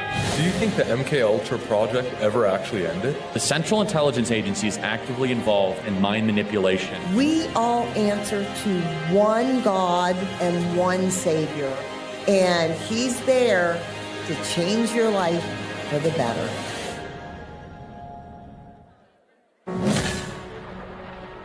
During my second term, we will fight for Alaska like never before. I'm excited about what we can do with President Trump in the office. We'll work together to provide affordable energy to Alaska and allies all over the world. More investment, more certainty, production, more exploration. Thank you to everyone in Alaska, and thank you to your great governor. I look forward to a long and enduring future relationship. Drill, baby, drill. Ladies and gentlemen, it's time for the new G.I. Joes. Please welcome former U.S. Navy SEAL Rob O'Neill, UFC fighter and Special Forces operator Tim Kennedy, and your host of the Carl Higbie Frontline on Newsmax, Carl Higbie. Yes! What up, Drago? I love you, brother. All right. Well, they gave us open mics, no script, and a bunch of guys who used to shoot people. No, so the last, we were talking 12 years actually, not just last 4, have been disastrous for the military, not only domestically, but on the global stage. That's the truth. Yeah, pretty madness. Been losing wars everywhere that we look. On multiple continents, we've been losing our strategic positions and strategic bases that we have fought for decades. From Africa, literally every single continent, Eastern Europe, and obviously in the global war on terror after 20 years, the most embarrassing withdrawal in American history. Yeah, well, Rob, let's talk about that. We had the withdrawal from Iraq. I was in Iraq in 2009 when we were drawing down. I know you guys were in and out of the same areas. I was watching us pull resources out, denying the fact that there were bad guys still doing bad things, that were killing coalition troops. And yet they wouldn't let us get them because of the perception that the war was over. Yeah, the perception of the war being over is something we've been doing wrong, and that's getting too political. And I don't mean just the politics of the country. I'm talking personal power for politicians. Making a promise to get out of a place because that was said in the campaign, or in the case of Afghanistan on 9/11, and just making decisions that don't make sense because a lot of stuff, I don't know if you noticed in D.C., doesn't make sense. But the way that I put Iraq is one of those things where we shouldn't have invaded, but we shouldn't have left the way we did. And when the convoys coming from north to south, we should have hit them with some A-10s. ISIS is gone, didn't do that because I guess we could be nice to the enemy. Find the enemy was the bigger problem. It was, we're going to work with them, we're going to give them money. I mean, hell, we left, $80 billion worth of stuff, including night vision and Humvees over there. They didn't define the enemy, and therefore we couldn't defeat it. I mean, that's the story of old as time, right? Whether it's Vietnam, the Korea War, us being able to define who we're fighting is something that it's necessary for us to know who to beat. You know, if you take the military and you point them, I still believe, even though we are in a dangerous position with Secretary Hegseth trying to fight to bring back the strength, we still have, without a doubt, the most powerful military on the planet. And I'm so inspired by the young men and women that, especially recently, have raised their hand to serve. But watching Pete Hegseth, I mean, it's the truth. Yeah. In Germany, training with the Special Forces unit, like with the Hulk running right in front of him. That guy was huge. He was huge. That's a big dude. I'm just like, that's the America that I know and that I love. Put that on a recruiting poster. I mean, Rob, we had record low recruiting over the last 4 years. It turns out if you tell a bunch of people that were in your ranks that they don't like them anymore, they go home. Yeah. And we had posters of people with 2 moms, or transgender this, or DEI that. It's like, well, this is a place where we're supposed to put bullets in bad guys' faces. That's it too. And the military can be very simple. The way you're successful in the military is master the basics, keep it simple, and leave the diplomacy to the diplomats, right? Go in, crush people, and leave. That's all it's got to be. And then we just start getting into this woke ideology with, okay, you're raised by 2 women in San Francisco. Great, fine. I don't think ISIS is afraid of that. I don't think Al-Qaeda is afraid of that. And even like Queers for Palestine, if they went over there, we'd throw them off if the I went over there with them, they'd murder them before they murdered me. Yeah. They don't like them. Yeah. But the problem is we're trying to play nice with everybody. It's like, well, I don't know if it's you don't understand them, or like we were talking backstage about the enemy. You can't, or you just said just now on stage, we're bad at defining the enemy, and we just think that. Here's a little thing I learned as a battle interrogator, especially dealing with terrorists. They lie. No. Yeah, they'll lie. What? Yeah, they'll lie to your face. Weird. Drago, back me up on that. But. You know, we can sit here and joke about this, but there's some serious work. And look, I actually talked to Secretary Hegseth this morning about it, was trying to get him to call in, but he has this little thing like managing the whole country's, DOD. But he, he's got a serious job ahead of him. I mean, they've already increased recruiting in 30 days. Weird how if you put warfighters, you attract more warfighters. But in order to do that, I mean, you're talking about a massive deficit, not only from a financial standpoint, where we've spent 3 times as much on aircraft carrier budgets, where we've massively reduced the force. The COVID vaccine was one of the greatest reductions of good men and women, and we have to build that back. How do we start? It's a great question, and I think from the top down, seeing the Secretary of Defense out doing PT with the troops in the morning. Mm-hmm. It's not just the number in which we were failing to recruit for the past 4 years, but it's who we have been recruiting. We are recruiting, and I'm so grateful for everybody that raised their hand to serve. We want strong, fearless people that want to be part of the most lethal fighting force on the planet. Yep. That's who we want. We want them as a deterrent. We want the rest of the world and every single one of our peer-level adversaries to look at our men and women in uniform and be like, nah. Not freaking worth it. Yeah, exactly. Well, that's the other thing too, is Rob, you walked in a door, shot the world's most wanted criminal in the face, and didn't think twice about it. How do we get more people? Thank you. How do we get more people that want to join because of that versus college benefits, which are great, but also, pushing DEI, pushing personal growth and things like this? How do we get more people that want to join because they want to do what you did? I think it starts with the recruiting, and it impacted me more to see the Marine killing the dragon with the sword. I really like that. Plus the movie Navy SEALs with Charlie Sheen. That was really, greatest movie really, ever. Really, That's greatest movie why I ever. became a SEAL. 100% accurate. But it's got to start with that too. And we're in a place too, and it's the generation with staring at your phone, not going to the gym, stuff like that. We just lower the standards. It's like, well, you can't do the set amount of pushes. We'll just cut it in half. And I think the good men and women are out there. We just haven't been focusing on them. They're great people. There always has been. The leadership has gotten bad simply because you get to a certain level, be it senior enlisted or a senior officer, you become political because you want the next job right down the street here. The way to do it is literally get back to the basics, which is forward defense, alliance solidarity, and deterrence. And we're just simply not going to deter people by being nice, but the military's job is not to be nice. Again, we do have public affairs, great. We also have infantry who will swim over the horizon at night and kill you, and that's what we need. And not to mention, we will complain about it the whole time we're swimming. Oh, yeah. Why do SEALs post-career don't like cold water, or they torture us with it? It's wet. The water's wet. I've seen dudes in combat go an extra mile just to not get their feet wet. Yeah, man. I'm not even making that up. America's finest, just keep me dry. Yeah, exactly. With recruiting, the standards have to be set. They have to be met. They cannot be moved. They cannot be bent. It has to be merit-based. If you're going to fly a helicopter, it's because you're the best person that can be on the stick. Absolutely. If you're going to be pulling down night vision to go on a mission, it's because you passed every single one of the standards to be there, and you deserve to be there, whether you're wearing a trident, a green beret, or you are proudly just running down, as every single infantryman knows, to shoot, move, communicate, and medicate. You met the standard, and you deserve to be there. Right. Well, that's the other thing, too. A 7.62 doesn't understand the difference if you're black, white, blue, green, 5'7", 5'4", 250, 150, it doesn't matter. So why did we get away from a general standard? And now if you're a 40-year-old woman in the military, you can get 24 minutes to run 2 miles. But if you're a 22-year-old male, you have to do it in 18 minutes. Like, how did we deviate? Well, I mean, again, we need to get back to we deviated just by, we saw when I joined in 1996, Uniform, bad haircut, and all we saw was green or blue. That's it. But now we're to the point, because of a softer outlook or because we're so connected, just be yourself. You know, express yourself. That's not the military's job to express yourself. You'll be fine. But again, too, like 16 and a half years in the Navy, with the men and women with whom I served, we never had a problem with sexism or racism because it just didn't make sense. We knew each other. Even when I was getting out, don't ask, don't tell was the big thing. And I remember in Afghanistan, this is after the bin Laden raid, looking at a bunch of Navy SEALs, like, I know damn well some of you are gay. I don't really care. And at the bottom line, what you do behind closed doors is your business.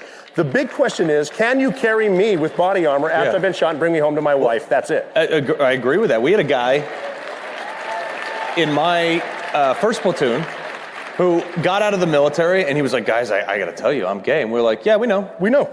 And we don't care. Nobody cared. Nobody cares. Sorry, man. Seriously, but that's it, too. He can do his job, and nobody cares. But then you get involved with the media, and they just want to spin it because they want the talking points to badmouth whichever Republican's running. So let's talk, Secretary Hegseth comes in now, 8% cuts across the board. A lot of people on the other side are saying, well, hey, this is going to diminish our fighting force. And I look at that, I'm like, look, we're still using floppy disks and fax machines. Sure. Like the DMV is more technologically advanced in some areas of the Pentagon right now.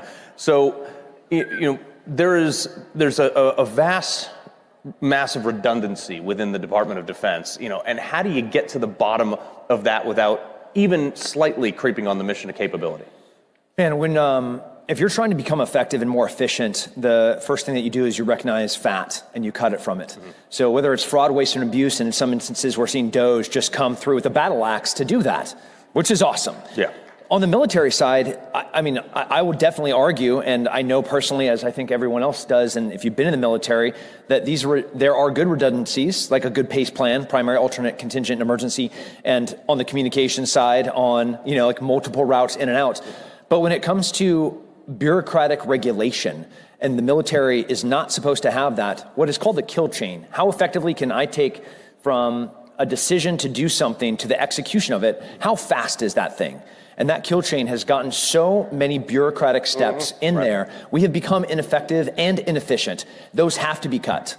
Yeah, well, that's the danger of the big corporate mindset too. I mean, you guys know as well as I do. You get the green light to do an op, and you have to get it approved up the chain. And by that time, the guy's already left his house and fled the country. That's true. Yeah. And I mean, it comes back to the efficiency that they're doing right now. You need redundancy in place, like with submarine warfare. If one gets an order, another one needs it too in case it gets hit and no one knows. That stuff like that. But the Pentagon hasn't passed a budget.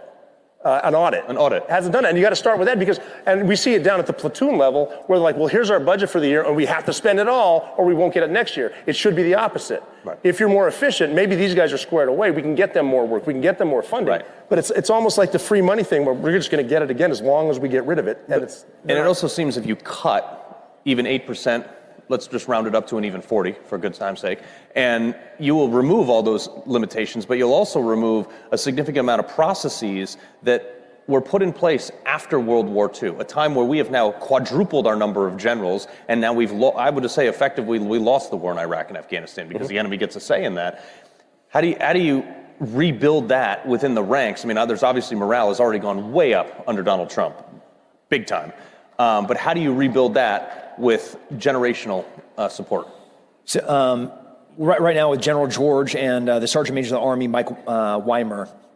Mike Weimer, former unit guy, was part of the special missions units, also a special forces guy. They clearly have said time and time again, they want to focus on lethality, maneuverability, flexibility. And these are things that bureaucratic systems and multiple checks and balances always slow down. They want kids being able to 3D print a tool that would have cost through a government contract on a named project tens of millions of dollars. And 7 years to approve. That's right. Yeah. And all of that, we have to innovate. We have to innovate our way out of this, and we have to become the 2025 fast, lethal fighting force where the rest of the world is like, buddy, want nothing to do with that kid from Oklahoma that just throws hay bales, and now we're giving him the best tools possible to go and kill his enemy. Right, and something on that too that good point. I think just we were talking about Secretary Hegseth working out with the guys and the big monster dude. Yeah. That's something else right there that you haven't seen with the SecDef, but that's what you need. It's always been impressive when the general officer, the general or the admiral, comes and talks to the E5 mafia. Right. Hegseth, Mr. Secretary, sorry, Pete, can like I've always been saying we need a mid-level officer with combat experience to take the Secretary of Defense, because he will talk to the troops, and that when you're working out with the troops, you can ask them simple stuff. Right. Where are you from? Why did you join? What are you anticipating? What do you expect out of this? How's morale? Okay, morale's bad. Why? Morale's good. Why? Find out why, and then obviously, it is a pyramid, top-down type stuff, but they might want to think about potentially changing that up a little bit. But also flattening the organization, allowing that direct feedback. I remember when I was in, the Admiral would come down and they'd be like, hey, look, if you have any questions for the Admiral, clear it through us first. Carl, you're not allowed to ask any questions whatsoever. But it's, and I raised my hand, this is in 2009 after we just gotten back. And I said, what's the desired end result in Iraq? I mean, I got in a lot of trouble for that, but they had no answer. Yeah. It was heartbreaking on the ground in Afghanistan, in August of 2021, all the way to the 26th of the Abbey Gate bombing. That sent a shockwave through all of GWAT and recruiting. Mm-hmm. Nobody likes to lose. America's not built to lose. We're built to be the most powerful fighting force on the planet, the military is, and the country that's the strongest that's ever existed in the existence of our species. Greatest country ever.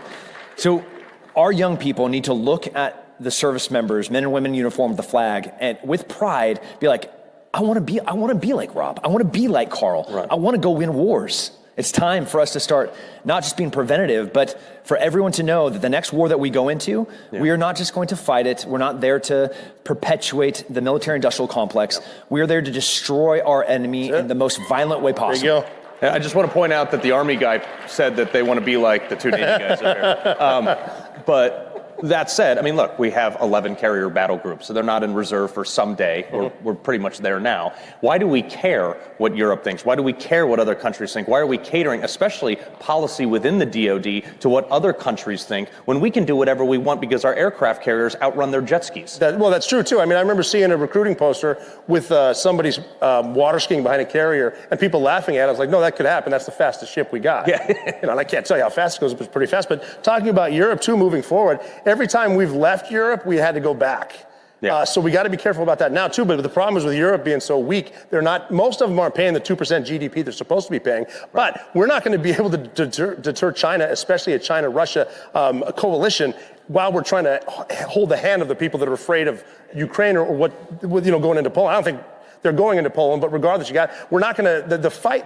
You got to figure the 5,000 miles of a supply chain we're going to need in the Pacific. Right. When China within the next few years, tries to take Taiwan, there's other allies over there dealing with a much bigger enemy. And then you're getting into the AI thing, the drone fighting. I'm so glad that wasn't prevalent when we were there, but microwave weapons, stuff like that. I mean, we're still back in time. We do have smarter people than this panel. They're working, but they got to be smart about being. It's a pretty low bar, if you don't know, for us. But. No, I mean, that's 100% right. The technology is almost outpacing the need for some manning, not all. But how do you balance the technology versus the man on the ground? I mean, this is a question that we've asked every single war and every single conflict. Ultimately, it really does come down to the men and women on the ground. Yes. It comes down to the quality of the people, their integrity, and their work ethic. And I love this country. I'm so proud that I get to wear the uniform and the flag, and I get to look to my left and my right, and I am just so inspired by the strength of our service members and the men and women in this country. And I have total confidence that we have the best and the brightest in the world that are answering that question. And they are giving the best tools to the best men and women in uniform to then go and both prevent our next war and, heaven forbid, if we do have to fight it, win it. Yeah. Let's talk about kids. Rob, I know you got a new one. Yeah, I got a birthday on Sunday. Yep. My daughter Valor turns 1. Wow. So, congrats. So, I have 3 myself.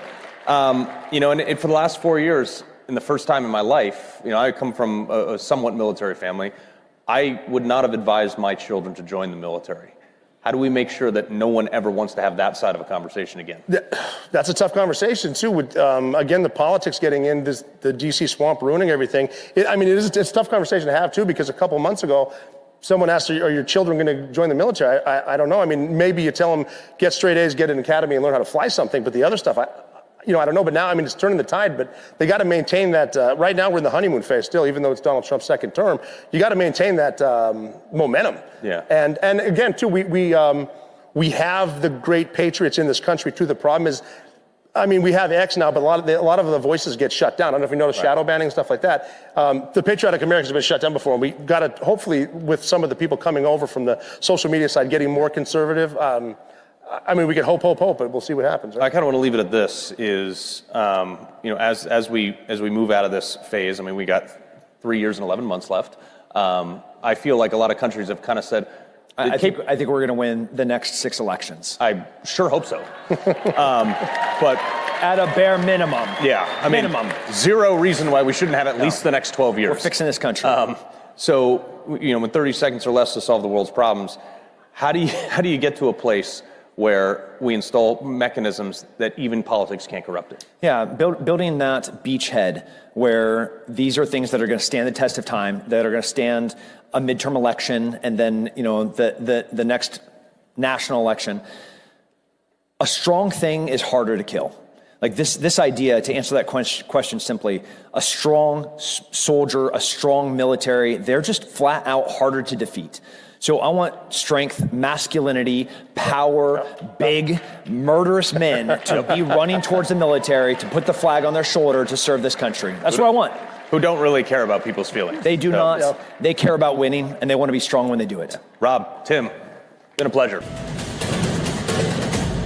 Newsmax has been terrific. President Trump is right. Millions are switching to Newsmax. It's the fastest growing streaming service in America. You don't need those woke streaming services anymore. Just get Newsmax Plus. Watch the best shows like Greg Kelly, Rob Schmidt, Greta Van Susteren, and Rob Finnerty.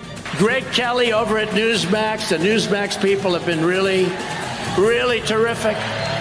Gain access to exclusive documentaries, series, and special briefings. It's free to start. So go to NewsmaxPlus.com now to sign up and watch Newsmax anytime, anywhere. Hey, it's Matt Schlapp with CPAC. We've had a huge problem in this country with election fraud. But at CPAC, that's not a problem. Our only problem is getting each and every one of you to vote. So look at your badge. You have a number on that badge. And get your phone out and vote on all the issues that matter. And my guess is you probably like what Trump's doing as well. And we'll have the results for you very soon. This lunacy will end on my first day back in the Oval Office. I promise you it will end immediately.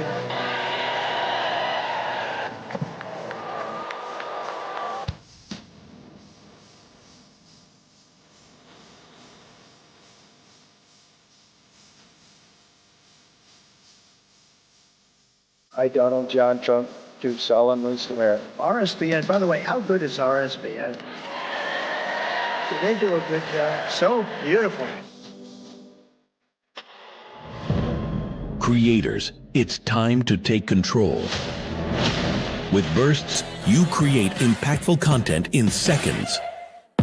Powered by blockchain, your content and earnings are protected, transparent, and yours to control. Play TV isn't just a platform. It's a community of creators building a new future together. Your freedom starts when you press play.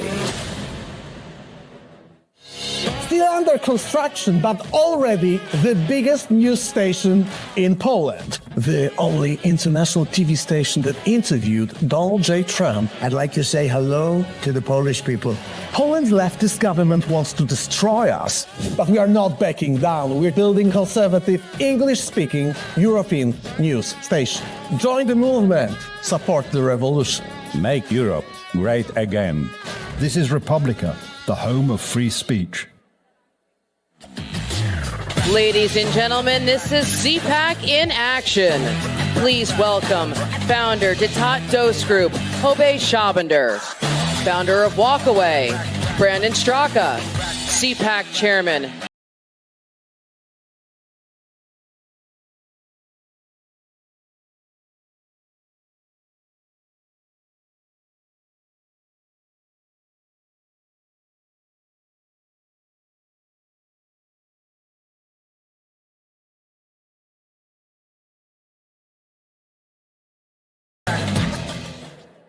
All right, everybody. Welcome, first of all. How amazing has this CPAC been for you? Woo! And you know, CPAC, the thing I love about it, I've been coming for decades now. Phyllis Schlafly actually brought me to my very first CPAC. Now I come every year with Real America's Voice and love talking to all of you. But my favorite thing about CPAC is it is what President talks about all the time, action, action, action. And so that's what we're going to talk about with you today, what we did right in this last election. If the message that's coming through to you as really the actors in the action, right? If that's the right message, because the people on this panel have the expertise to tell you all of the above. So I think what we should do is start with just a brief intro, if you guys can, just a couple of sentences about who you are and what you did in this last election. Thank you so much. Hi, everyone. My name is Obey Shabander. I was in the field in Michigan. My group launched the Arab Americans for a Better America, or APAC. And thanks to a great deal of CPAC's support, we set up shop in Michigan early on in the campaign as an outside group, working very closely with our favorite ambassador, Rick Grinnell, to reach out to the Middle Eastern community, Muslims, Christians in Michigan, and we helped turn Michigan deep red with a lot of first-time voters who had never voted Republican ever in their life voting for President Trump because they knew that he was a president for peace. Hey, everybody. I'm Brendan Strzok. I'm the founder of the #WalkAway campaign. Don't get a big head, Brendan. We are the largest national movement of former Democrats walking away from the Democratic Party at this point. In 2018, we started a national conversation about the need for people to walk away from the divisive, hateful Democratic Party and political left. And we walked away with the House, and we walked away with the Senate, and we walked away with the popular vote, and we walked away with every swing state in the country. But because massive numbers of minorities walked away from the Democratic Party in 2024 and led us to victory. Well, you know this guy. Do you have any sentences you want to say about what you do? Well, I just want to say that my wife, Mercy, just walked in. I think she's doing a great job. Thanks for coming to listen to me. I was told that there's going to be some harsh judges of how I do in this panel, so I'm very nervous right now about what the scores are going to be. In my household, you have to do a good job where I have 6 women who kind of let you know you don't do so good. But and all my kids, almost every one of my kids is here today. So if you see them, be careful because they're good staffers, I want you to know. Okay, so let me just give you a quick overview at CPAC. You guys are all very generous to us and to many other conservative groups. CPAC has, I think, a big role to play there, but Brandon's group has a big role to play there. I bet you have Michigan groups that have a big role to play there. The one thing as a conservative community, by the way, I'm preaching to myself right now. The one thing as a conservative community, which I think is the pro-America community, I'm not so sure conservative is even a word we have to use right now. We just believe in America and America's values, that we got to partner together really, really well if we're going to beat the bad guys, if we're going to beat the commies. So this is a little bit to myself. I get competitive. I think, well, that's a CPAC thing. CPAC did that. And we're doing a good job as an organization because all of you are helping us, but we all have to work together. And I have to say, to begin my comments, I think we ought to give a rousing applause to having an RNC chairman who was uber competent and did a great job in Michael Whatley. Susie Wiles, the campaign manager for Donald Trump, deserves a round of applause for being uber competent, and Chris LaCivita. Let's give them a round of applause.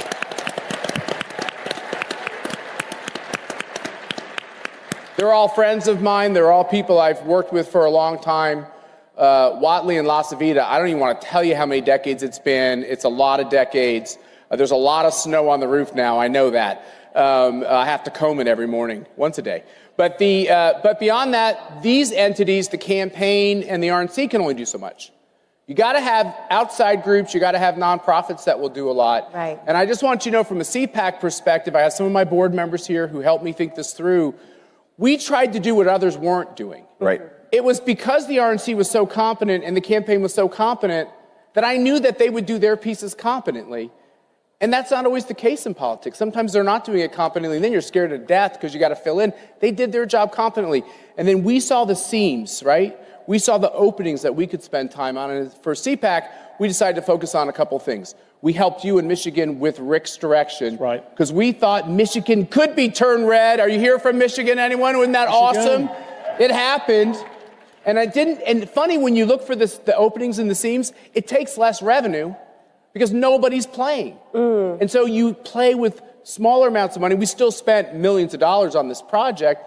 Mercy led the way on the Hispanic outreach. There, believe it or not, there was a lot of openings there. Thank you, sweetheart, for your great work and your voice on those things. And then we did something else. By the way, we believe that they cheat. I'm sorry if it's controversial. I'm never going to stop saying it. I'm sorry if I keep getting canceled. I believe they cheat. We think, as a board at CPAC, we think that if we expose their cheating, put cameras on their cheating, have people watching and reporting on their cheating, writing letters to state officials about how they plan to cheat, that stops a lot of the cheating. And I believe that's what happened this time. And we did plenty of that. Well, Matt, here's a question, though. We heard a lot about banking the vote, right, in this last election.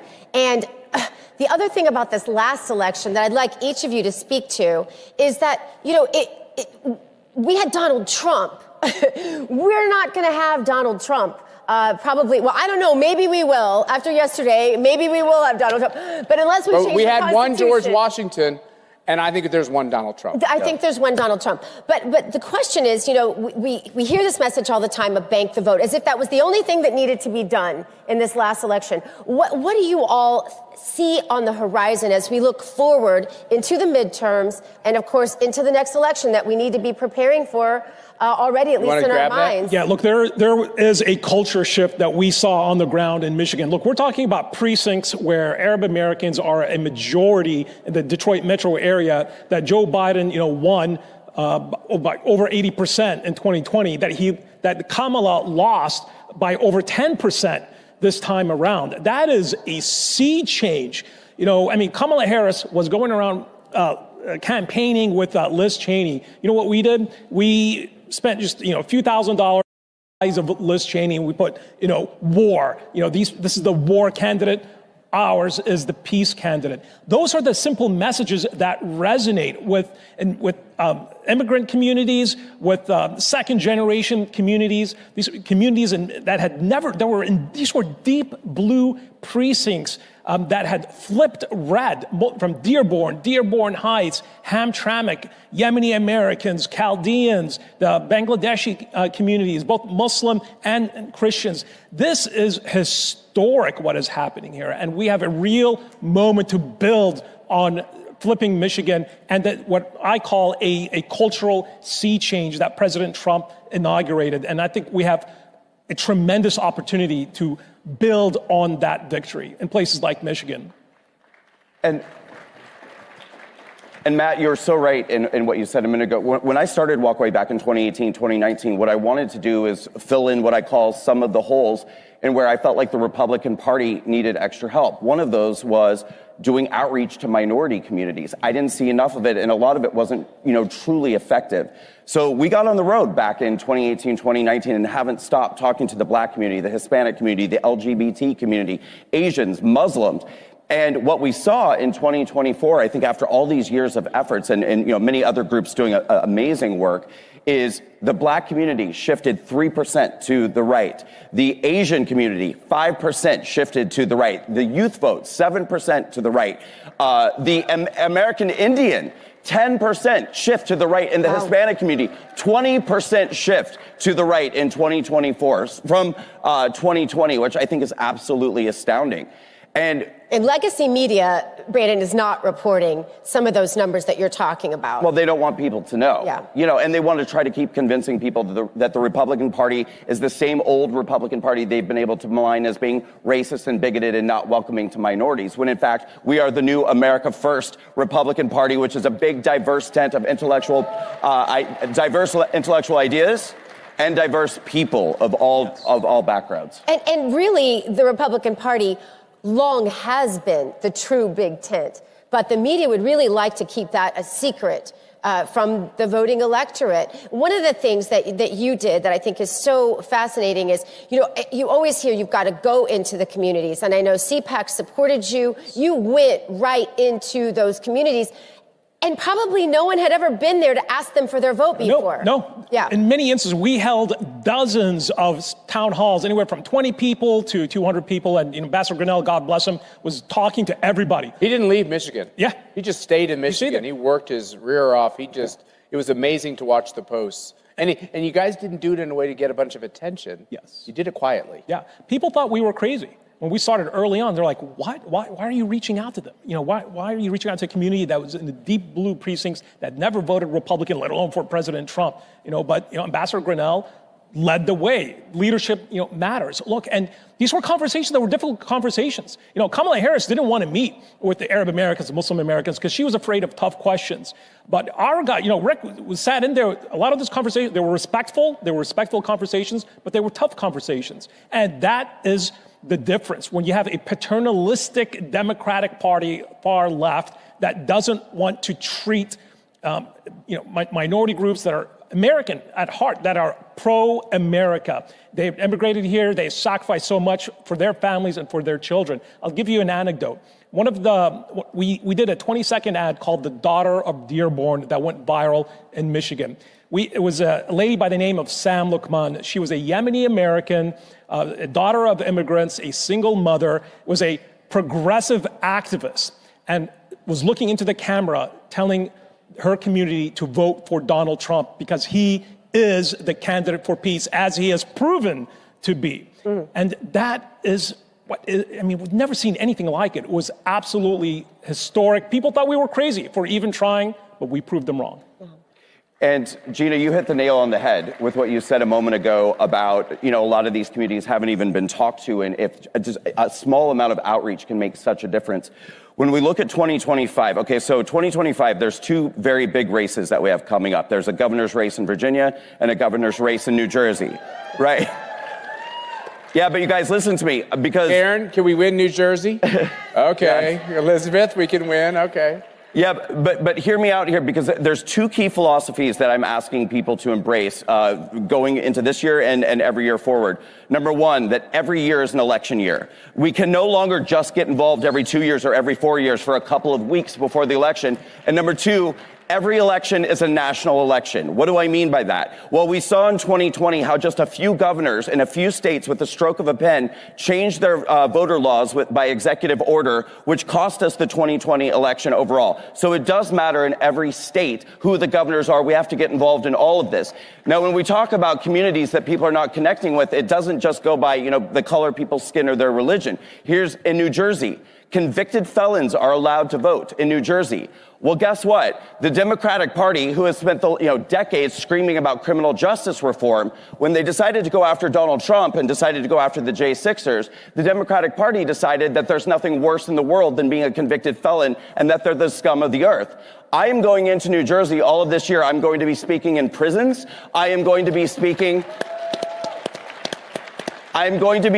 to ex-convicts groups. And my message is very simple. Which political party is demonizing convicted felons, and which political party just elected one to be president of the United States? That's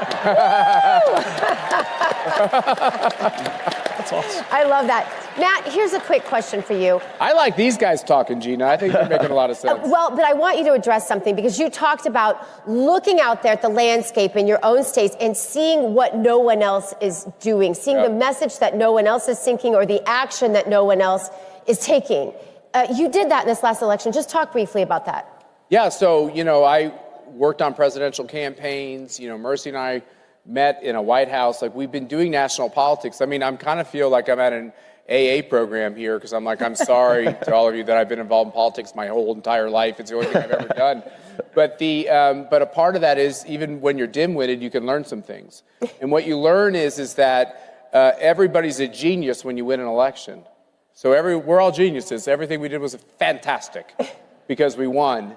And that's not honest. No. Some of the things were difference makers and some of the things weren't. When you lose, everyone's an idiot. And everything you did was stupid. And that's not honest either. So you have to really look at things in a clear-eyed way. I would say there's a couple things I've been doing this job a while, and there's a couple things I'm actually proud of. That, even though they say that's a vice, right? Pride. But there are a couple things I'm proud of. One of the things I'm most proud of is, back to Brandon's comments and your comments too, the first group, and we do this together, we're a community. The first group to invite RFK to speak was who? It was CPAC. CPAC invited RFK. I got yelled at by everybody. What an idiot you are. He's a liberal. He's running against Trump. He's going to hurt Trump. I was like, I don't know. I'm reading about these assassinations. I think he's got a real finger on the pulse of this deep state thing.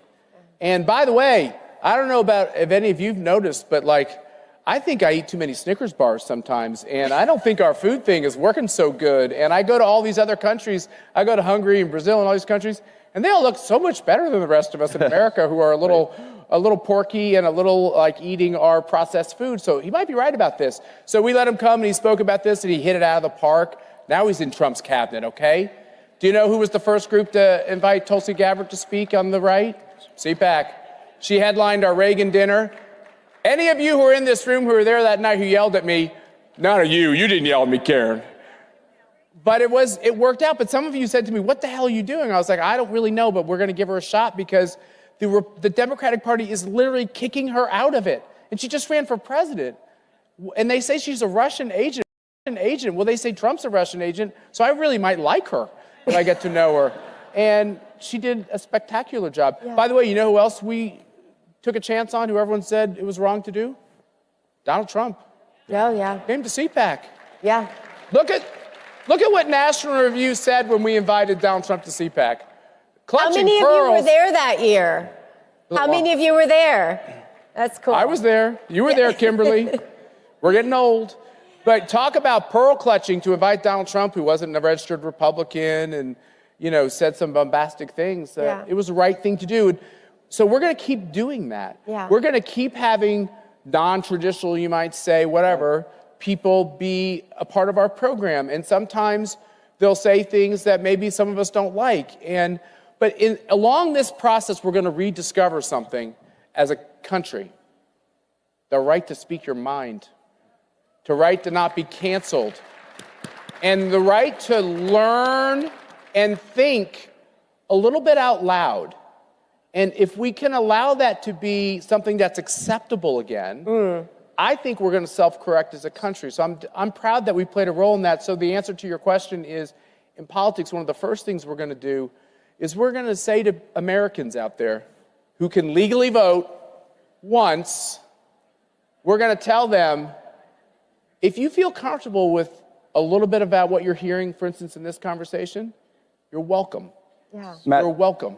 Matt, could I say to you too, to your point about taking risks and inviting non-traditional people, people are very aware of what I've gone through for the last 4 years. Which was wrong. Thank you. But I want you guys to know that in 2022, very shortly after I got off of house arrest, and certainly when the national conversation regarding January 6th was still extremely negative, I got a phone call from Matt Schlapp in early 2022, and his exact words to me were, Brandon, don't think that your friends have forgotten about you. He said, I want you to come and speak at CPAC in 2022. And he invited me to speak in 2022 and 2023 and 2024 and gave me a stage and a platform to talk about my January 6th experience and to even erect a prison cell at January 6th to do a demonstration to draw attention to what the J6ers were going through. So I want to thank you for your consistent support of the January 6th community all this time. Absolutely. Yeah. Well, we are almost out of time. Do you have any final words? Because we want to leave. Hey, no, first, Gina, can we say thank you for Michigan? Yeah. Thank you. Thank you for believing in us. Thank you for believing in us when not many people believed in our mission. Muslim Americans, Arab Americans love President Trump. They love the message for peace, the peace that the president has already delivered. And this is a community that's growing, and you're going to see a lot more of them voting Republican. All right. Awesome. Let's do it. Thank you all for being here. Thank you, Gina, and thanks for being here with Real America Voice. Have you all gone down to CPAC Central and seen their big Mac Daddy television set down there. It's a little boisterous and loud, but I kind of love it. It's fun. And every single morning, 8 to 10 a.m. Eastern Time, American Sunrise would love to have you in our morning show audience. We do a fun but tight show, and we have we haven't had you on yet, but we'll have to do it. But we have these guys on all the time, and love to have your input and participation. Thank you all so much for a great CPAC. Ladies and gentlemen, Stacey Abrams needs a job. The people fight back. Please welcome Chairman of the Republican National Committee, Michael Waltz. Secretary of State of Ohio, Frank LaRose, and Vice Chair, Center for Election Integrity, America First. How you doing? Sir. Good to see you. Hey, CPAC, how's everybody doing? Now, you know why they have us three up here is because they wanted to do a dry run for when Trump gets here and the raucous crowd. So we're basically exactly how it's going to be when Trump is here, just so everyone's clear. Guys, what a huge, huge, massive victory we had in this past election. You can clap for that. I still can't believe it sometimes when I look up and I see Donald Trump in the Oval, and it just still means so much to me. I know it means so much to you guys because you're the ones who got in there. Yeah. You're the ones who did the work. You're the ones who went to the neighbors and explained to them why our policies made their lives better and how Joe Biden had been kicking us in the teeth if they didn't feel it already, for heaven's sakes. But at Palm Beach, election night, I'm down there doing all the media stuff, and Trump's about to come up. And one reporter comes by me and he says, "So what do you think? This is kind of like 2016 vibes, right?" I was like, "Are you insane? 2016?" I was like, "Yeah, he beat Hillary Clinton. No one thought that was going to happen." But since then, the indictments, the mugshot, raiding his home, going through his wife's underwear drawer, for heaven's sakes, trying to get rid of his businesses, going after his friends, his family, his coworkers, his colleagues. Not one, but two assassination attempts. Not one, but two opponents, Joe Biden and Kamala Harris. It's not even close to how it was in 2016. Also, he wins all the swing states and he wins the popular vote. I mean, no one saw that coming. Yeah. And on election night, I don't know about you guys, but I was still really, really nervous.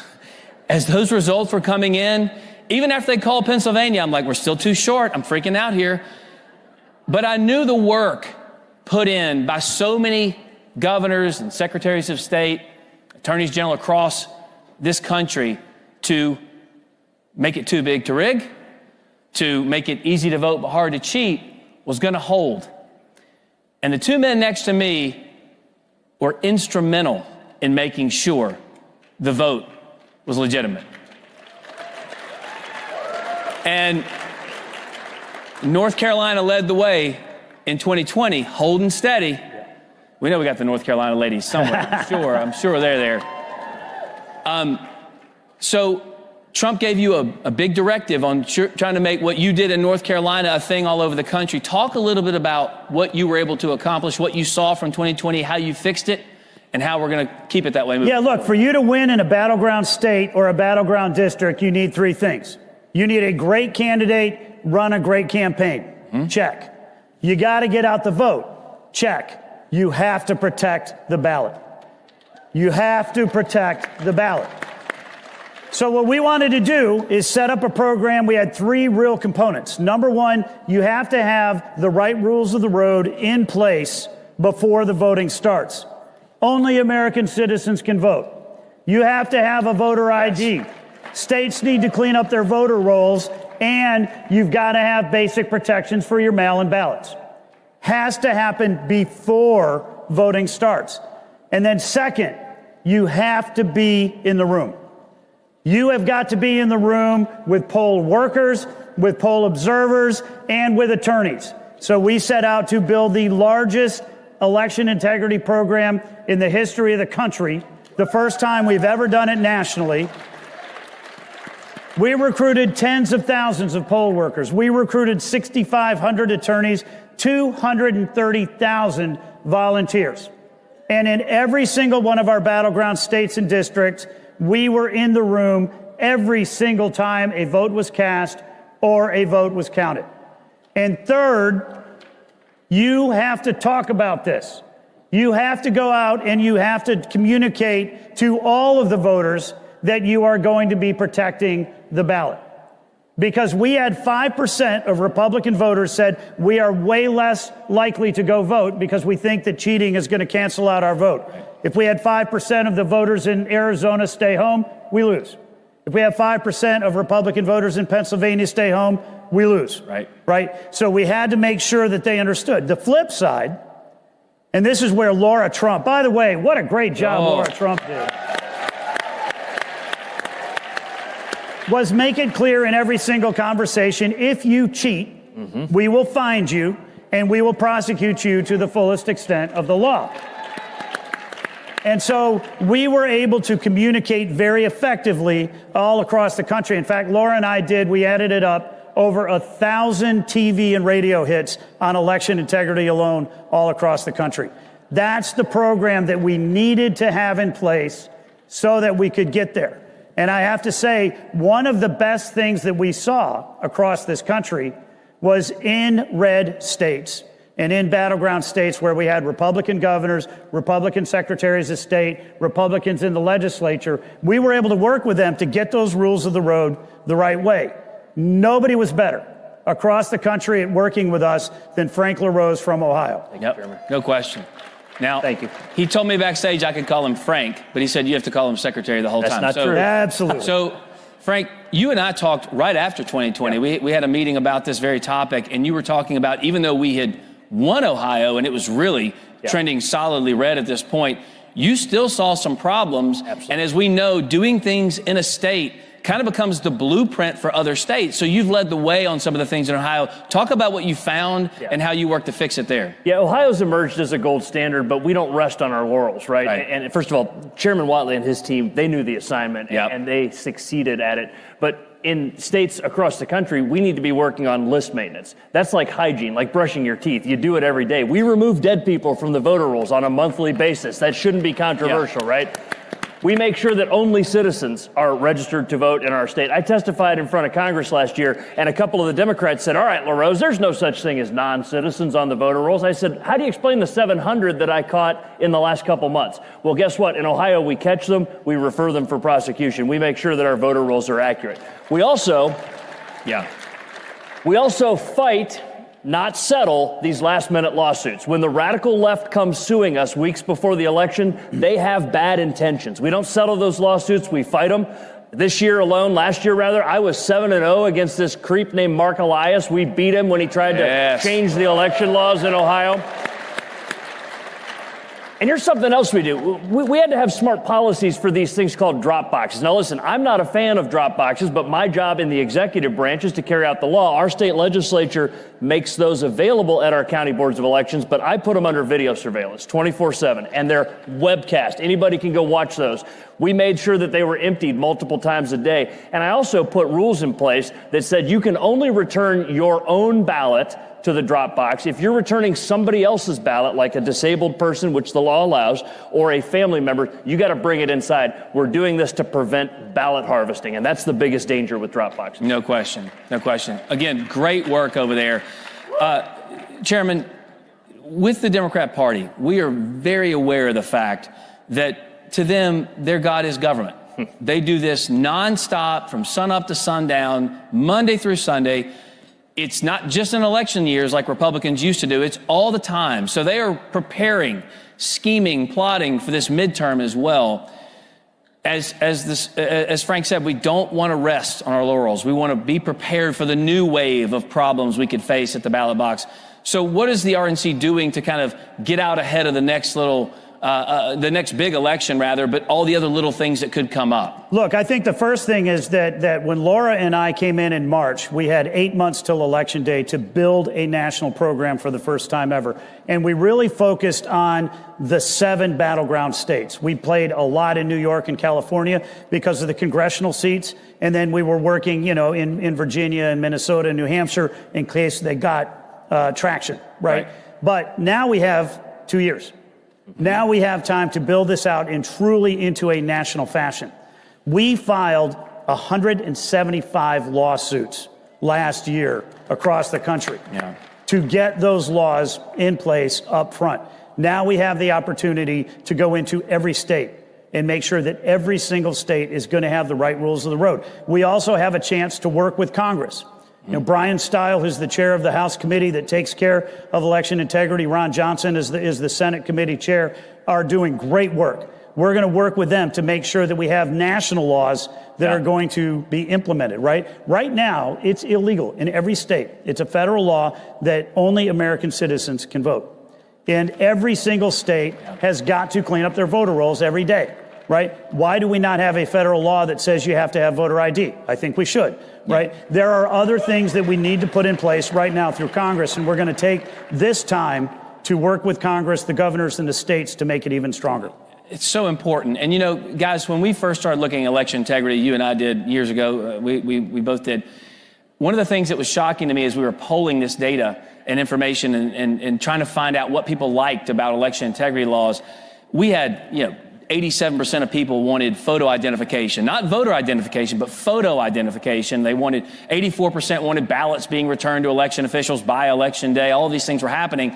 But I said, you know what I want you to do? I want you to poll the number of Americans who believe only Americans should vote in American elections. Now, I thought that would be 90% easy. 3 years ago, it was 60%. And I went to the pollster and I said, that is so not true. Did you phrase it right? And he goes, no, I phrased it right. And he said, the difference is about 30 to 40% of America want open borders. And I thought, well, that's weird. In 2 years, after we had governors who said, you know what? You want illegal aliens? You want sanctuary cities? Fine, you got them. After those same people that were polled that said we want open borders got a taste of what it was like to have your communities flooded with people who don't have the right to be here, who are taking, your resources from your schools, from your hospitals, from your first responders, et cetera, they said, you know what? Maybe only Americans should vote in American elections. And that number went from 60 to 92% in just a few short years. That shows you how much the policy matters. And as you're talking about doing some stuff from the federal level, I think that's important because we still, as a party, we believe in federalism because what works in Mississippi may not work in Montana or Maine or Massachusetts. But there are some common denominators there that you're talking about that now we have the House, now we have the Senate, and Lord knows we got the White House at this point. Yep. We need to work together to make sure that happens. And Frank, before I get to you here, understand to me what's vital. Donald Trump has done something here I think is so important. All of his cabinet secretaries, which, let's be honest, what an all-star team he's got, they're not only well-suited and well-experienced to do the job that they've been asked to do, they're also good on television.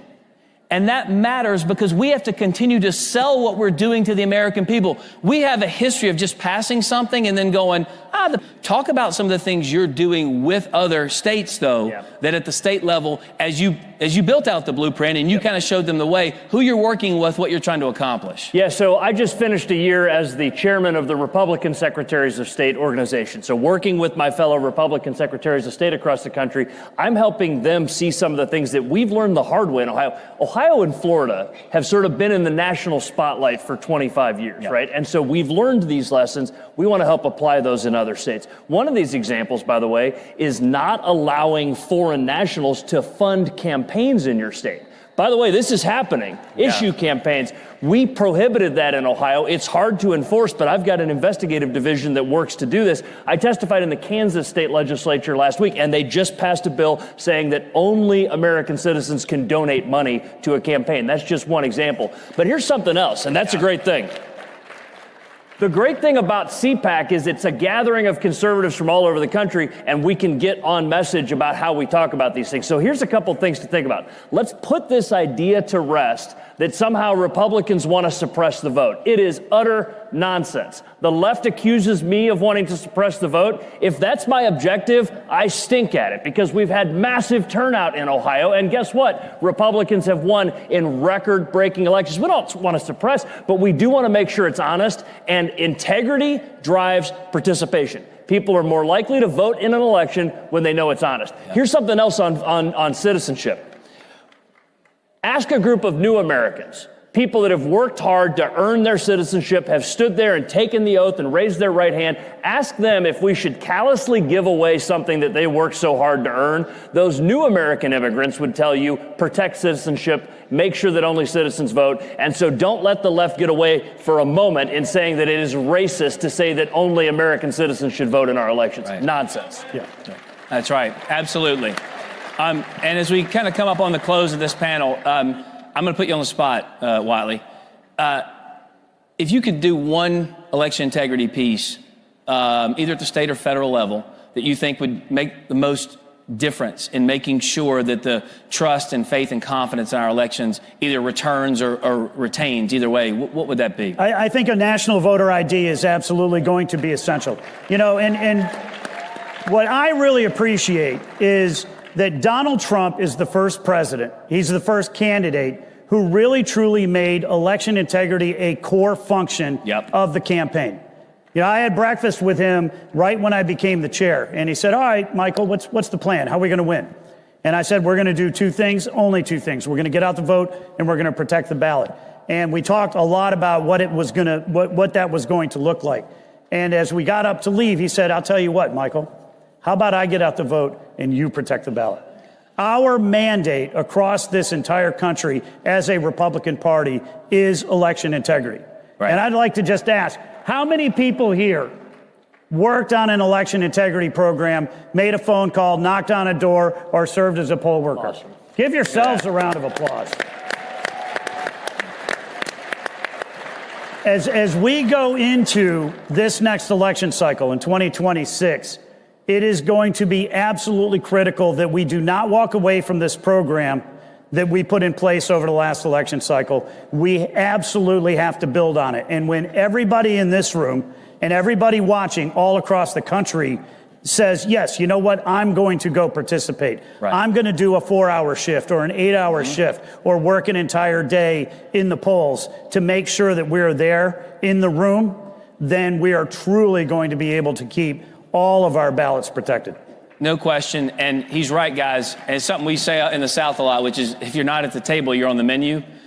You got to be in the rooms, folks. You got to do the work. And just because we won this time does not mean we'll win next time. Donald Trump is the single biggest driver of voter turnout I have ever seen in my 25 years in politics. It's going to be difficult, if not impossible, to duplicate that without each of you getting engaged and staying engaged. Last question, same to you.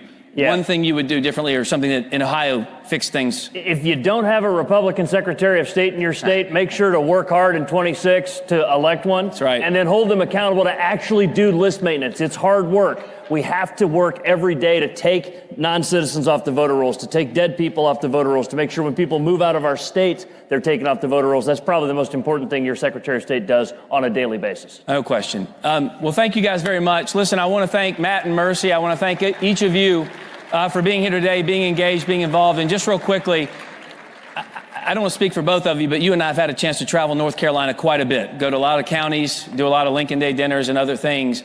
It always fascinates me what we're able to do in this country that we can't do anywhere else on the planet. This nation affords opportunity like nowhere, and I think everyone understands that, and that's why you're here and you want to be engaged and involved. And for someone like me and being born in a small town in North Carolina, of course, and raised in a smaller town in Arkansas, I'm a nobody from nowhere. I shouldn't get to go into a White House. I shouldn't get to know a president or fly on Marine One or be in the Beast or Air Force One or any of those things. But I got to do that every single day for 4 years with Donald Trump in his first term. And it blows my mind when I think about it because, again, I didn't have a last name like Bush or Cheney or Kennedy or Clinton. Thank God it wasn't a Clinton. But you understand, I don't have that blue blood political last name. But I get to do the things I did. And I would go in the White House every day in my office. And you guys know the picture of the West Wing when you have those two Marines standing out front. That window over the right Marine's shoulder is my office. And I got to go into the White House every single day and stand right in front of Donald Trump, right in front of the Resolute desk in the Oval Office and give him advice. Now, he never took a word of it, not a single word. But that's not the point. It's only in this country would someone like me get to give it.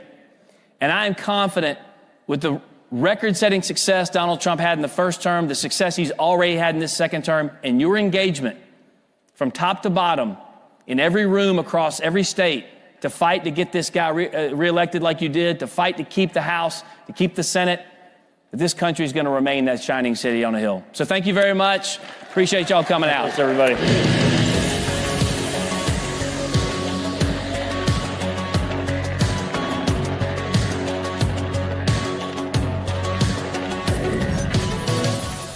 Robert Fico, four-time Prime Minister of Slovakia, a small, proud country in the heart of Europe. In May last year, an opposition activist tried to assassinate him for his policies.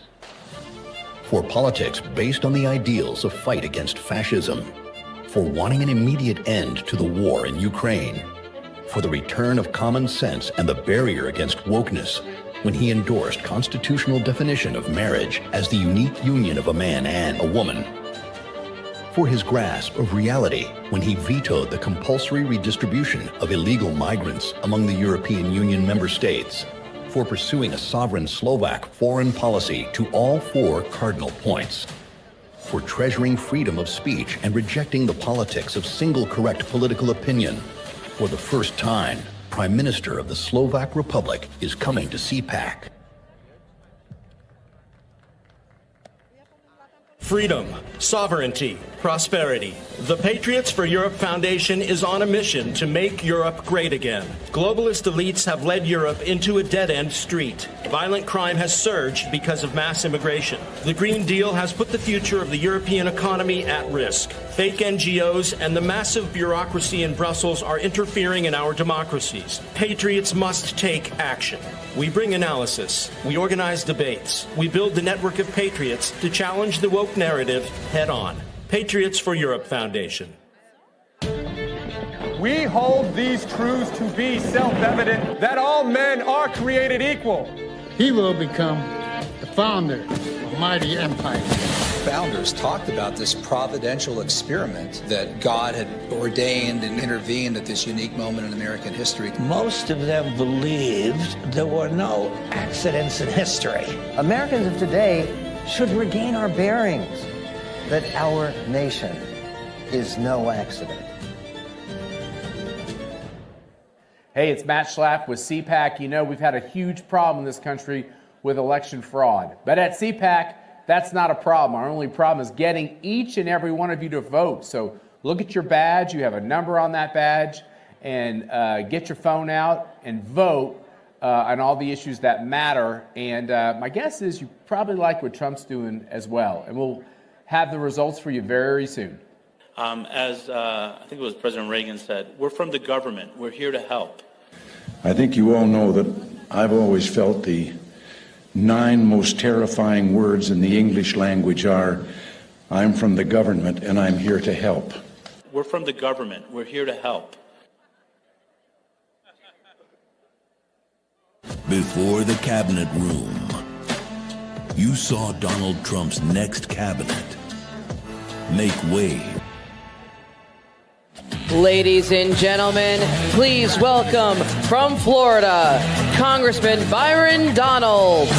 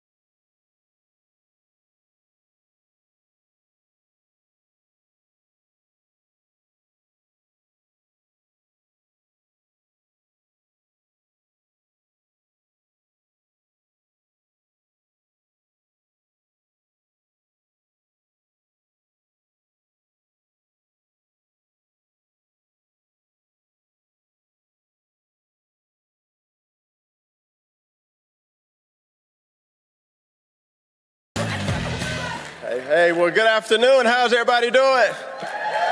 Hey, man, it's so good to see you here, and I want to thank you, CPAC, and thank you, Matt and Mercedes, for putting on this incredible event. Let's give them a round of applause for this wonderful event. And I want to thank each of you for being here today. I'm so excited to be with you all. There is a renewed sense of energy and enthusiasm in this country and in this room. Can you feel it? Yes, you can. Well, we're all excited to have President Donald J. Trump back at the helm of this country, ushering in the golden age of America. Well, CPAC, you know, I am a Baptist preacher. Yes. And so when I see people in the room and people in the crowd, it makes me feel very encouraged. But I promise to only have 3 points, and then I'll close. Is that all right? Well, it's a great honor for me to be here and a privilege to serve as the new Secretary of Housing and Urban Development. I look forward to supporting President Trump and Vice President Vance in their mission to advance policies that put you, the American people, first above all else. Amen. You will hear me say this many times over the next few years. I'm not really concerned with status. I'm not really concerned with media attention. I'm a purpose-driven person. Thank you. And my only goal is to do what's right by the American people. I'm grateful that the President has trusted me with this tremendous purpose of serving you, the American people. And I know you have heard this great, timeless statement from President Lincoln that government is of the people, by the people, and for the people. This statement today still rings true because we are one team in America. Never forget that the government works for you. There should be no division between you and your leaders in Washington, D.C. You know, I've been part of many teams in my life, in sports, in business, in ministry. And today I consider it a great privilege to be on this team with you, the American people. We are one people, and we will act with one voice under the leadership of President Trump. Leadership on a team is built on service and trust. And as a new secretary, as your new servant leader, I want to earn your trust. And that starts with you getting to know who I am and why I'm passionate about this mission at HUD. I was born in Richardson, Texas. Any Texas people out here today? My first job as a young man was as a dishwasher at Spring Creek Barbecue. I had to wear corduroy pants, steel-toe boots in the heat of the summer in Dallas, Texas. There was barbecue sauce everywhere, but that was my first job. And you know, that job and every job that I've had since then has afforded me the opportunity to meet new people, to be a critical thinker, and to be a problem solver, and most importantly, to serve others. And I'm confident that this opportunity at HUD, this blessing, which it is a tremendous blessing to me, will be no different. You know, like many of you in this room, I have faced difficulty in my life. I've had to rely on God's grace to overcome obstacles that the enemy tried to use to stop me from carrying out the Lord's calling on my life. We've all faced struggles. Can I get an amen? We've all faced struggles, family struggles, financial struggles, health struggles. We've all had the odds at some point in time stacked against us in our life. And if you have not faced struggle in your life, just keep on living. Just wait, because James says this: consider it a pure joy when you face trials of many kinds. Consider it pure joy when, not if, you face trials, because the testing of your faith produces steadfastness. How many know we are a steadfast people? Well, I graduated from the University of Illinois, where I played football, ran track, and met my beautiful wife. Football instilled mental and physical toughness in me. And after graduating, I was selected in the 7th round of the National Football League's NFL draft. Now, if you don't know, the 7th round is the last round in the NFL. And you know, many people, being a 7th round draft pick, many people thought that I was an underdog. They thought there's no way this guy's gonna make it, but I didn't view it that way. Instead, I viewed it as a tremendous opportunity in my life to make a generational impact, even in the world of sports. I was blessed to play 9 seasons in the National Football League with, thank you, with the Denver Broncos, the San Diego Chargers, and my beloved Washington Redskins.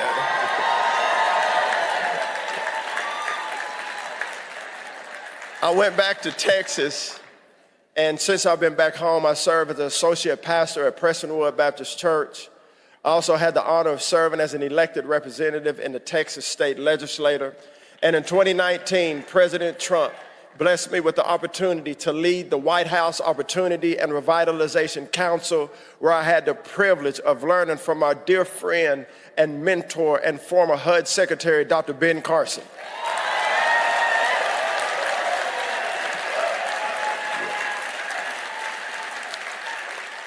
I was fortunate to travel the country and see firsthand the impact of opportunity zones, which provide forgotten Americans the chance to create a true foundation for themselves and ultimately allowing them to become self-sufficient and self-sustaining and unleash the potential that the Lord has blessed every individual in our country with. And I'm excited to build on the success of opportunity zones in this next chapter and to continue delivering growth, opportunity, self-sufficiency to the forgotten men and women and families of America.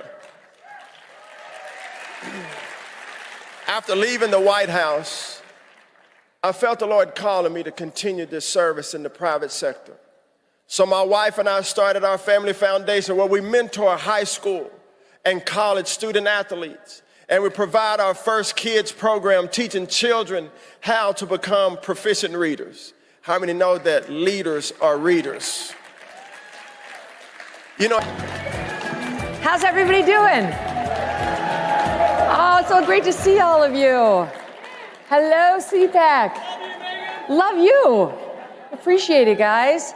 Gosh, you guys have been out there all day. God, this is amazing. I have to tell you, especially now that I do my own show in my own studio, I don't get out enough. And it's wonderful to actually get out there and see the people and actually glad hand with people who watch the show. Yes, it can be like a little heady because you're like people at an event like this, they come over, they say the nicest things. And you can almost be in danger of getting a little too drunk on your own wine.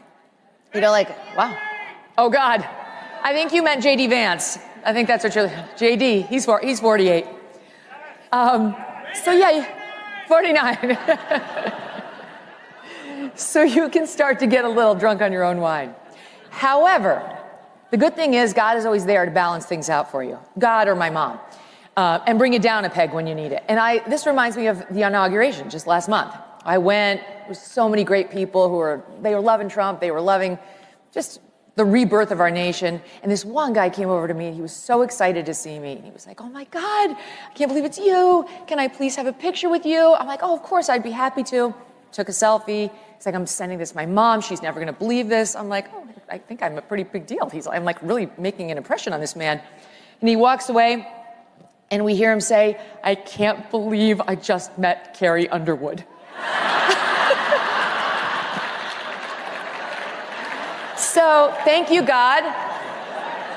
I appreciate that. It's important to remember who you are and who you definitely are not. But it was kind of a compliment either way. Anyway, speaking of big names you definitely will know, have you heard about what's happening with the Blake Lively, Justin Baldoni case? All right, I'm just going to walk because I actually held that. Can you hear me okay like this? Okay. Okay. Are you obsessed with this case? All right, there are millions of people who are obsessed with this case. I'm going to give you a little background on it, and then you will be obsessed with it. And I'll tell you, there's a reason why conservatives in particular are following this so closely. It makes sense to me. All right, so you know who Blake Lively is, right? Most people know her. Yeah, see, the people who are booing, they know. Then there's this guy, Justin Baldoni, who's not as well known. And see, they've been following the story. So he optioned this book called It Ends With Us, and it's about domestic violence. And he managed to get Blake Lively to star in his movie across from him. He played the abusive guy and she played the woman. And this is the thrill of a lifetime for this guy. You know, he had done another TV project, but nobody knows who he is. So he gets Blake Lively. She's married to Ryan Reynolds. These are Hollywood A-listers. He's going to put him on the map. And she agrees to be his female co-star. Great, they're off to the races. Well, shortly into production, Blake Lively is very dissatisfied with virtually everything around her and decides to allege that Justin Baldoni, forgive me, very effeminate, evolved, modern feminist man bun kind of guy, is like this virulent sexual harasser who can't stop harassing one of the biggest stars in Hollywood in front of everybody on the set. I've got questions. I'm not sure why he would do that, whether he'd have the guts to do that, or whether the man bun is the most likely harasser in general. But you never know. Sometimes the ones who kind of bend over backward to be as woke as possible are the most, so okay, I'm open-minded about it.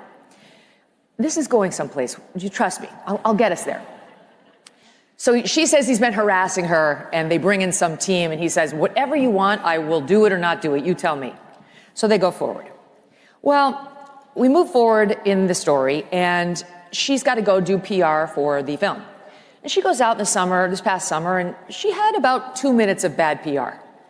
The problem for Blake Lively, in my opinion, is that she does not improve upon acquaintance. And so the more time we got to spend with Blake Lively, the less we liked her, the more her promotional efforts for a film about domestic violence felt off. She was full of giggles and laughter and wanted to promote her liquor brand. Nothing says domestic violence like a bottle of tequila. What? So it felt weird, and she started to get hit by some of the media for being insensitive. Then this one reporter re-upped a video in which she interviewed a then 8-month pregnant Blake, and kicked off the interview as you would do as a journalist if there's something obviously different about somebody physically by saying, oh, you have such a cute baby bump. And Blake was taken aback, even though it was obvious, and said, oh, so do you. The reporter was not pregnant. It was a nasty jibe at her for no reason. So normal people at home who don't care about this woman at all are looking at her like, I don't like her. She seems like a bully. She seems like somebody who punches down to somebody who's only trying to do something nice for her. So negative press swirled around her during this whole, like a month, right? Later, she would describe this as though it was the pile-on against Trump. Honestly, it's like most of us, especially in Republican politics or the news, this is called Tuesday for us. It's like, grow up. You're in the public eye. You've got probably hundreds of millions thanks to your husband. Just shut up. No one cares that you got a couple of bad articles about you in the Daily Mail.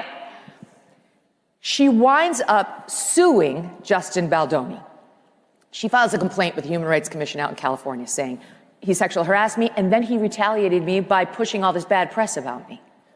He was behind it because I found his agent, his PR agent's nasty text saying, we can ruin her. If we have to ruin her, we will. And those texts do exist. And Blake Lively went to the New York Times, and the New York Times wrote this sympathetic, poor Blake Lively story. Oh, we were all wrong about her and her weird PR. She's actually a good person and a Me Too victim. And then Justin Baldoni did something very smart. He hired the lawyer who represented me in my fight with NBC News, which ended well. His name is Brian Friedman, and he's a legal genius. Highly recommend if you ever, God forbid. And Brian Friedman knows how to fight back against a bully. Trust me. And he started telling everybody Justin Baldoni's side. He told us that Justin Baldoni denied those claims of sexual harassment and only tried to appease Blake Lively because she was such a high-maintenance diva bully brat. He had to bend over backwards just to get her to shut up and complete the film. He told us that Justin Baldoni claims she tried to take over his movie because she has a history of saying, okay, I'll be the star, but what I secretly want to do is direct it and edit it and produce it. I want all the roles for me and only me. I want full control because I am a controlling bully.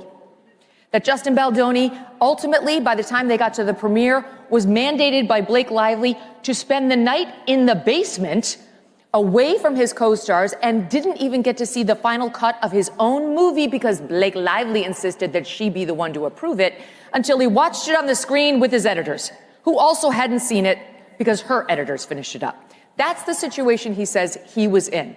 So it's a real he said, she said. Who's telling the truth? Is he some creep harasser who took a shot at somebody like Blake, jeopardizing his movie and his future career? Or is she just extremely high maintenance and someone who plays the victim when she doesn't get her way? Well, I've got my opinion, and I think you can guess what it is based on our little discussion here.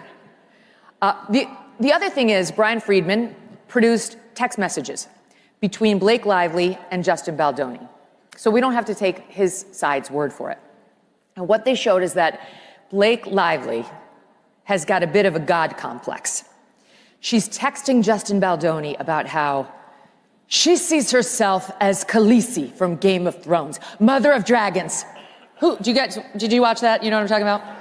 Yeah. So Khaleesi is stunningly beautiful. She's this effervescent, strong character with temerity and resilience, and she's fierce. She's literally the mother of dragons in Game of Thrones. That's her. That's me. That's Blake. And she says, and I've got the greatest dragons on earth, Ryan Reynolds and my best friend, who is Taylor Swift, though she's not named or they blacked it out. So she's telling him, I'm mother of dragons and my dragons will cut a bitch. And my dragons are named Ryan Reynolds and Blake Lively. So the message is pretty clear. Like, okay, she's a powerful person with powerful friends. And she's got a bit of a God complex. All right, now we get into litigation. She files her human rights campaign. The movie comes out, it does all right. He's in the basement for the premiere. And he hires Brian Friedman and countersues her and the New York Times for $400 million, claiming this is a massive defamation. Okay? Drags Ryan Reynolds into it as well. And now we're off to the races. And where do things stand now as a result of all this? As a result of Blake Lively apparently wanting control of a movie she did not control, wanting to get the camel's nose under the tent as an actress and then take over the entire production, mission creep on steroids, and was shocked when Justin Baldoni did not want her to do those extra things. And then when it all blows up, lawsuits and cross lawsuits, and Blake Lively, who I believe thought she would be received or perceived as an Alyssa Milano or Ashley Judd Me Too victim, is instead looking a lot more like Amber Heard. How did that work out? Bad move. And honestly, to me, the lesson is, A, be a good person. But B, if you're a Hollywood star or any sort of a public figure, would you just please take your licks in the press and shut up about it? People have real problems. They don't give two craps that you had a couple of negative articles written about you in the Daily Mail. And in her complaint, the thing she's bitching about is that this terrible PR campaign that was opened up against her hurt sales of her liquor brand and her hair care products. Oh my God. Right? Like, while this is going on, inflation's like at 9%. Get a grip. Okay. So it was a terrible idea. They shouldn't have done any of this, but I think the reason that conservatives are so interested in this is a couple of fold. Number one, you seem to be watching the unwrapping of a public figure, like the unspooling. You know you've caught someone in what you believe is a lie. That's how I feel. And it's amazing to see it told and to kind of gone down the lane like, okay, maybe, here we go. Oh, wow, because Baldoni's released these text messages. She says he inappropriately smelled my neck when we were doing a scene. Then you see the scene. They're dancing, they're caressing, they're making out. It's like, but the neck thing was too much when he smelled it? Like, all right. They went into my trailer when I was breastfeeding my baby. You're like, that's disgusting. What's wrong with these people? Then you see his text message where she says, come on over to my trailer. I'm breastfeeding baby, but it's fine. Yeah, she says his weird producing partner showed me porn. I'm like, these people are freaks. Then you see what he actually says he showed her, the producing partner, which was she was filming a birth scene in the movie, and it was a still shot of a water birth his wife had at home. You can't see anything X-rated. It's a PG photo. You can't see anything at all. It's like artistic. It made me wish I had a water birth. All right, so you wind up kind of feeling a little bitter. And this is where we come in. Because everyone in this room, because you're here, I know this about you, You've been gaslit to high heaven every time you've picked up a newspaper in the United States. Every time you've turned on CNN. You've been lied to. You've been bullied or seen others with lesser power bullied by the media and the leftist Democrats. You have been the victim of overbearing and controlling leftists who think they are the final arbiters of what's best for you and your life. And it's wonderful to see someone fighting back, right? She's become like an avatar for leftist overreach in a different, special way. I really believe this is why so many people on the right are kind of into this story. Just kind of want to see how it ends. Will it end as it ended for us on November 5th? Because we were pretty happy with how that went. Right? Or is it going to be something else? I mean, only time will tell. But it's bringing up like room to explore the past 10 years that we've all been through, and how, you know, Trump put a period at the end of it, we hope, or at least the beginnings of the end, by winning. So the bully thing. What was one of the biggest stories this past year? Daniel Penny, right? You guys know who that is. Daniel Penny stood up for others on the New York City subway when there was a crazed man who was out of his mind on drugs threatening to kill people, and got him in a chokehold, and the man ultimately later passed, and he got charged by that insane crank, Alvin Bragg, and had to defend himself against criminal charges. Yes, boo, he deserves it. So Daniel Penny got bullied by Alvin Bragg and the media, which did not stand up for him either. There was Nick Sandmann, remember him? Look, I love how you guys know these names, you're my people. Nick Sandmann goes out there in front of the Supreme Court to stand up for life, and CNN portrays him as this villain, as this smirking, crappy, arrogant villain. Look at him, and he's sneering at a Native American who's just there minding his own business. Totally the opposite. Totally the opposite. Nick Sandmann was standing there respectfully while he was being antagonized by the Native American who was dancing aggressively in his face and getting up on him and mocking him. That's why CNN had to pay him in a defamation case. That was settled. Kyle Rittenhouse. Kyle Rittenhouse tried to do what the Biden administration would not, and go to Wisconsin and actually protect the neighboring town. It did not go well. He wound up shooting 3 guys. He was acquitted on all charges ultimately. But before we knew much at all about that case, Joe Biden got out there as he was running for president. This happened prior to Biden taking over. As he was running for president, and called Kyle Rittenhouse a white supremacist. There was zero evidence of this. The kid was 18 years old. He's got the possible next, at that point possible, ultimately yes, president of the United States telling everyone he's a white supremacist, something for which he never apologized, Joe Biden. There was no evidence of that, none. So the left likes to bully people who are weak.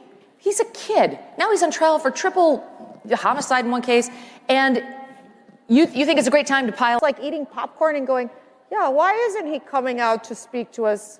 And they didn't cover it. And I was so glad that Stephen Miller called out the press yesterday in the briefing. I'm not sure if you guys saw that, but he said many of the people in that room covered up Biden's mental incompetence, and he is right. And if you talk to these reporters off the record, that's the worst part about it. They won't report on it, but they will tell you off the record to your face that they knew Biden was incompetent, that the White House staff sometimes weren't showing up until noon, no work was being done, nobody knew who was in charge. We all knew the truth in this room, and they tried to tell us, don't believe your lying eyes.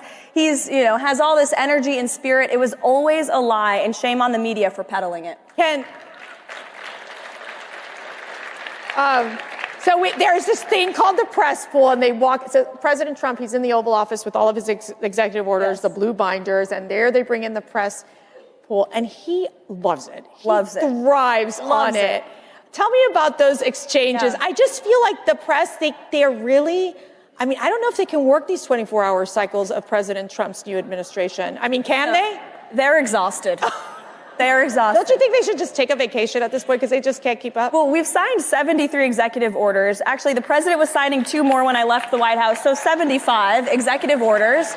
Quadruple the number of Barack Obama, double the number of Joe Biden in that same period of time. He is outworking every president ever, and the media can't keep up. But that first day, President Trump think about this, he was inaugurated, swore the oath of office, goes to the White House, sees his old office for the first time, the Resolute desk, and he says, let's invite journalists into one of the most intimate spaces of the American presidency in the Oval Office, and I'll take questions from them on any topic they want for more than an hour. This is the most transparent and accessible president we have ever had, despite what the media wants to say. So, you're a mom. I am. Isn't that fabulous? It's the best thing ever. It's the best thing ever. It is. And I will tell you, in my time at the White House, it was with Sarah Huckabee Sanders, Ivanka Trump, Kellyanne Conway, Brooke Rollins. Between all this, we had 19 kids. I just, goodness gracious, a lot of kids. It's a huge sacrifice. It's a huge sacrifice. But you look at your son, Nico, and why are you doing what you're doing? For him. And for all of the other children in this country, we have a country to save. And, you know, I want my son to grow up in a free and patriotic America that we can be proud of. And thank you. I try to remind myself of that. Thank you. Thanks. Thank you. Thank you. All right, one more question here. So yesterday I asked Vice President J.D. Vance. Yes. Who's great, by the way? Who loves our Vice President? I mean, seriously. The best. I asked him the question, what is your message to young men? There's a lot of young women out there, young girls who really admire you. I mean, in addition to being the youngest press secretary in history, really doing the work that you're doing and just being so strong while you're doing it. It's so admirable. Thank you. What's your message to these young women? Stay strong, speak the truth, and don't let anybody tell you you can't achieve your dream or you can't get to that next step. Just believe in yourself, because there will be a lot of people who don't believe in you, who cast doubt on you, who talk bad about you. Screw them. It doesn't matter. It doesn't matter. Ladies and gentlemen, Caroline Leavitt, your press secretary. Thank you.